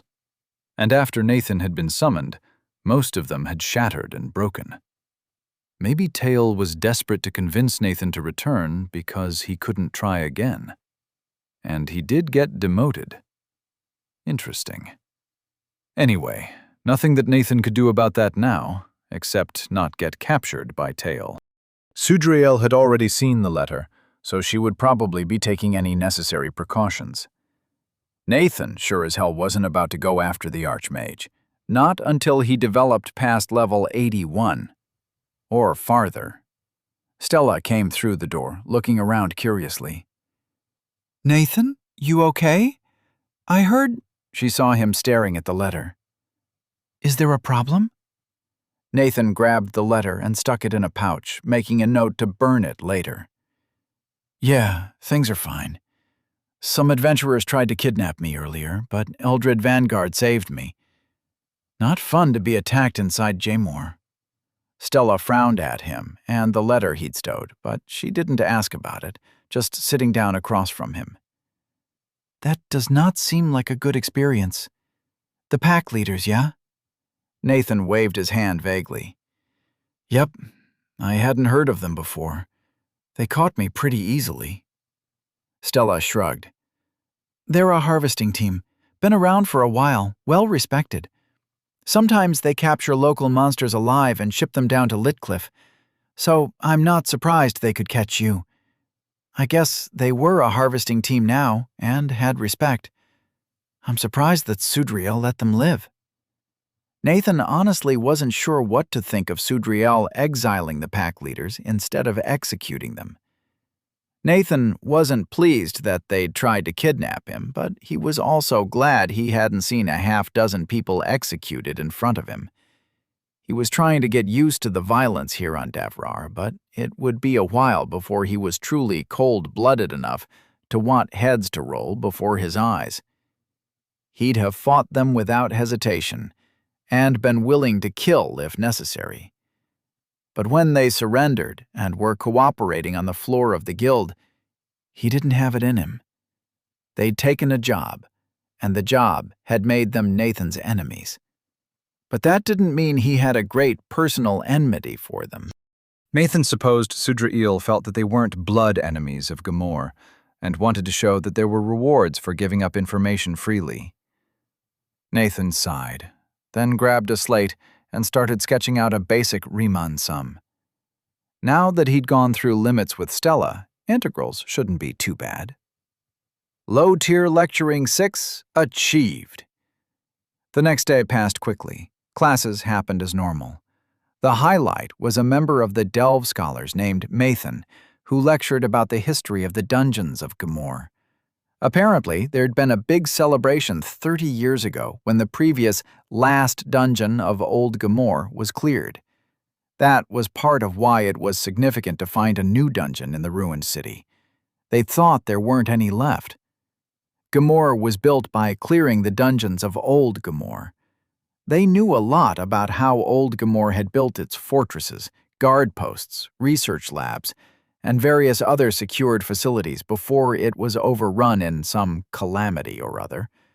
They knew how the wards were designed, what kinds of constructs guarded them, and so on. Mathan was of the opinion that the dungeon the heirs had stumbled upon had been a stronghold for the Old Gamor Watchkeepers, a secret police force. It might have even been their headquarters. Secret police. Fun. Somebody asked if there could be other similarly hidden dungeons scattered around Gamor. Mathan waved his cane around in a "who knows" gesture and continued in a gravelly voice. "Very well could be. We'll be looking at the signature of the illusion and trying to find the bypasses to the look-away spell. It's built different than the standard Old Gamor pattern. Seems the Watchkeeper's got some secrets yet.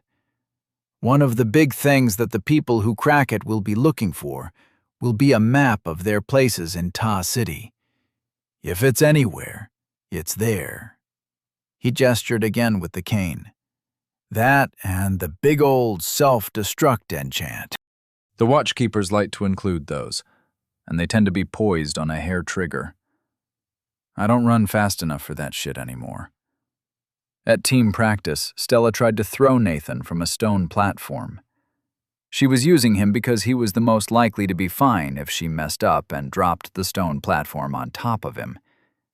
Nathan promised to be very mad if that happened, so that his rage would protect him. It didn't go well. Stella was still figuring out how to move non-conjured rock, which was harder than moving conjured rock. Trying to do so against Nathan's disruptive influence was even harder. It was good practice for Stella, but Nathan mostly stood on a stone platform that jumped up diagonally and sideways at unpredictable intervals. It's good for practicing balance, at least. At first, he stood with feet planted, shifting his body weight to deal with the unsteady footing.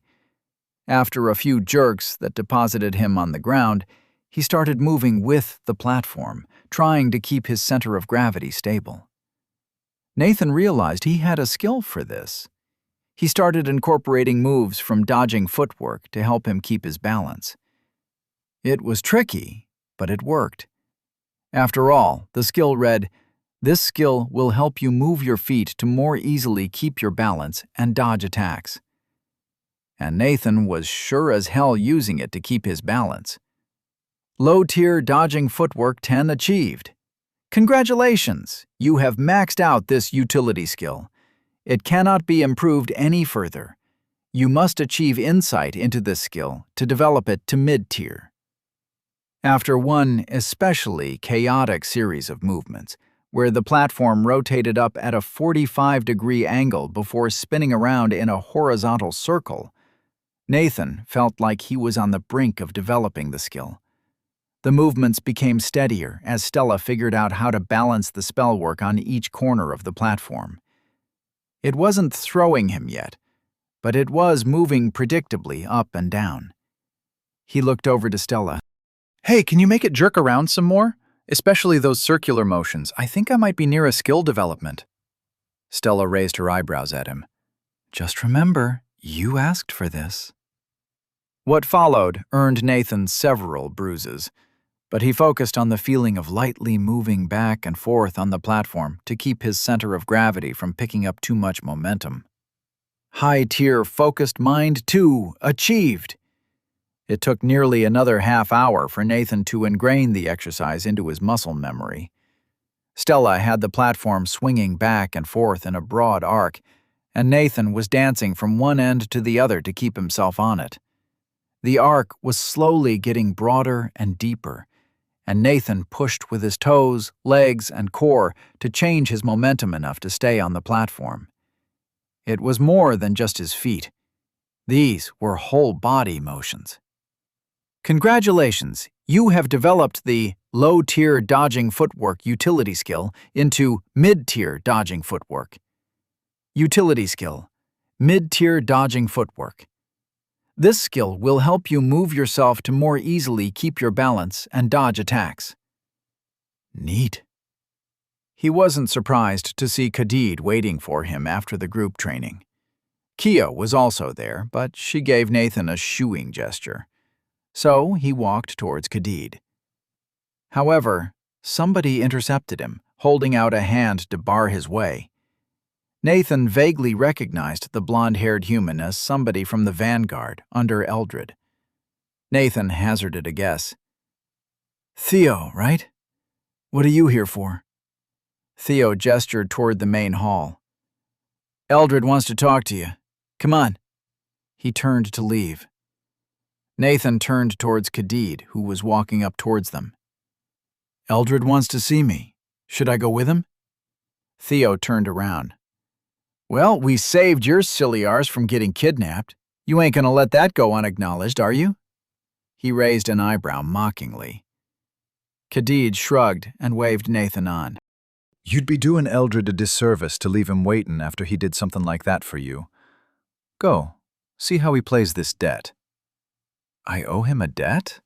I mean, I guess he saved me, but it seems crass to call that debt in. I guess it's not too different from what happened after I saved the heirs from the last dungeon.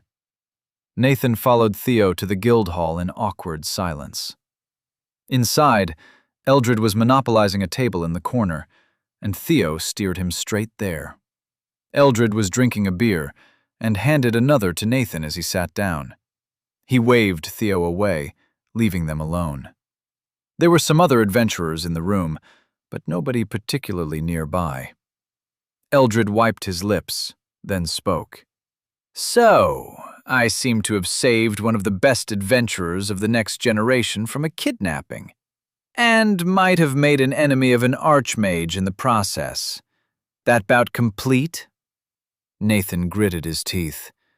Eldred was milking this for all it was worth. He was clearly leaning on social pressure and expectation to make Nathan follow the script. Sounds about right. He wants something. I can always just tell him to fuck off. I think I've got enough macho man social credit around here after the last dungeon for that to not be a giant problem. I need to try not to give him an opening to challenge me to a duel. I don't think I can beat him, and if he beats me, he'll have even more leverage. If he does that, I'm totally gonna try to disenchant all his shit, though. Eldred leaned forward, frowning as he gazed into Nathan's eyes. I'd ask if you'd join the Vanguard. We've got a place for you, and I just know we'll get good distance with what you've got going on with magic. Able to bypass a look-away not even the Delve scholars knew about? That's something I can use. I played off my resistance as a magic interaction when he asked about it before the grave tangle. I don't think he knows squat. He's fishing for a response that'll tell him more. Nathan said nothing, simply glaring at Eldred. Eldred gazed back, and they were locked in a staring contest. Neither was willing to back down. Nathan used focused mind. His eyes were drying out, but he wasn't worried about it. Well, this is idiotic. Staring contests are for middle schoolers and horny teenagers. And I'm neither. Anybody's guess as to which Eldred is. But it's the sort of stupid macho contest my build will actually help with. A few minutes later, Eldred broke the standoff first, taking another drink of beer and slapping the table. Well, if that's how it is, that's how it is. I can respect a man who won't leave his teammates, even if they're spoiled pups. They've got potential, nobody can deny that. I'd probably make the same decision in your place. Then he unhooked his massive mace and laid it on the table between them. But there's a debt between us, Nathan Lark. And if you mean to run off without paying it, I'll demand a turn in the ring. So, tell me of the insights that'd be worth saving your life, and I'll take my pick. Well, shit. Chapter 49. Introduction to Witchcraft. Nathan looked at Eldred Vanguard over the table and thought quickly. Eldred had just demanded Nathan lay his insights out so he could pick one. Nathan had a lot of insights. Some he'd used and most he hadn't. Some were his and some weren't. He'd sworn to Vala to not share the insight behind notice. The same was true for when Artha had set his feet upon the path of rage. Eldred did save me from getting captured by Giant's Rest. But he pushed hard for me to join his team, as if I didn't have plans of my own. And he's generally been a pushy asshole. The heirs didn't seem to indicate they owed me a debt after I saved their lives, so I'm questioning if I really do owe as big a debt as he claims. I'm not in a position to push the issue, but I don't think I want any more to do with this guy than I have to. Him demanding a list of my insights seems pretty scummy. Nathan had to figure out which of his insights would buy Eldred off. He had to offer up something tempting enough that Eldred took it without forcing Nathan to spill every skill and talent he had. I don't think I'll convince him with spell sense, or dodging footwork, or earth scientific knowledge. That seems less useful to a straight fighter like Eldred. It would be more useful to mages and crafters. I also don't want to let out dangerous information to the wrong person. What are the insights he'd think are valuable? Probably the ones for magic resistance, regeneration, focused mind, and enhanced memory. I probably can't share magic resistance, though he might demand I start figuring out how to share it if I tell him anything about it. Shit, and that's the one he has hints about already. Maybe I should just say it requires being injected with something alchemical that I don't know how to make. I need to operate as if he has a skill to tell if I'm lying. Eldred watched Nathan closely, waiting for him to answer. He started tapping his finger impatiently on his mace, which lay on the table between them. Nathan spoke. I've got 4 real insights that I can share. 2 of them are probably not useful to you. Eldred leaned back, luxuriating in the power he had here. I'll decide that. Nathan swallowed. His least favorite part of this was that he was letting out information on his capabilities. He didn't trust Eldred not to sell that information later on. But if he didn't? Nathan looked down at the mace on the table. Eldred was an excellent one-on-one fighter. He'd beaten Arthur in a duel and had absolutely demolished Nagmen in a real fight. If he beat Nathan in a duel and claimed his debt, he might have enough social capital that most of the guild would think Nathan should join the vanguard. Again, stupid macho bullshit. But I'm part of their society now. If I want to use Jamor as a base in the future, then I'll need to play by their rules. Nathan wasn't sure what happened if you didn't honor a debt for an insight or a favor in the Jamor Adventurers Guild, but it was almost certainly a social shunning of some sort. The heirs probably wouldn't completely abandon him, but it would make everything else harder and might have more consequences Nathan didn't know about. And that's the problem. Maybe I get exiled without my belongings. Maybe nobody will talk to me. I almost certainly don't keep my adventurer status that guarantees room and board. So, he continued. The best one for you is a utility skill. The big advantage is that it helps me discover other insights and develop talents and skills more easily. It's also helped me resist and break mental spells and debilitating stuff like the Grave Tangle. Eldred frowned. Sounds like some mage shit, or something like that. Though developing things better is interesting. Nathan shrugged. Not that. It's been very helpful to me. Eldred waved it away. We'll come back to it. Next? With a sigh, Nathan continued. If you don't like that one, I doubt you'd be interested in one that makes your memory better. Eldred pursed his lips, tilting his head back and forth. That's a bit better. I might be interested in how it works. Keep going. I want to hear the one that lets a trainee not die from a surprise dungeon to the face. I guess I just gotta be vague. As Nathan was trying to phrase a description of his magic resistance that didn't hint at how broad it was, a woman slid into the bench next to him, scooting up close enough that their elbows touched. Eldred looked peeved and waved her off. We're talking insights here, so I'll ask you. He took a closer look at the woman and gulped audibly. He slid down the table to get farther away from her. Faline? The woman laughed like a crystal bell, sharp and piercing. Her voice was pitched high, but with a cruel and polished intent behind it. You are demanding information you have no right to, Eldred Vanguard. Play your games elsewhere, and count yourself lucky I don't take you to the ring right now for this. I've been gone a while, and sometimes I find myself looking for somebody to bleed. But I saved Nathan from kidnapping. He owes me. Feline raised one dark, picturesque eyebrow. I was tailing the Giant's Rest agent who issued that job. He was going to reach out to you next with a very generous offer. But she laid a dagger on the table next to Eldred's mace, looking small besides the larger weapon. One detail made the dagger seem much more dangerous. The blade was red with blood along its entire length. I found evidence that you spoke to that agent of Giant's Rest last month. You haven't done any jobs for him, or else this would be a very different conversation. She tapped a finger on the hilt of the dagger, flicking a drop of blood in Eldred's direction. You forfeit Nathan's debt. Begone.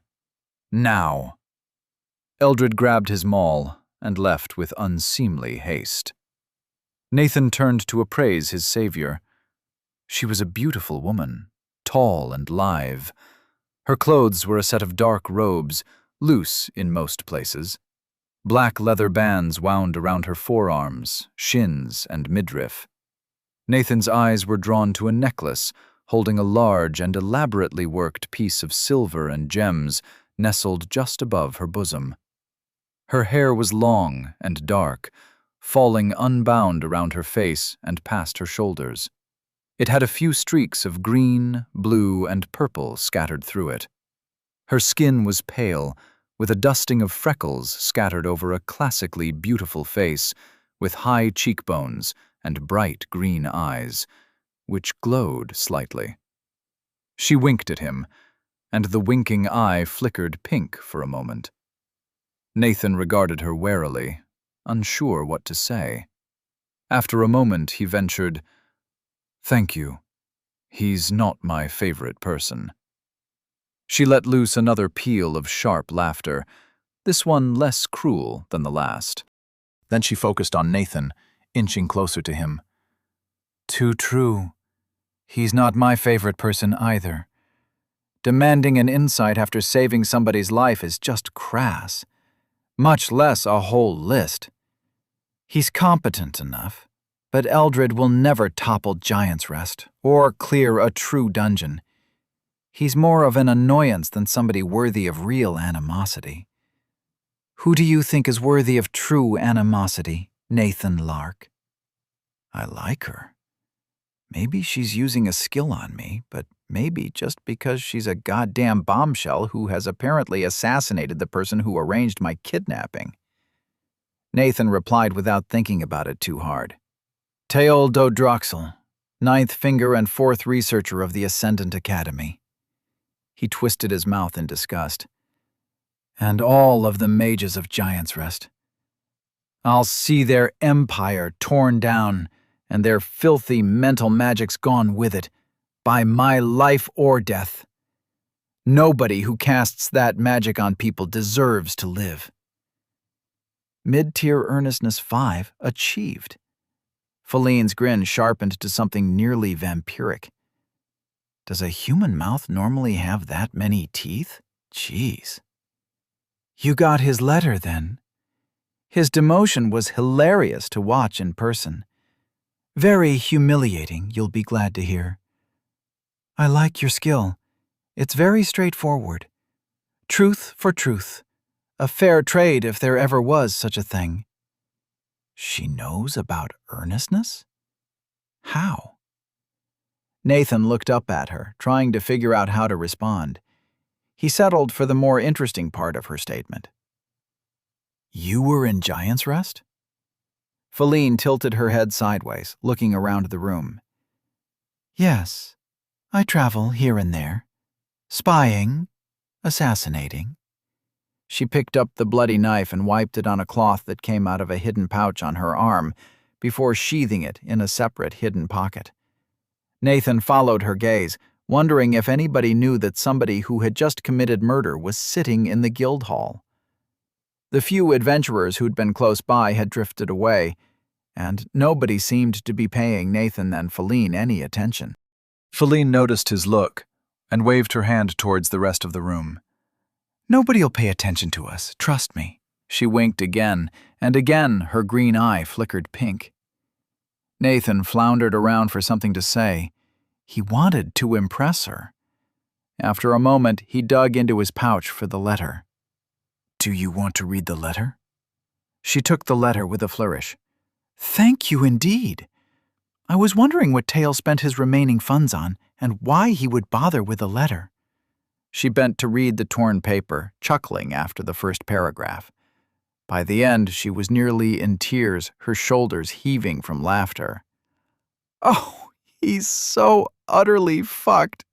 Out of friends, out of cash, and begging his target to come back to him. He's let the prize of a decade of research slip through his fingers and has to ask for the knowledge he considers his due. That must rankle. I should get this copied and scatter it around the Ascendant Academy. He'd be the laughingstock of the place for a year. I'd need to remove the part about your valuable knowledge, though." She gave Nathan a playful, yet penetrating look. Nathan swallowed, his mouth suddenly dry.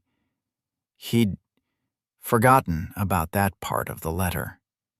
She handed it back to him, dexterous fingers brushing against his knuckles for a second. "You shouldn't worry about Tail for some months, now that his fate is in the sewers." She paused, tapping her lips with a finger. Her nails were painted a dark purple. "You may attract the attention of other archmages who manage to discover the product of Tail's research. The worst case would be if Tail decides to partner with another archmage and offers to share your knowledge. But I will be residing in our lovely little town for a little while, and the plots which escape my notice are rare." Feline shrugged, tossing her hair back over her shoulder in a dismissive manner. "It was good to see what the fuss was about, and meet the man Sudrail brought to my notice." I believe I'll be seeing you again, Nathan Locke. I hope that our meeting will be inscribed across the heavens." Her playful voice evened out, and she gazed straight into his eyes as her tone became deadly serious. "For I, too, wish to kill every single mage who has ever trained at the Ascendant Academy. You can help me if you level up. 81 is a good start." Then she stood, stretching in a way that Nathan was sure was intentionally demonstrative of both flexibility and body shape. "I believe I have an appointment with my good friend the guild mistress. If I told you we were sisters, would you believe me?" She grinned mischievously, then slipped away. She vanished from Nathan's attention as soon as she left the table, and he focused on paying attention to the room. She wasn't using any magic he could detect, and he couldn't track her movement. He did notice the door leading upstairs open and close, even as his brain tried to pretend the motion didn't happen. Mid-tier Notice 3 achieved! Nathan sat there for a moment longer, blinking. So that happened. She's scary. And hot. He was still puzzling over the strange encounter when Sarah and Arl returned to the heir's suites. It hadn't been long since Nathan's meeting with Feline, so he was surprised to see them. They usually had dinner with their father, at least. Nathan put down the slate that he'd been using to figure out a lesson plan for Stella.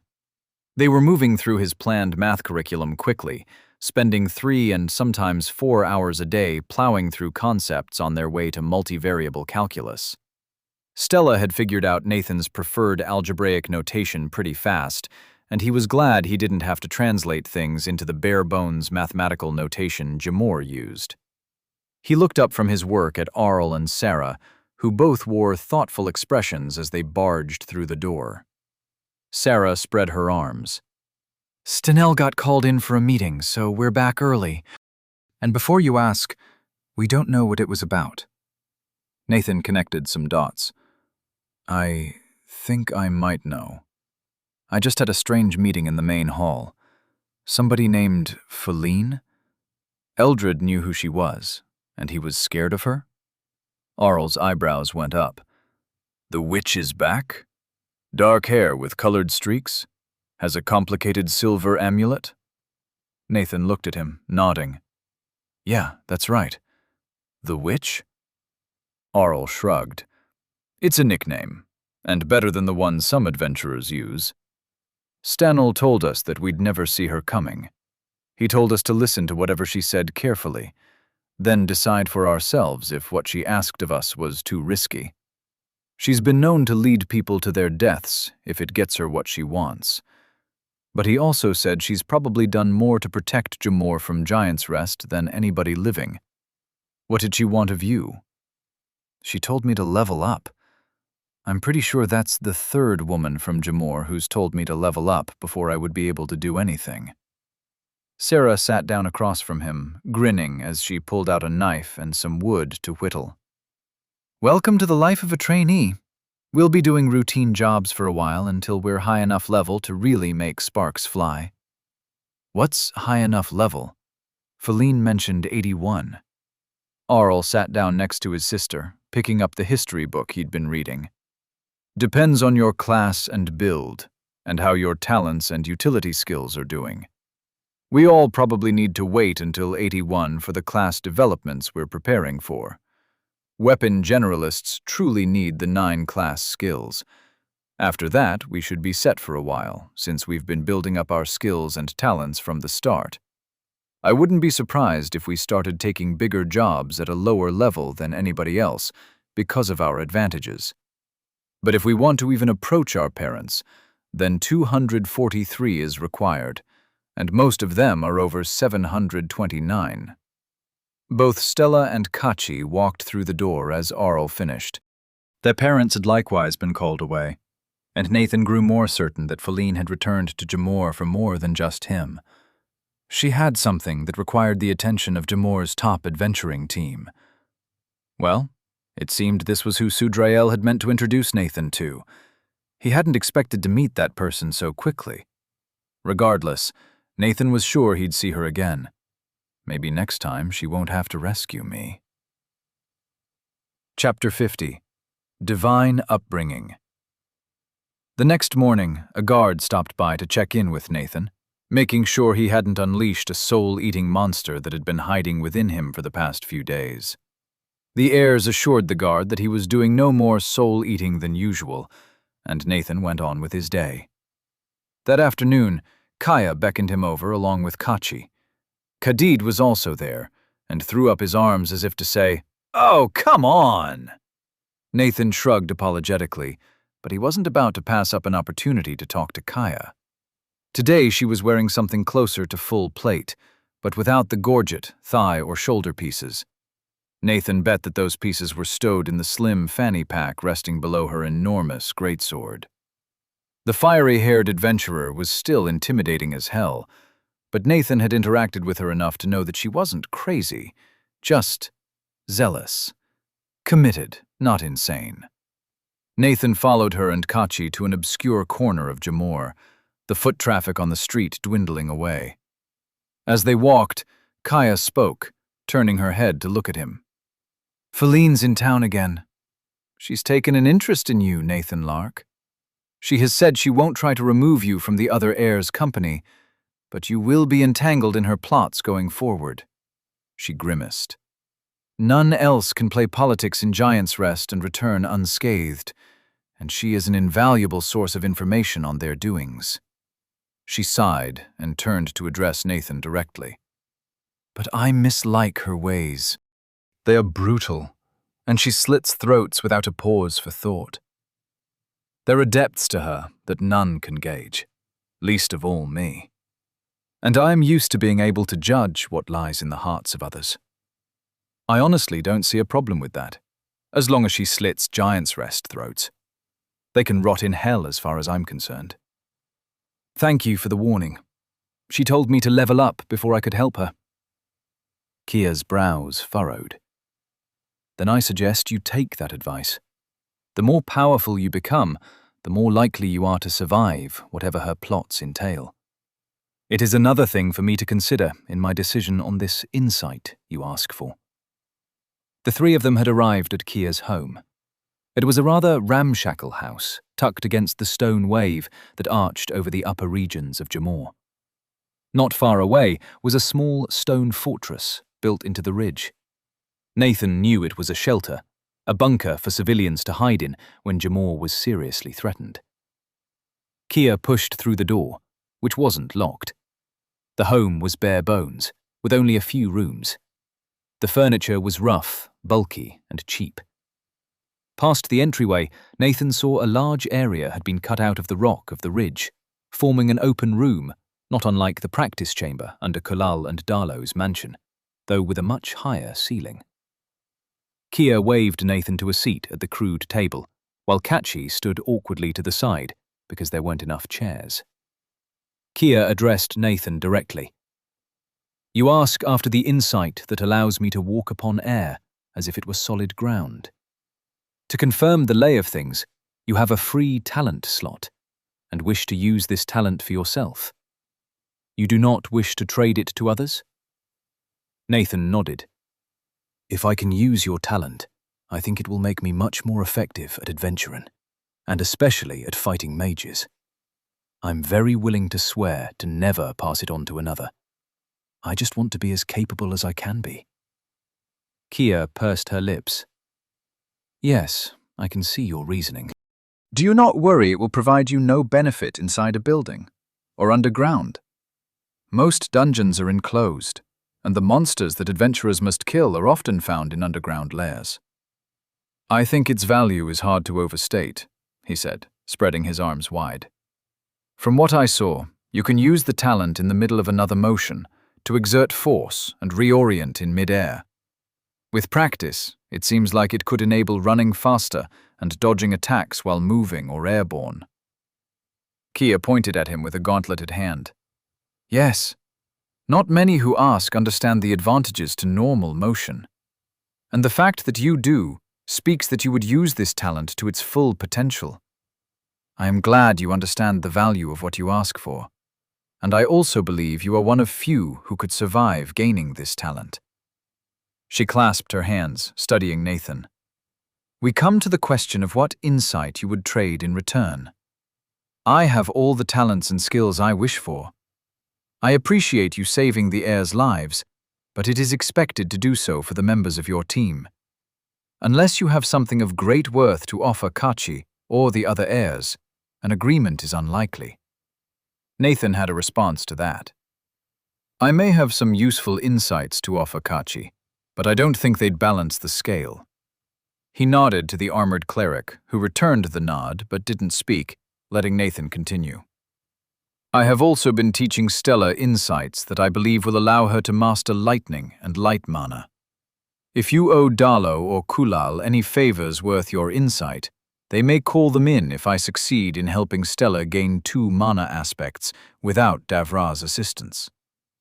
Kia's eyebrows arched in mild disbelief, but Nathan plowed on.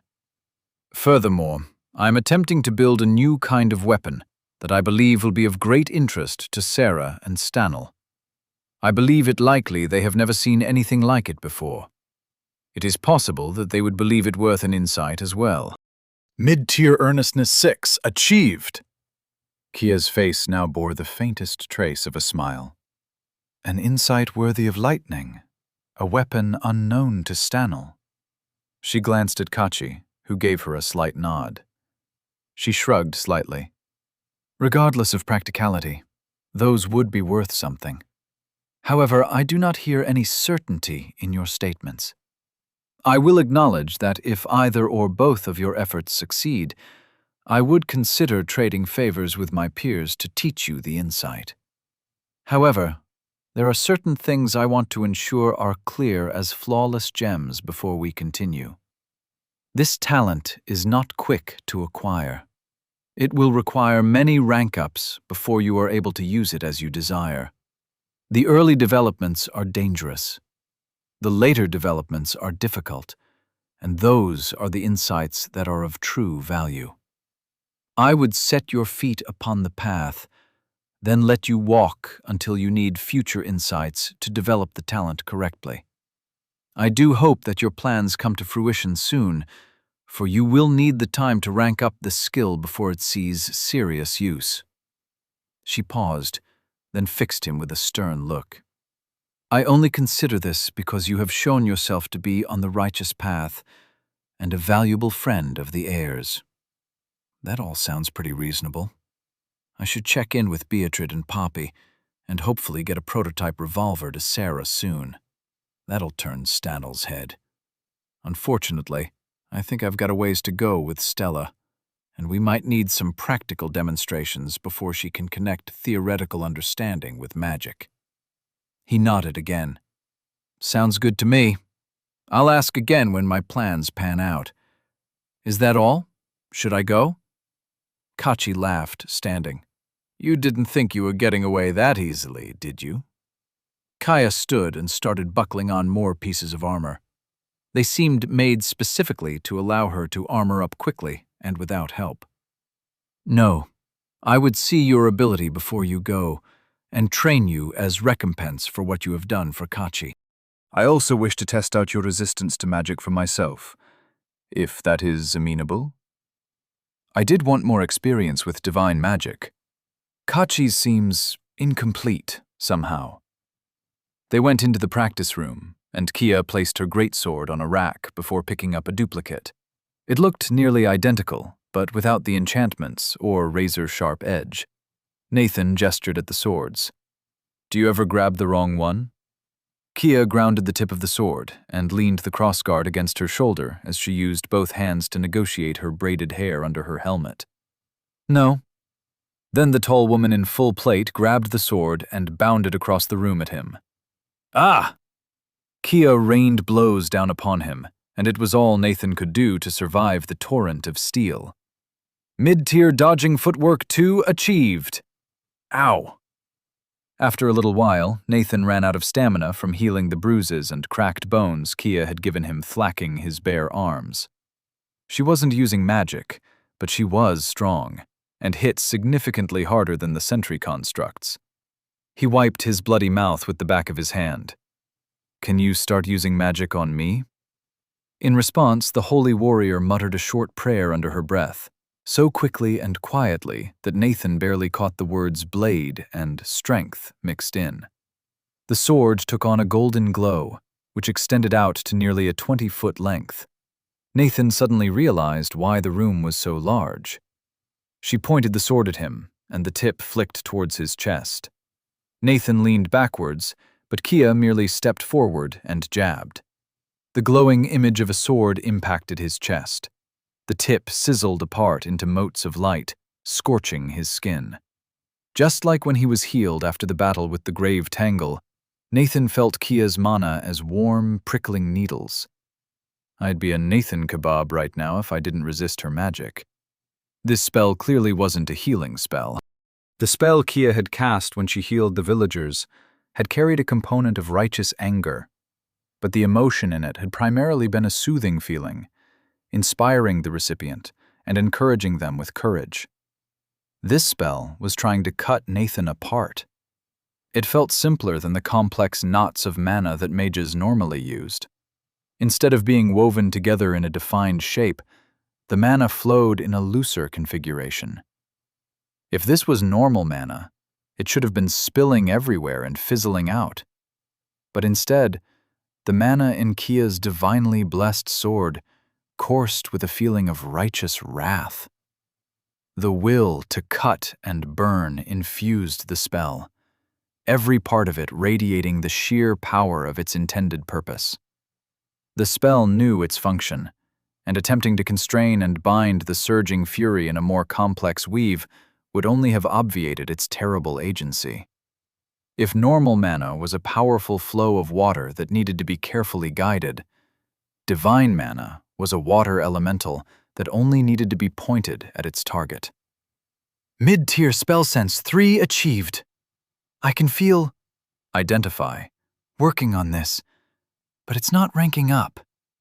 I wonder if I can get Kia to cast more spells for me to pick apart for practice. That skill is hard to rank up. Nathan opened his mouth to ask, "Can you cast more?" He didn't get any further before Kia muttered another prayer, and the glowing intensity of the sword doubled. The feeling of divine wrath on Nathan's skin intensified, and he backed away from the blade quickly, leaving a raw and bleeding mark on his chest. It wasn't trying to cut him anymore. It was trying to disintegrate him. The spell had become more complex, switching functions to something similar to Tail's disintegrate spell. What the shit? He frantically dodged as Kia swung the enormous blade at him. She advanced, and Nathan had to lean into more and more acrobatics to dodge the truly stupidly sized sword. This is like fighting Yorm the Giant from Dark Souls. Can hit me from across the goddamn room. Roll! He recognized that Kaya was going easy on him, giving him just enough time after each blow to regain his footing to dodge the next one. The blade annihilated Nathan's clothes and left angry red marks on his skin that wept blood, giving him plenty of motivation to keep dodging, even as the magical blows refilled his stamina. Nathan got faster, optimizing his movements to return him to the ground quickly so he could redirect before the next strike came. Low-tier tumbling 6 achieved! Kaya sped up as he did, mixing in more divine spells. Her armor flashed with blinding light. Nathan had already seen that spell from Kachi, but this time it was much stronger. The mana itself tried to stun him into inaction. It fought his absorption like a living thing, attacking his eyes and ears with bursts of sound and light. Maybe I really do need to think of it like a living thing. Next, Kaya raised her sword vertically, almost scratching the ceiling of the chamber. She spoke another quick prayer. I command you, be still. Mana pulsed from the raised sword, washing over Nathan and trying to lock his limbs in place. It was like Tail's paralysis spell, but more active, responding to his attempts to resist. After Nathan broke the hold on his muscles, the remaining mana tried to construct force barriers to keep him still. Can I prevent it from adapting? Kaya thrust a free hand to unleash a loose orb of light at Nathan. It struck like a whirling disk of blades, but failed to find purchase on his skin.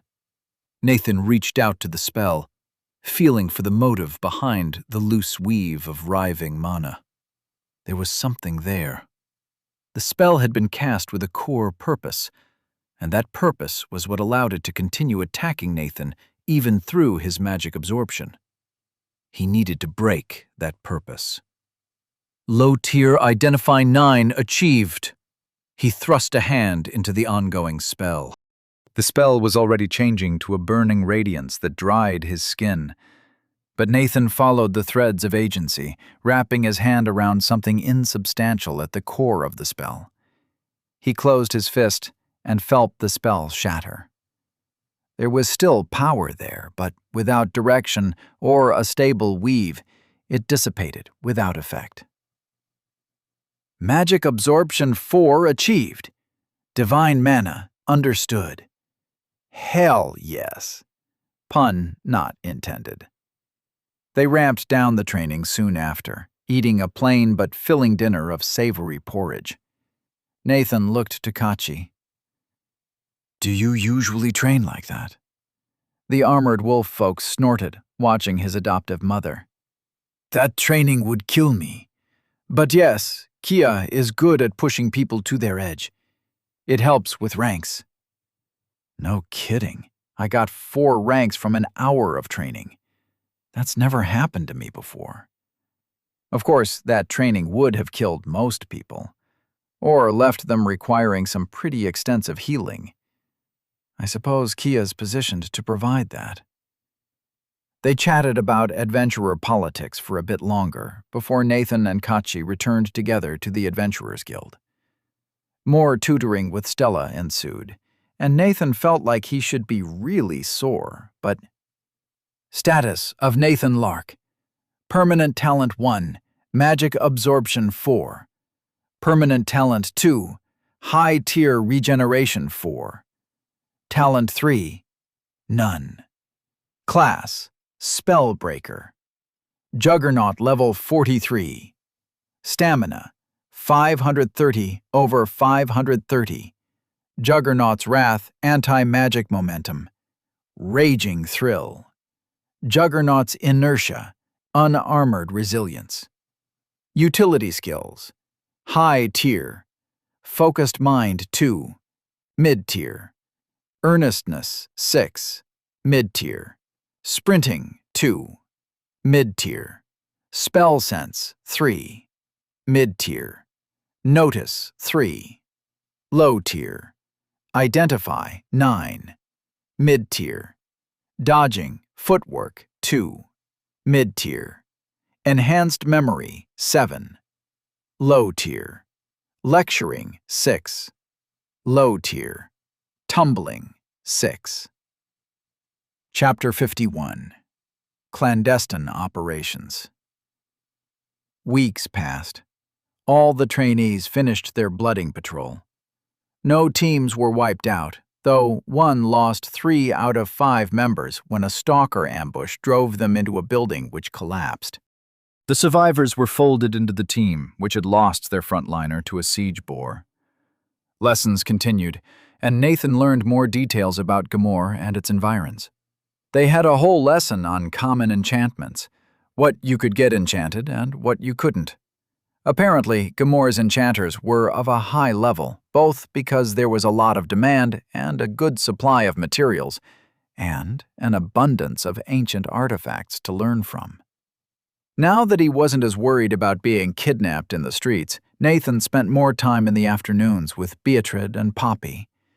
The short orc was in the process of moving his shop next to Beatrice's, and Nathan got the sense that they had meals together daily, discussing the firearm project and trying out new designs for cartridges and chambers. He shared some meals with them, and would have felt like a third wheel except that they spent much of the time poking and prodding him about technical problems with gunpowder, cartridge, and firearm manufacture.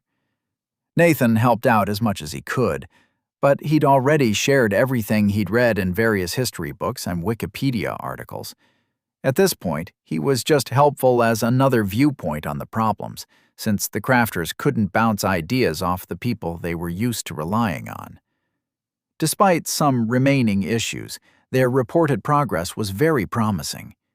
Poppy was making a good amount of reliable black powder, and together with Beatrice had devised a device to quickly and safely pack the casings. She had also figured out rifling, and built an effective trigger mechanism that dropped an enchanted hammer to spark the gunpowder through a thin disk of paper without requiring primer. I am so glad I farmed all this work off to people who can actually make shit. The first real surprise came when Nathan was called to celebrate them finalizing the cartridge design. When Nathan entered her workshop, Beatrice proudly displayed a few of the assembled cartridges to him, ready to be loaded and fired. They were beefy, almost half an inch across, and clearly carried a large powder load. Nathan blinked at the giant round of ammunition, then looked up at Poppy and Beatrice. "Why is this so big?" Both crafters shrugged, and Poppy explained. "If you're shooting at a siege boar or at mage armor, do you want your bullet to go through it or not? A bigger bullet also means more room for enchantments." The rifle bullets were the same enormous diameter as the revolver bullets, but the rifle bullet itself was longer and had a larger, tapered cartridge that held significantly more powder. That's like a .50 caliber. Damn. I'm shocked that the chambers can handle that much power. I'd expect the metal to break if your powder loads are that large, Nathan said, pointing at the rifle bullets. I've got skills to strengthen the metal I work, and enough enchanting knowledge to trace some basic durability into the structure. Beatrice was trying to be humble, but her pride showed through the explanation. Nathan was impressed and didn't hide it. That's awesome. Well done. If you want armor penetration, you could try putting a steel cap or tip on the bullets. That might be hard to make, since the sides still need to be lead. Beatrice noted down the idea to try another day. Any other suggestions? After a moment of thought, Nathan gave a quick summary of everything he could recall. He explained steel-jacketed bullets and how a bullet could be hollowed out for various purposes. Beatrice listened and took notes. She had a few ideas and mentioned buying a slab of meat for testing. After they'd tapped out that topic, Beatrice brought up another. We're having problems with residue left inside the barrels after a shot. Just a few shots, and the next bullet will get jammed. I'd fix this with magic, but I wanted to ask if there were other ways to do it. The real answer is better powders. Smokeless powders or cordite wouldn't have nearly as much fouling. But that's not really doable with the resources we have. And I do want to see what magic can do for a gun. It would be pretty hard to fix without magic. How would you use magic for that? Nathan's question was directed at both of them, but it was Beatrice that answered. I can do small stuff, but nothing like this. Probably need a cleaning or anti-stick enchantment on the inside of the barrel. We'd need a real enchanter for something like that. I'll ask my Aunt Herden. She's the best in Jamor. She's been retired almost a decade and made it clear as clean water she won't work on just anything, so it's no sure thing. But I think she'll be interested in guns. Keep it in the family. Makes sense, I suppose. Nathan tilted his head back and forth, trying to think over the idea. And she'll also be good at making a foolproof self-destruct, right? Beatrice nodded. She's the best. She'll probably figure out a hand's worth of ways to improve them as a weapon. There are some other people I would ask, but only after Herden says no. Her argument made sense, and Nathan found himself agreeing. Keeping it in the Bow family seemed like a great way to maintain a layer of security. He eyed the way Beatrice's hand was almost touching Poppy's. Keep it in the family, indeed. She'll need to be sworn to secrecy, of course. Same terms as the oath we all swore. So you can't tell her the full details before that. Do you still think you can convince her? Beatrice was visibly excited by the idea. I think so. I'm the favorite niece, no matter what Vala says. Some good enchantments will solve a barrel of problems. Hopefully they can still make a magic-free version that I can use. I doubt it'll be my primary armament, but it's a hell of a surprise weapon if somebody like Eldred tries to jump me. Or maybe I shouldn't be angling to use a gun at all. I don't have skills to improve a gun, like Sarah and Stanel probably do. Furthermore, my talent would probably break the self-destruct mechanism, and that would be bad. Lastly, given what happened to my first spear, there's a good chance a gun wouldn't survive my fighting style. And it looks like they're going to be goddamn expensive. Over the meal that night, they hashed out the rough price, in coin, that Nathan would pay for 2 revolvers and a rifle for Sarah, as well as several hundred rounds of ammunition for each. It wouldn't be cheap, but it also wasn't nearly as ruinous as it should have been for the amount of time and materials the 2 skilled crafters were putting into the project. That was because of the insights Nathan had shared and promised to keep sharing, even if they wouldn't be able to sell guns to most people. Nathan fully expected Stanel to want one once he saw what they'd come up with, and he could certainly pay the necessary price. Nathan would probably need to have a talk with him to ensure he didn't arm the entire Jamor guard with the weapons. The whole deal took almost 3/4 of the cash Nathan had gotten from Stanel, but that was what it was for. Now that it looked like the guns were going to work, Nathan realized he was on a different sort of timer. He'd put in fire breaks to prevent Giant's Rest from getting the insights behind guns.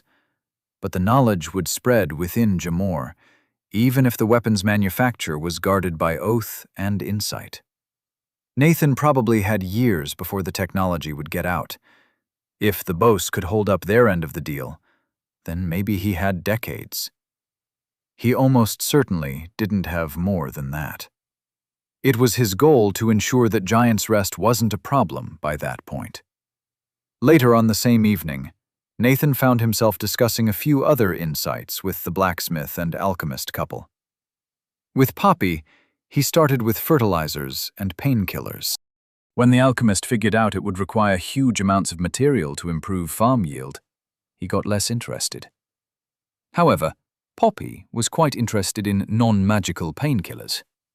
They discussed it, but concluded that it would be hard to get something like acetylsalicylic acid without a known natural source of it.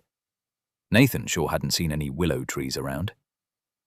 The discussion was winding down, and Nathan was debating sketching out a periodic table and diving into the basics of chemistry when Beatrice interrupted him. "You carry any insights for me, or just for the alchemical arts?" Nathan turned to address her. "How do you make steel?" She cocked her head and answered, "Mixing basic ore-cracked iron in a large crucible with charcoal, sometimes other metals. Keep it magically heated and mixed for a time. It works well enough, though the quality depends largely on the skills and class of the smith removing the scum from the mix." She grimaced. "I usually buy my steel from that bandit Helmug. He's got the skills to do it pretty well. My focus is more on turning good steel into good weapons, so I can't make the good stuff." Nathan was sure there was a twinkle in his eye as he grinned. "Well, I think there might be a better way. Try blowing air through the molten metal after you mix in the charcoal. It'll help heat up the metal and should remove a lot of the impurities. They'll either come out as a toxic gas or float to the top as a crust that you should be able to scoop away." Beatrice gave him the weirdest look. Then she closed her eyes and shook her head in resignation. "Okay, I'll try it out." Low-tier lecturing 7 achieved. Eventually, the giant raiders returned. They'd been bouncing around the hills on various missions. Their latest had been to intercept a slaving raid headed towards the northern villages. Their ambush had managed to kill one enslavement mage, the second mage retreating within a powerful bubble of force. But the giant traders had hounded her until she'd run out of mana, allowing Artha to run her down. Nathan was glad to have them back. These were the only people other than Sudrael who knew he came from Earth, and he especially wanted to talk about his class development with Artha. He spent time hanging out with them all as they relaxed from their mission. Unfortunately, they were heading out on another mission early the next morning. This one was more of a routine scouting mission, ensuring the Giants' Rest wasn't building any new strongholds in the mountains that would extend their grip towards Jamor. Nathan debated trying to get them a gun or two, but he didn't think he could justify it for a number of reasons. So, he just didn't mention it. He enjoyed spending time with the giant traders. He'd had a lot more experience with adventurers now, and he recognized that the giant traders were a bit of an odd group. They were all quite different from one another, with different backgrounds. And while they were friends, that seemed like a consequence of their team rather than the driving force behind it. They worked together because they shared a mission to oppose Giants' Rest. The friendships and treasure were incidental to them, important, but not the reason they worked together. Even in relaxation, they seemed more focused, more professional than the often lax guardians of Jamor. Regardless, it was good to spend time with them again.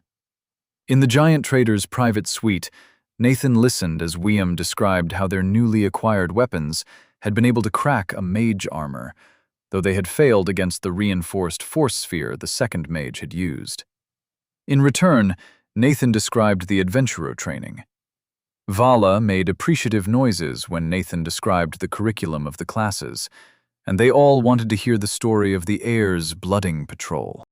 Emerald in particular seemed enthralled by Nathan's description of dodging through the sentries to reach the bunker. Their feet half-danced on the floor during his description, as if physically playing out dodges and retreats.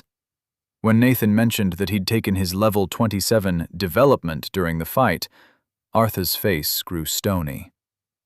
They talked for some time about other things, but it was clear that Artha wanted to discuss Nathan's class development in private.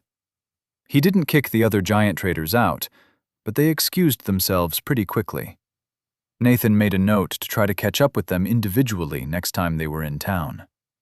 Eventually, an ebullient William left to go find some other mages from the Tower of Trickery, leaving Artha and Nathan alone. Nathan gazed at Artha, once again appreciating the wild majesty of the tree folk. His silver-maned face and bare chest swelling with muscles were such a picture of statuesque beauty. It was like looking at a sculptor's masterpiece. The big elk centaur's voice rumbled at Nathan. So, tell me of your choices, and your choice. I hope my lessons were helpful, even brief as they were. Nathan bowed his head, then recited his list of class options and the description of each, thanks to enhanced memory. Artha's brows furrowed when Nathan mentioned Magebane Berserker, but then his face smoothed when Nathan described Spellbreaker Juggernaut. Then Nathan got to Anti-Magic Monk, and Artha looked surprised. After taking a moment to collect his thoughts, Artha spoke. Which class did you take? Nathan didn't pause. Spellbreaker Juggernaut. Artha nodded, relieved. Good. And what does your rage skill say? Nathan recited Raging Thrill. You can voluntarily enter and exit a rage state, where you will be immersed in the thrill of combat. This will rapidly consume stamina, but will increase your strength, speed, and resilience to damage. Artha's face fully relaxed. This is good. Classes which explicitly name Berserker tend to have uncontrollable rages, which are unable to distinguish friend and foe. They are the strongest in direct combat, but it becomes hard to fight with allies or act strategically. I would have guided you away from that path had I been present. Your raging thrill seems similar to my own crushing animosity, and that is good. It should empower you physically without crippling you mentally. Have you had problems controlling your anger outside of combat? Issues thinking clearly when presented with an obstacle? Your focused mind seemed a good tool for handling these things when we spoke last. Nathan nodded. It is. I've been meditating on my anger and the reasons behind it daily. It feels like a deep part of my personality, but not my entire being. What of your other skills? Did your stamina develop into another resource? Nathan shook his head. No, it's still stamina. If it did develop, would I still be able to use my regeneration talent? It specifically says it uses stamina. Would I be locked out from my ability to heal? Artha's silver mane rippled as he shook his head. Davrar will not deny you the use of your talents. When a class resource develops, then talents and skills that depend on it will change appropriately. Developed class resources tend to be more powerful, but more specific. For example, stamina may have developed to rage if you had become a berserker. It would be more efficient at fueling a more powerful rage, but it would not have allowed you to enhance normal physical movements. It is a trade-off. Good to know. Nathan went on to describe all his new class skills, and Artha listened attentively. He nodded through the list, only grimacing when Nathan described Juggernaut's inertia. Then he spoke. That is a good list. I am glad you received unarmored resilience. Such a skill is enormously useful, and one of the prized insights of my clan. The development of Brawler's Indifference and Anti-Magic Blows into Juggernaut's Wrath and Anti-Magic Momentum are also excellent. Your skills have become more general, more useful. If you only use a class skill in one way, then future developments will often specialize in that use, locking your tactics into one path. The trick is to use your class skills in multiple ways. Future developments will then enhance your versatility, allowing more powerful uses as you level. For if you reach the heights of levels, then you will need to use your skills in new ways. If a swordsman can only walk at a normal pace and strike within reach of his sword, then levels past 81 will not help very much. No matter how skilled, how would such a fighter fare against the Grave Tangle? The question was rhetorical, and Artha took a second to consider before continuing. I am not sure of Juggernaut's inertia. It seems only useful during a limited set of circumstances, though I am sure mages will not appreciate the additional difficulty preventing your approach. And I suppose that if all of your motions carry greater momentum, it will improve the weight of your blows." He thought for a moment. Then the man's craggy face cracked open into a smile. "I am pleased for you, Nathan Lark. You have become a fine fighter, and I am proud to have guided your first steps upon the path of rage. I do not think you need more guidance, and I am not able to give you much more help, for I myself have not reached the heights of level 81. Though, after the last 2 missions, I approach it." His smile grew wider still. Nathan grinned back, and it was a nice moment. "Yeah, I really appreciate your advice and insights for my path. I like where I've ended up. Though I wonder about Magic Suppressor and Anti-Magic Monk. Both seem like they could have been good." Artha inclined his head a fraction. "Yes, both sound like they hold potential fit to wake giants. Do not fret your choice over long. A different Nathan would have made those choices and done well with them. I would only remind you that you had nobody to teach you the details of those skills. You may have received powerful skills, but we planned for a class and our planning has been rewarded." Nathan nodded. It was late, and probably about time for him to return to the heirs' rooms. Artha had an early morning tomorrow, but he had one more question before he left. "Artha, what are the endings?" With a sigh, Artha rubbed his forehead. "The endings, yes. You come from beyond Devrar, so you would not know." A small huff of exhaled breath drew Nathan's attention to the door of the suite. It was a quiet sound, the sort of sound you might make if you heard something surprising. "The Notice 4 achieved." The door was cracked open, and Nathan looked into the dark hallway. Somebody stood there, their profile unclear. Nathan stepped towards the door, and they spun and ran. Nathan ran after, throwing the door wide and giving chase. Whoever had been spying on them was fast, and Nathan barely caught a glimpse of them disappearing around the next corner. He charged after them for all he was worth. He didn't know what he would do if he caught the person, but step 1 was finding out who they were. The figure ran down some stairs that led outside. Nathan followed, busting through the doors and looking around to see where they'd gone from there. He didn't see anybody, and was about to activate focused mind when a voice spoke from next to him. "Looking for something?" Nathan spun and saw Eldred leaning against the side of the building. He was smoking a stubby pipe, his face lit by the bowl as he gazed levelly at Nathan. It wasn't him. The person at the door was smaller, and their steps didn't clank as they ran. "Eldred." "Did you see somebody run out of this door a moment ago? Who was it, and where did they go?" Eldred met Nathan's eyes and smirked slightly. "I don't know what you're talking about." "Shit, he's covering for them." Nathan eyed Eldred and curled his lip with disgust. The big man placed a hand on his maul, which leaned against the wall next to him. His gesture was clear. "I won't start shit if you won't. But if you start it, I'm ending it." Nathan thought he could challenge Eldred in a duel for this, and demand the name of the person who ran if he won.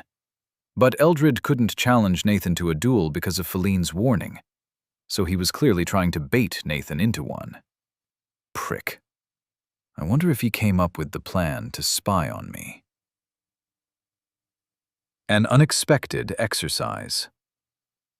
Arthur emerged from the building a moment later and saw the standoff between Eldred and Nathan. His expression grew thunderous. "I understand." He paused and pawed the ground aggressively. Nathan tensed, expecting the elk centaur to attack Eldred at any moment. Eldred shifted, closing his hand on his mace and crouching slightly as he spoke past his pipe. "Remember how this ended last time, Treeborn?" Arthur snorted dismissively, but stopped pawing the ground. Eldred, your actions are a transgression. The big centaur's voice rumbled like an advancing storm. Eldred relaxed, leaning back against the wall and smiling sweetly around his pipe. I don't know what you're talking about. Now, unless either one of you would like to challenge me, I think I'm done here. He shook out his pipe onto the ground and turned to walk away. Nathan watched him go. Could I ask Stanel to challenge him? I think I'll have a favor from him soon enough. Arthur snorted loudly and started laughing. I would greatly enjoy seeing Eldred stare the ghoul in the eye in such a way. Then he stomped the ground again. However, that is not how it works.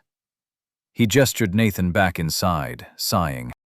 An adventurer of Gamor is expected to stand on their own and can be challenged if they have given offense, but not committed a crime within the remit of the guard.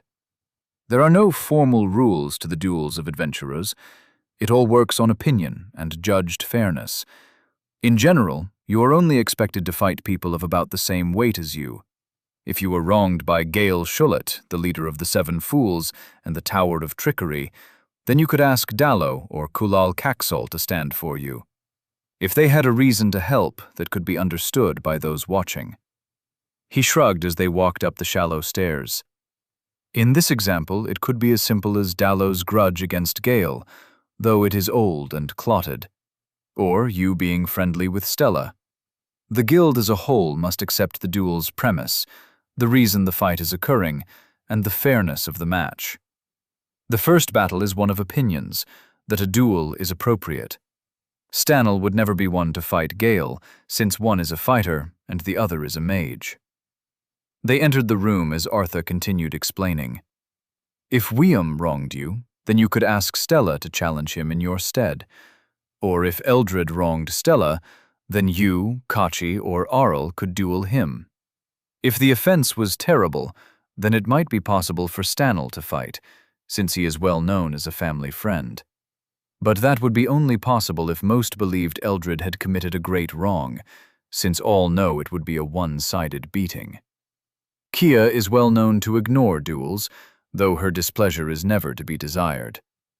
We have no evidence of Eldred's wrongdoing, so one of us would have to fight him personally. Eldred is a good fighter in the ring, and he would use victory to extol his innocence and claim a small favor of us. Arthur looked tired as he spoke. I do not like how Gamor settles these things, and I do not think Sudrail likes it either. She is working to change it, but this is how things are done. He paused, looking annoyed. In my clan, these disputes were settled by the elders, who knew all involved and could choose the wise path. Most of the time. He waved a hand horizontally, dismissing the thought. That's complicated. Trial by combat, but mediated by the court of public opinion. Gross. Gonna need to keep considering this. It changes the social dynamic pretty dramatically. Nathan looked up. Do you know how much they heard? Obviously when I asked about endings, but did they also hear about my class skills? Nathan felt he was understandably nervous about people knowing the details of Spellbreaker Juggernaut. Arthur responded slowly. I do not believe that the spy overheard the details of your class skills. I glanced at the door while you were describing them, and it was firmly shut as Vala left it. I do not know what they can do with the knowledge of your origin. Okay, so it's not as bad as it could be. They might have heard that my class was Spellbreaker Juggernaut, but not much more about my abilities. Teol already knows that I'm not from Davrar, though he seems to be keeping the secret to himself. But he could start spreading it at any time.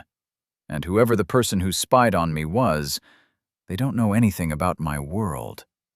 What can they do with just the knowledge that I'm not from Davrar? Make a public stink about it? Sudrail already knows and is fine with it. Arthur sighed, placing his hands over his eyes. Nathan, I apologize for all of this. You will learn of endings at the solstice ceremony, when Sudrail tells the tale of endings. Then you will swear the adventurer's oath at your graduation ceremony. I do not think I can explain it appropriately here and now. It is late, and the endings are not a small topic. But it is not a topic where ignorance will hurt you. You will swear your oath the same as any other adventurer. Nathan thought about protesting, but Arthur had a point. It was late, and they were both shaken from the spying incident. Nathan made a note to have sensitive conversations with more protections. Maybe he could ask Stella to put up force walls to block sound or something. And I guess I'll have something to look forward to at the graduation. I need to keep an eye out for Eldred from now on. I actually don't think I can do anything to him. I can't beat him in a straight fight for now, and I don't want to get caught doing something shady when I don't understand the lay of the land. The next morning, Jolba showed up in the dining hall. He strode up to the heirs, who were having a somewhat slow breakfast after their morning exercise. Nathan just felt resigned, wondering if some stupid adventurer politics shenanigans were about to cause problems. That just seemed to be the way things were going recently. Instead, Jolba gestured to encompass all the heirs. "Mission for you. Come on, now. I'll brief you as you go." The heirs looked around at each other for a moment, and Jolba clapped his hands together. They grabbed their gear and went to deposit their plates, but Jolba clapped again. "Leave them. We're in a hurry." They all followed their teacher out of the building, and he explained as he walked. "This is another training exercise. We're sending you out on a job in the villages without much time to prepare. You have rations for a few days?" Kachi nodded. "Yes, we do." Jolba hummed appreciatively. "Good habit. Stay in it. I'll give you this anyway." He pulled a heavy pouch from beneath his jacket and almost handed it to Nathan, before reconsidering and tossing it to Arl. "Dried oats and a few bowls. A good lesson for adventurers who don't prepare. Don't tell any of the other teams." That's one way to teach people to keep food on hand. Make them survive off just dried oats. Stella broke in, impatient. "So what's the mission? Or is that a secret too?" Jolba shook his head forcefully. "No, that would be stupid. We're giving you full information on the target. A small tomb appears to have opened up between Stonefall and Thop. Here's a map. It shouldn't be too dangerous. A few shepherds saw some zombies chasing sheep and tracked them to a hole in the ground. Clothing on the zombies looks either Old Jamorian or from the Sklius Dominion. No ghouls or any higher undead so far. If that's all, then you should be able to go in, destroy the source of death mana, and get out. If it's too much, learn what you can and get out. Don't do anything stupid, and if you find anything indicating a quaz linkage, get out immediately. One grave tangle is enough for this decade."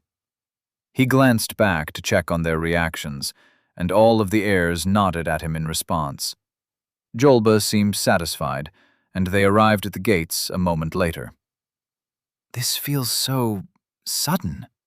One moment we're eating breakfast, the next we're planning on going up against a bunch of ravening dead things. I suppose that's part of the training. Off we go." Jolba gave each of them a handshake, then turned to walk back to the guild. The city gate guards rolled their eyes as Nathan left, telling the heirs that they'd need to do another round of questioning when they returned, and probably check on Nathan after a few days to rule out soul parasites. Note to self: watch out for grayish worms hanging in doorways or on walls. Nope, nope, nope. They took the North Transit Road once again, passing quickly through Old Jamor. It really didn't take long to cover the dozens of miles to the outer curtain wall which marked the outskirts of the city. To Nathan's surprise, the transit road's effects didn't end immediately, and they walked another few miles on the road before the effect began to fade. It was extremely disconcerting, and Nathan almost threw up as one step carried him 30 feet, and the next was just a normal step. He clamped down on his bile and stepped off the road, followed by the rest of the vaguely green airs. Arl did end up throwing up on the side of the road, wiping his face afterwards on a cloth. Kachi shook his head. Kia always said that I'd know when to get off the transit road. I guess that's what she meant. He pulled out the map and looked it over. After a moment, he waved the airs over. It was a crude map of the villages north of Gimore, which Nathan recognized from the larger version he'd seen. There was a spot marked with a red X, about equidistant between Stonefall and Thop, to indicate their goal. A few paths branched off from the end of the northern transit road, one heading to the right towards Stonefall, while another continued the course of the now nauseating transit road, likely leading towards Woodsden and Pill-Ridden. A third path went to the left, towards the village of Hunzi. The terrain was fairly flat grassland, with low rolling hills stretching off into the distance. To the right, some foothills climbed up into large mountains, growing taller and more snow-capped as they marched off into the north. Directly north of them, the hills grew larger, with some steep crags visible from their path.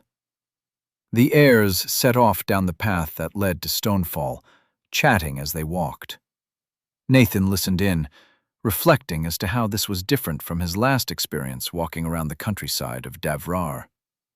Back then, he'd been in the company of a crowd of villagers with adventurers escorting them. The atmosphere had been tense, and Nathan himself was still reeling from his experiences with Teol. The near loss of agency, the violence against the slavers. He hadn't really processed it, and hadn't appreciated Davrar as much. He'd been lost, unable to square his life on Earth against his new crusade against Giant's Rest.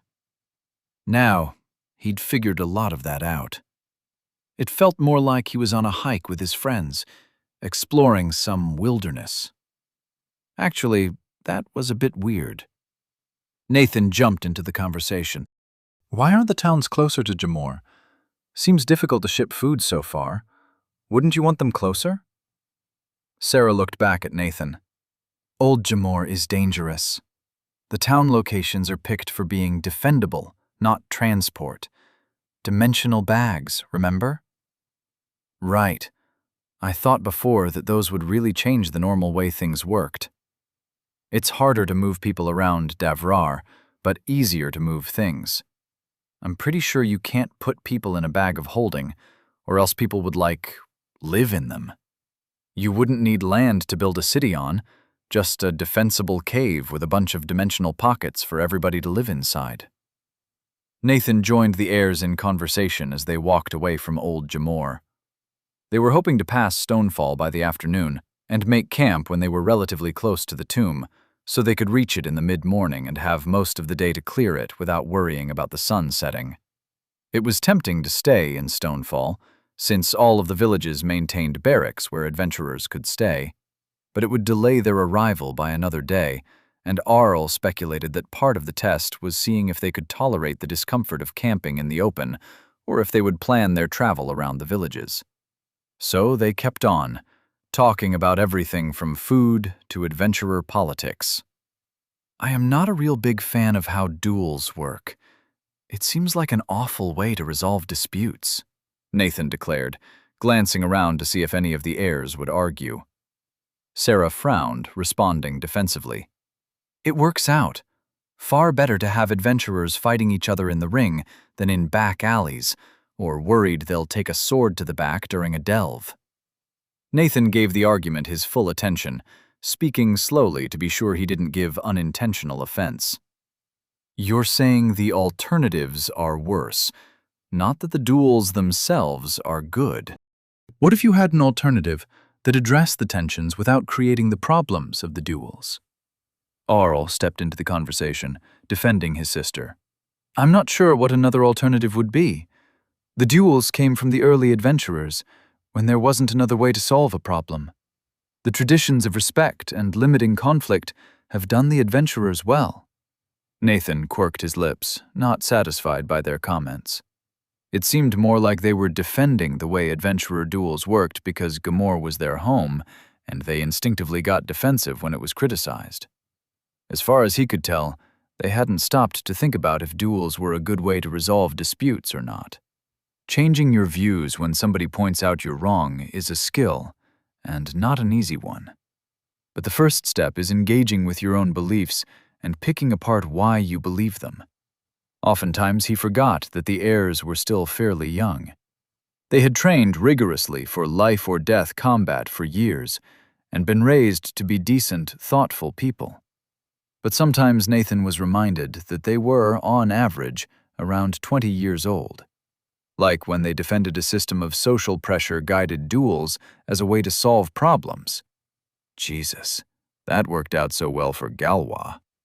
Maybe this is something I should try to talk through in more detail. So, he approached the problem differently. The duel system seems like it can easily be abused. If you're stronger than somebody, then you don't have to worry about causing them problems. Kachi responded, "If you clearly abuse the system, then the adventurers will see it and stop your abuse. A stronger friend of the abused party will challenge the abuser. If the problem is severe enough, then many may do so. Adventurers take care of their own." Nathan struggled to hold on to his temper at the even response. "I can think of a half-dozen ways that could go wrong.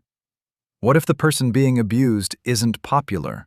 Or the person being abusive is popular and generally liked? Popular people punching down is core part of how most social structures work.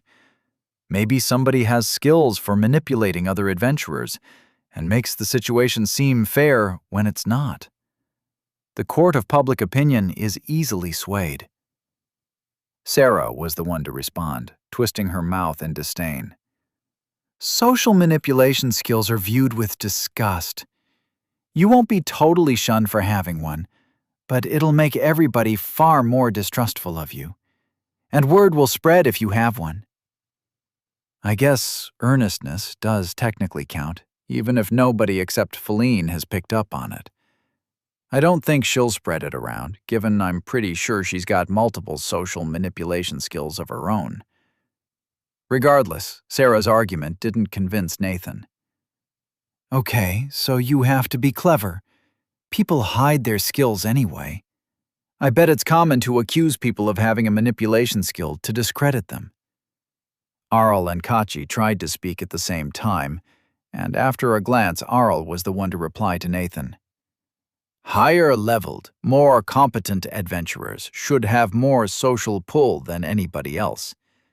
They are more capable of defending people and solving problems than anybody else.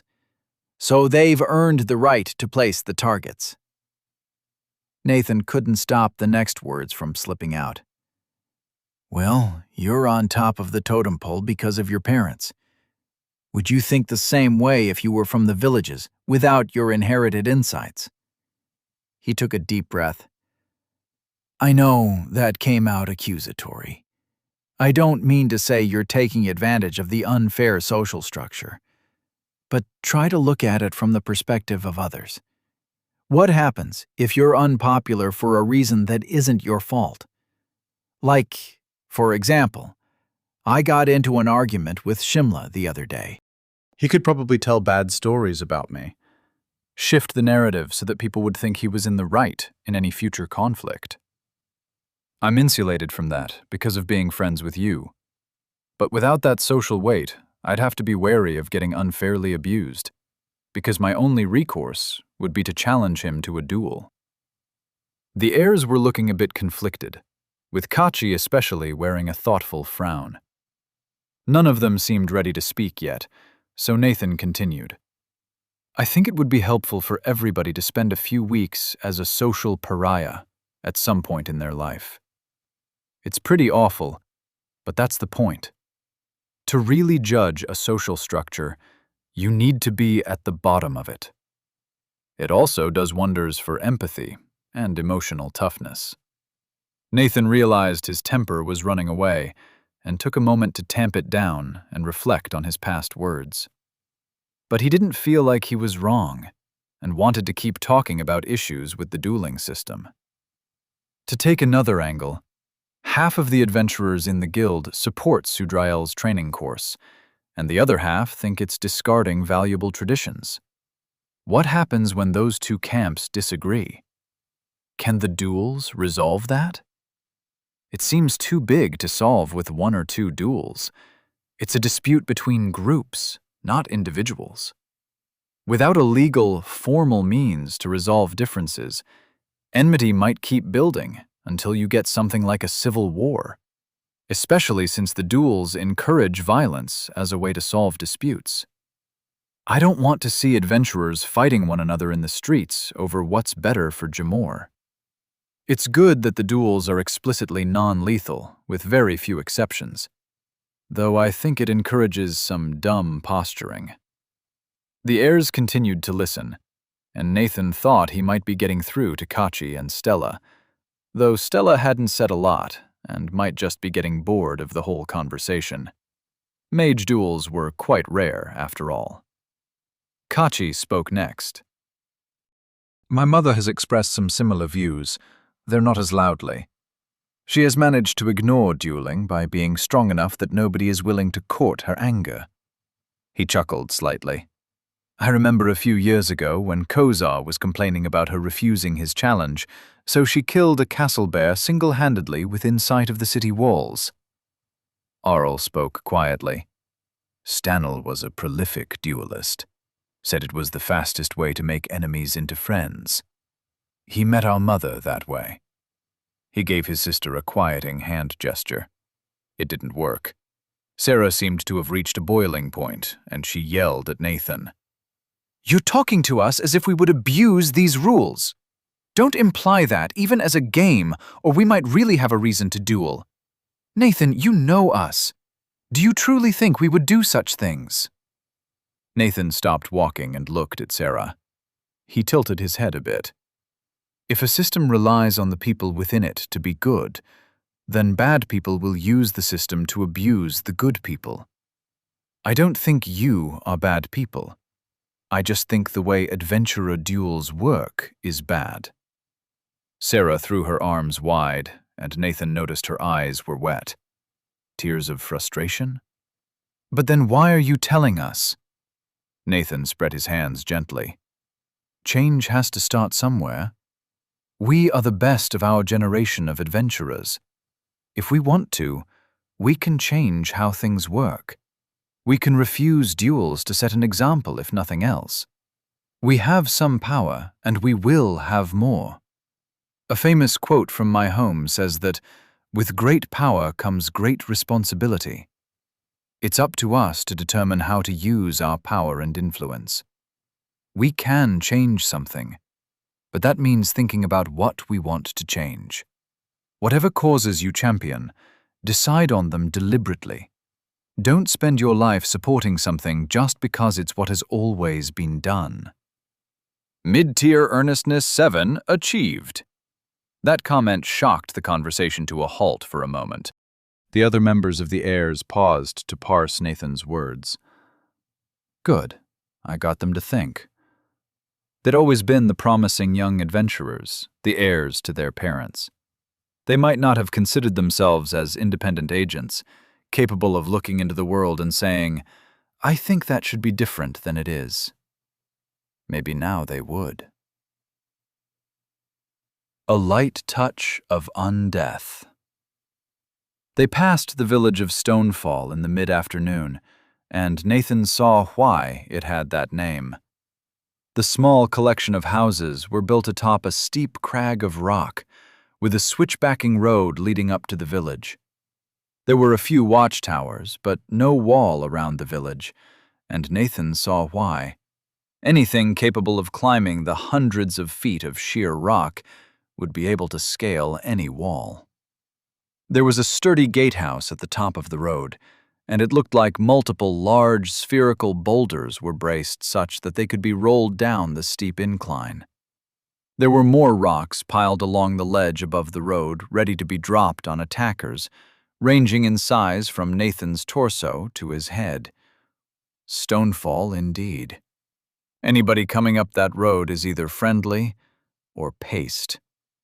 Off to one side were a few more crags of the gray stone, which looked like they were being quarried along specific veins of darker stone. The other side of Stonefall was marked by clay pits, even if Nathan didn't see any rivers or other water features. He wondered how they got water up there. Magic, probably.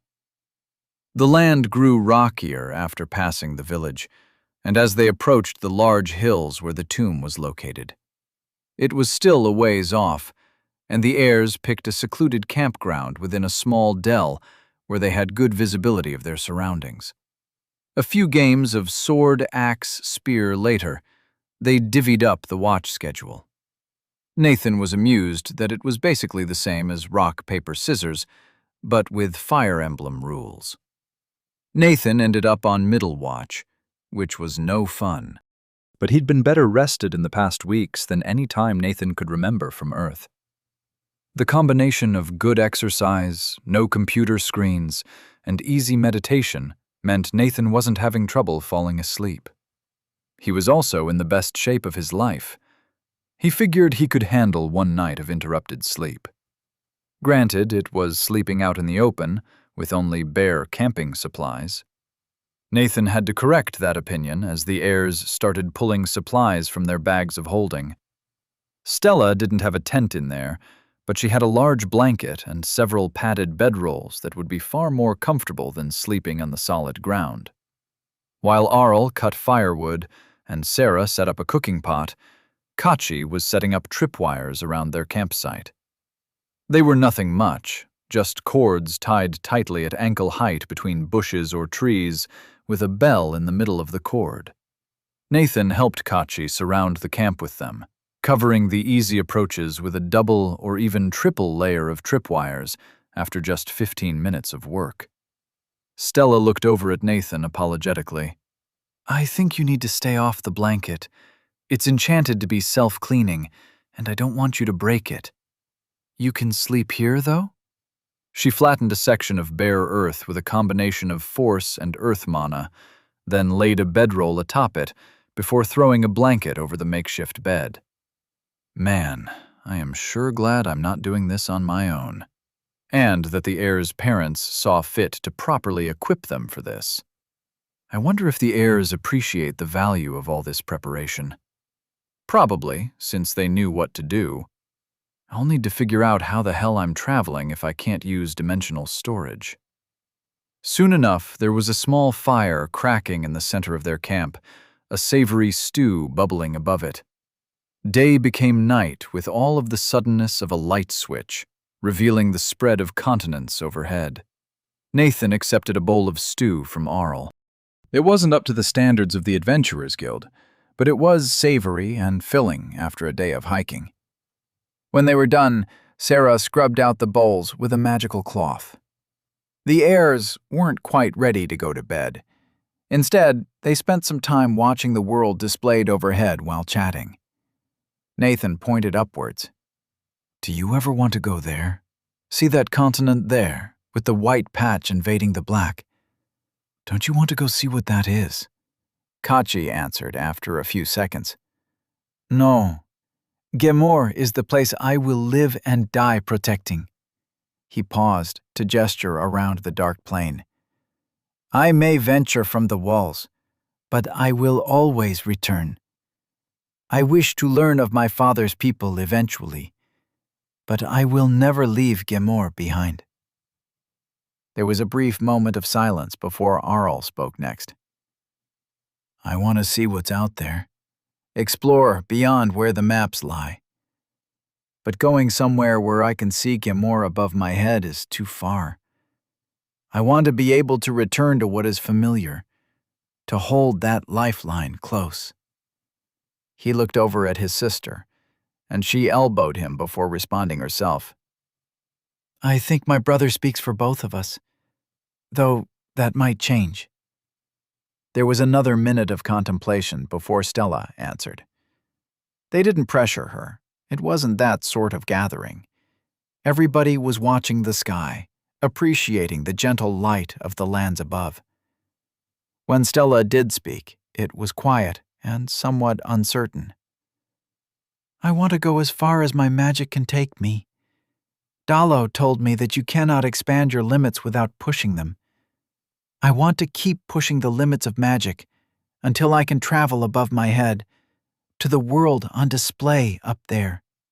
I want to see what causes that blight we see in the sky. I want to have the power to fix it, if it needs fixing. I want to see Gamor above my head, then come home with new secrets and insights that can't be found here. Nathan propped his head on his arm to look over at Stella. Her eyes were fixed overhead, burning with firelight, both internal and reflected.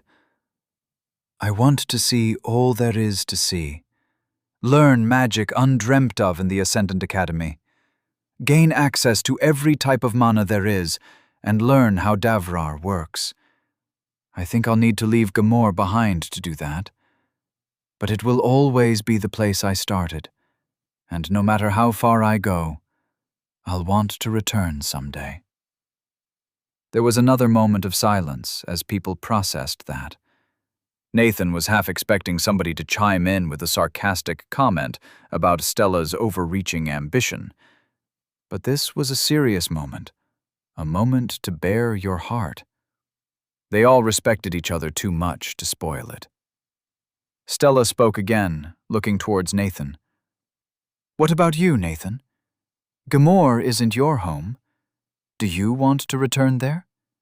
Do you know where it lies? Or can you only point it out overhead? Nathan looked up again, searching for any familiar continents on the off chance he could spot the Americas up there. Nope. I can't point out my home overhead, and I don't know how to get there. But even if I did,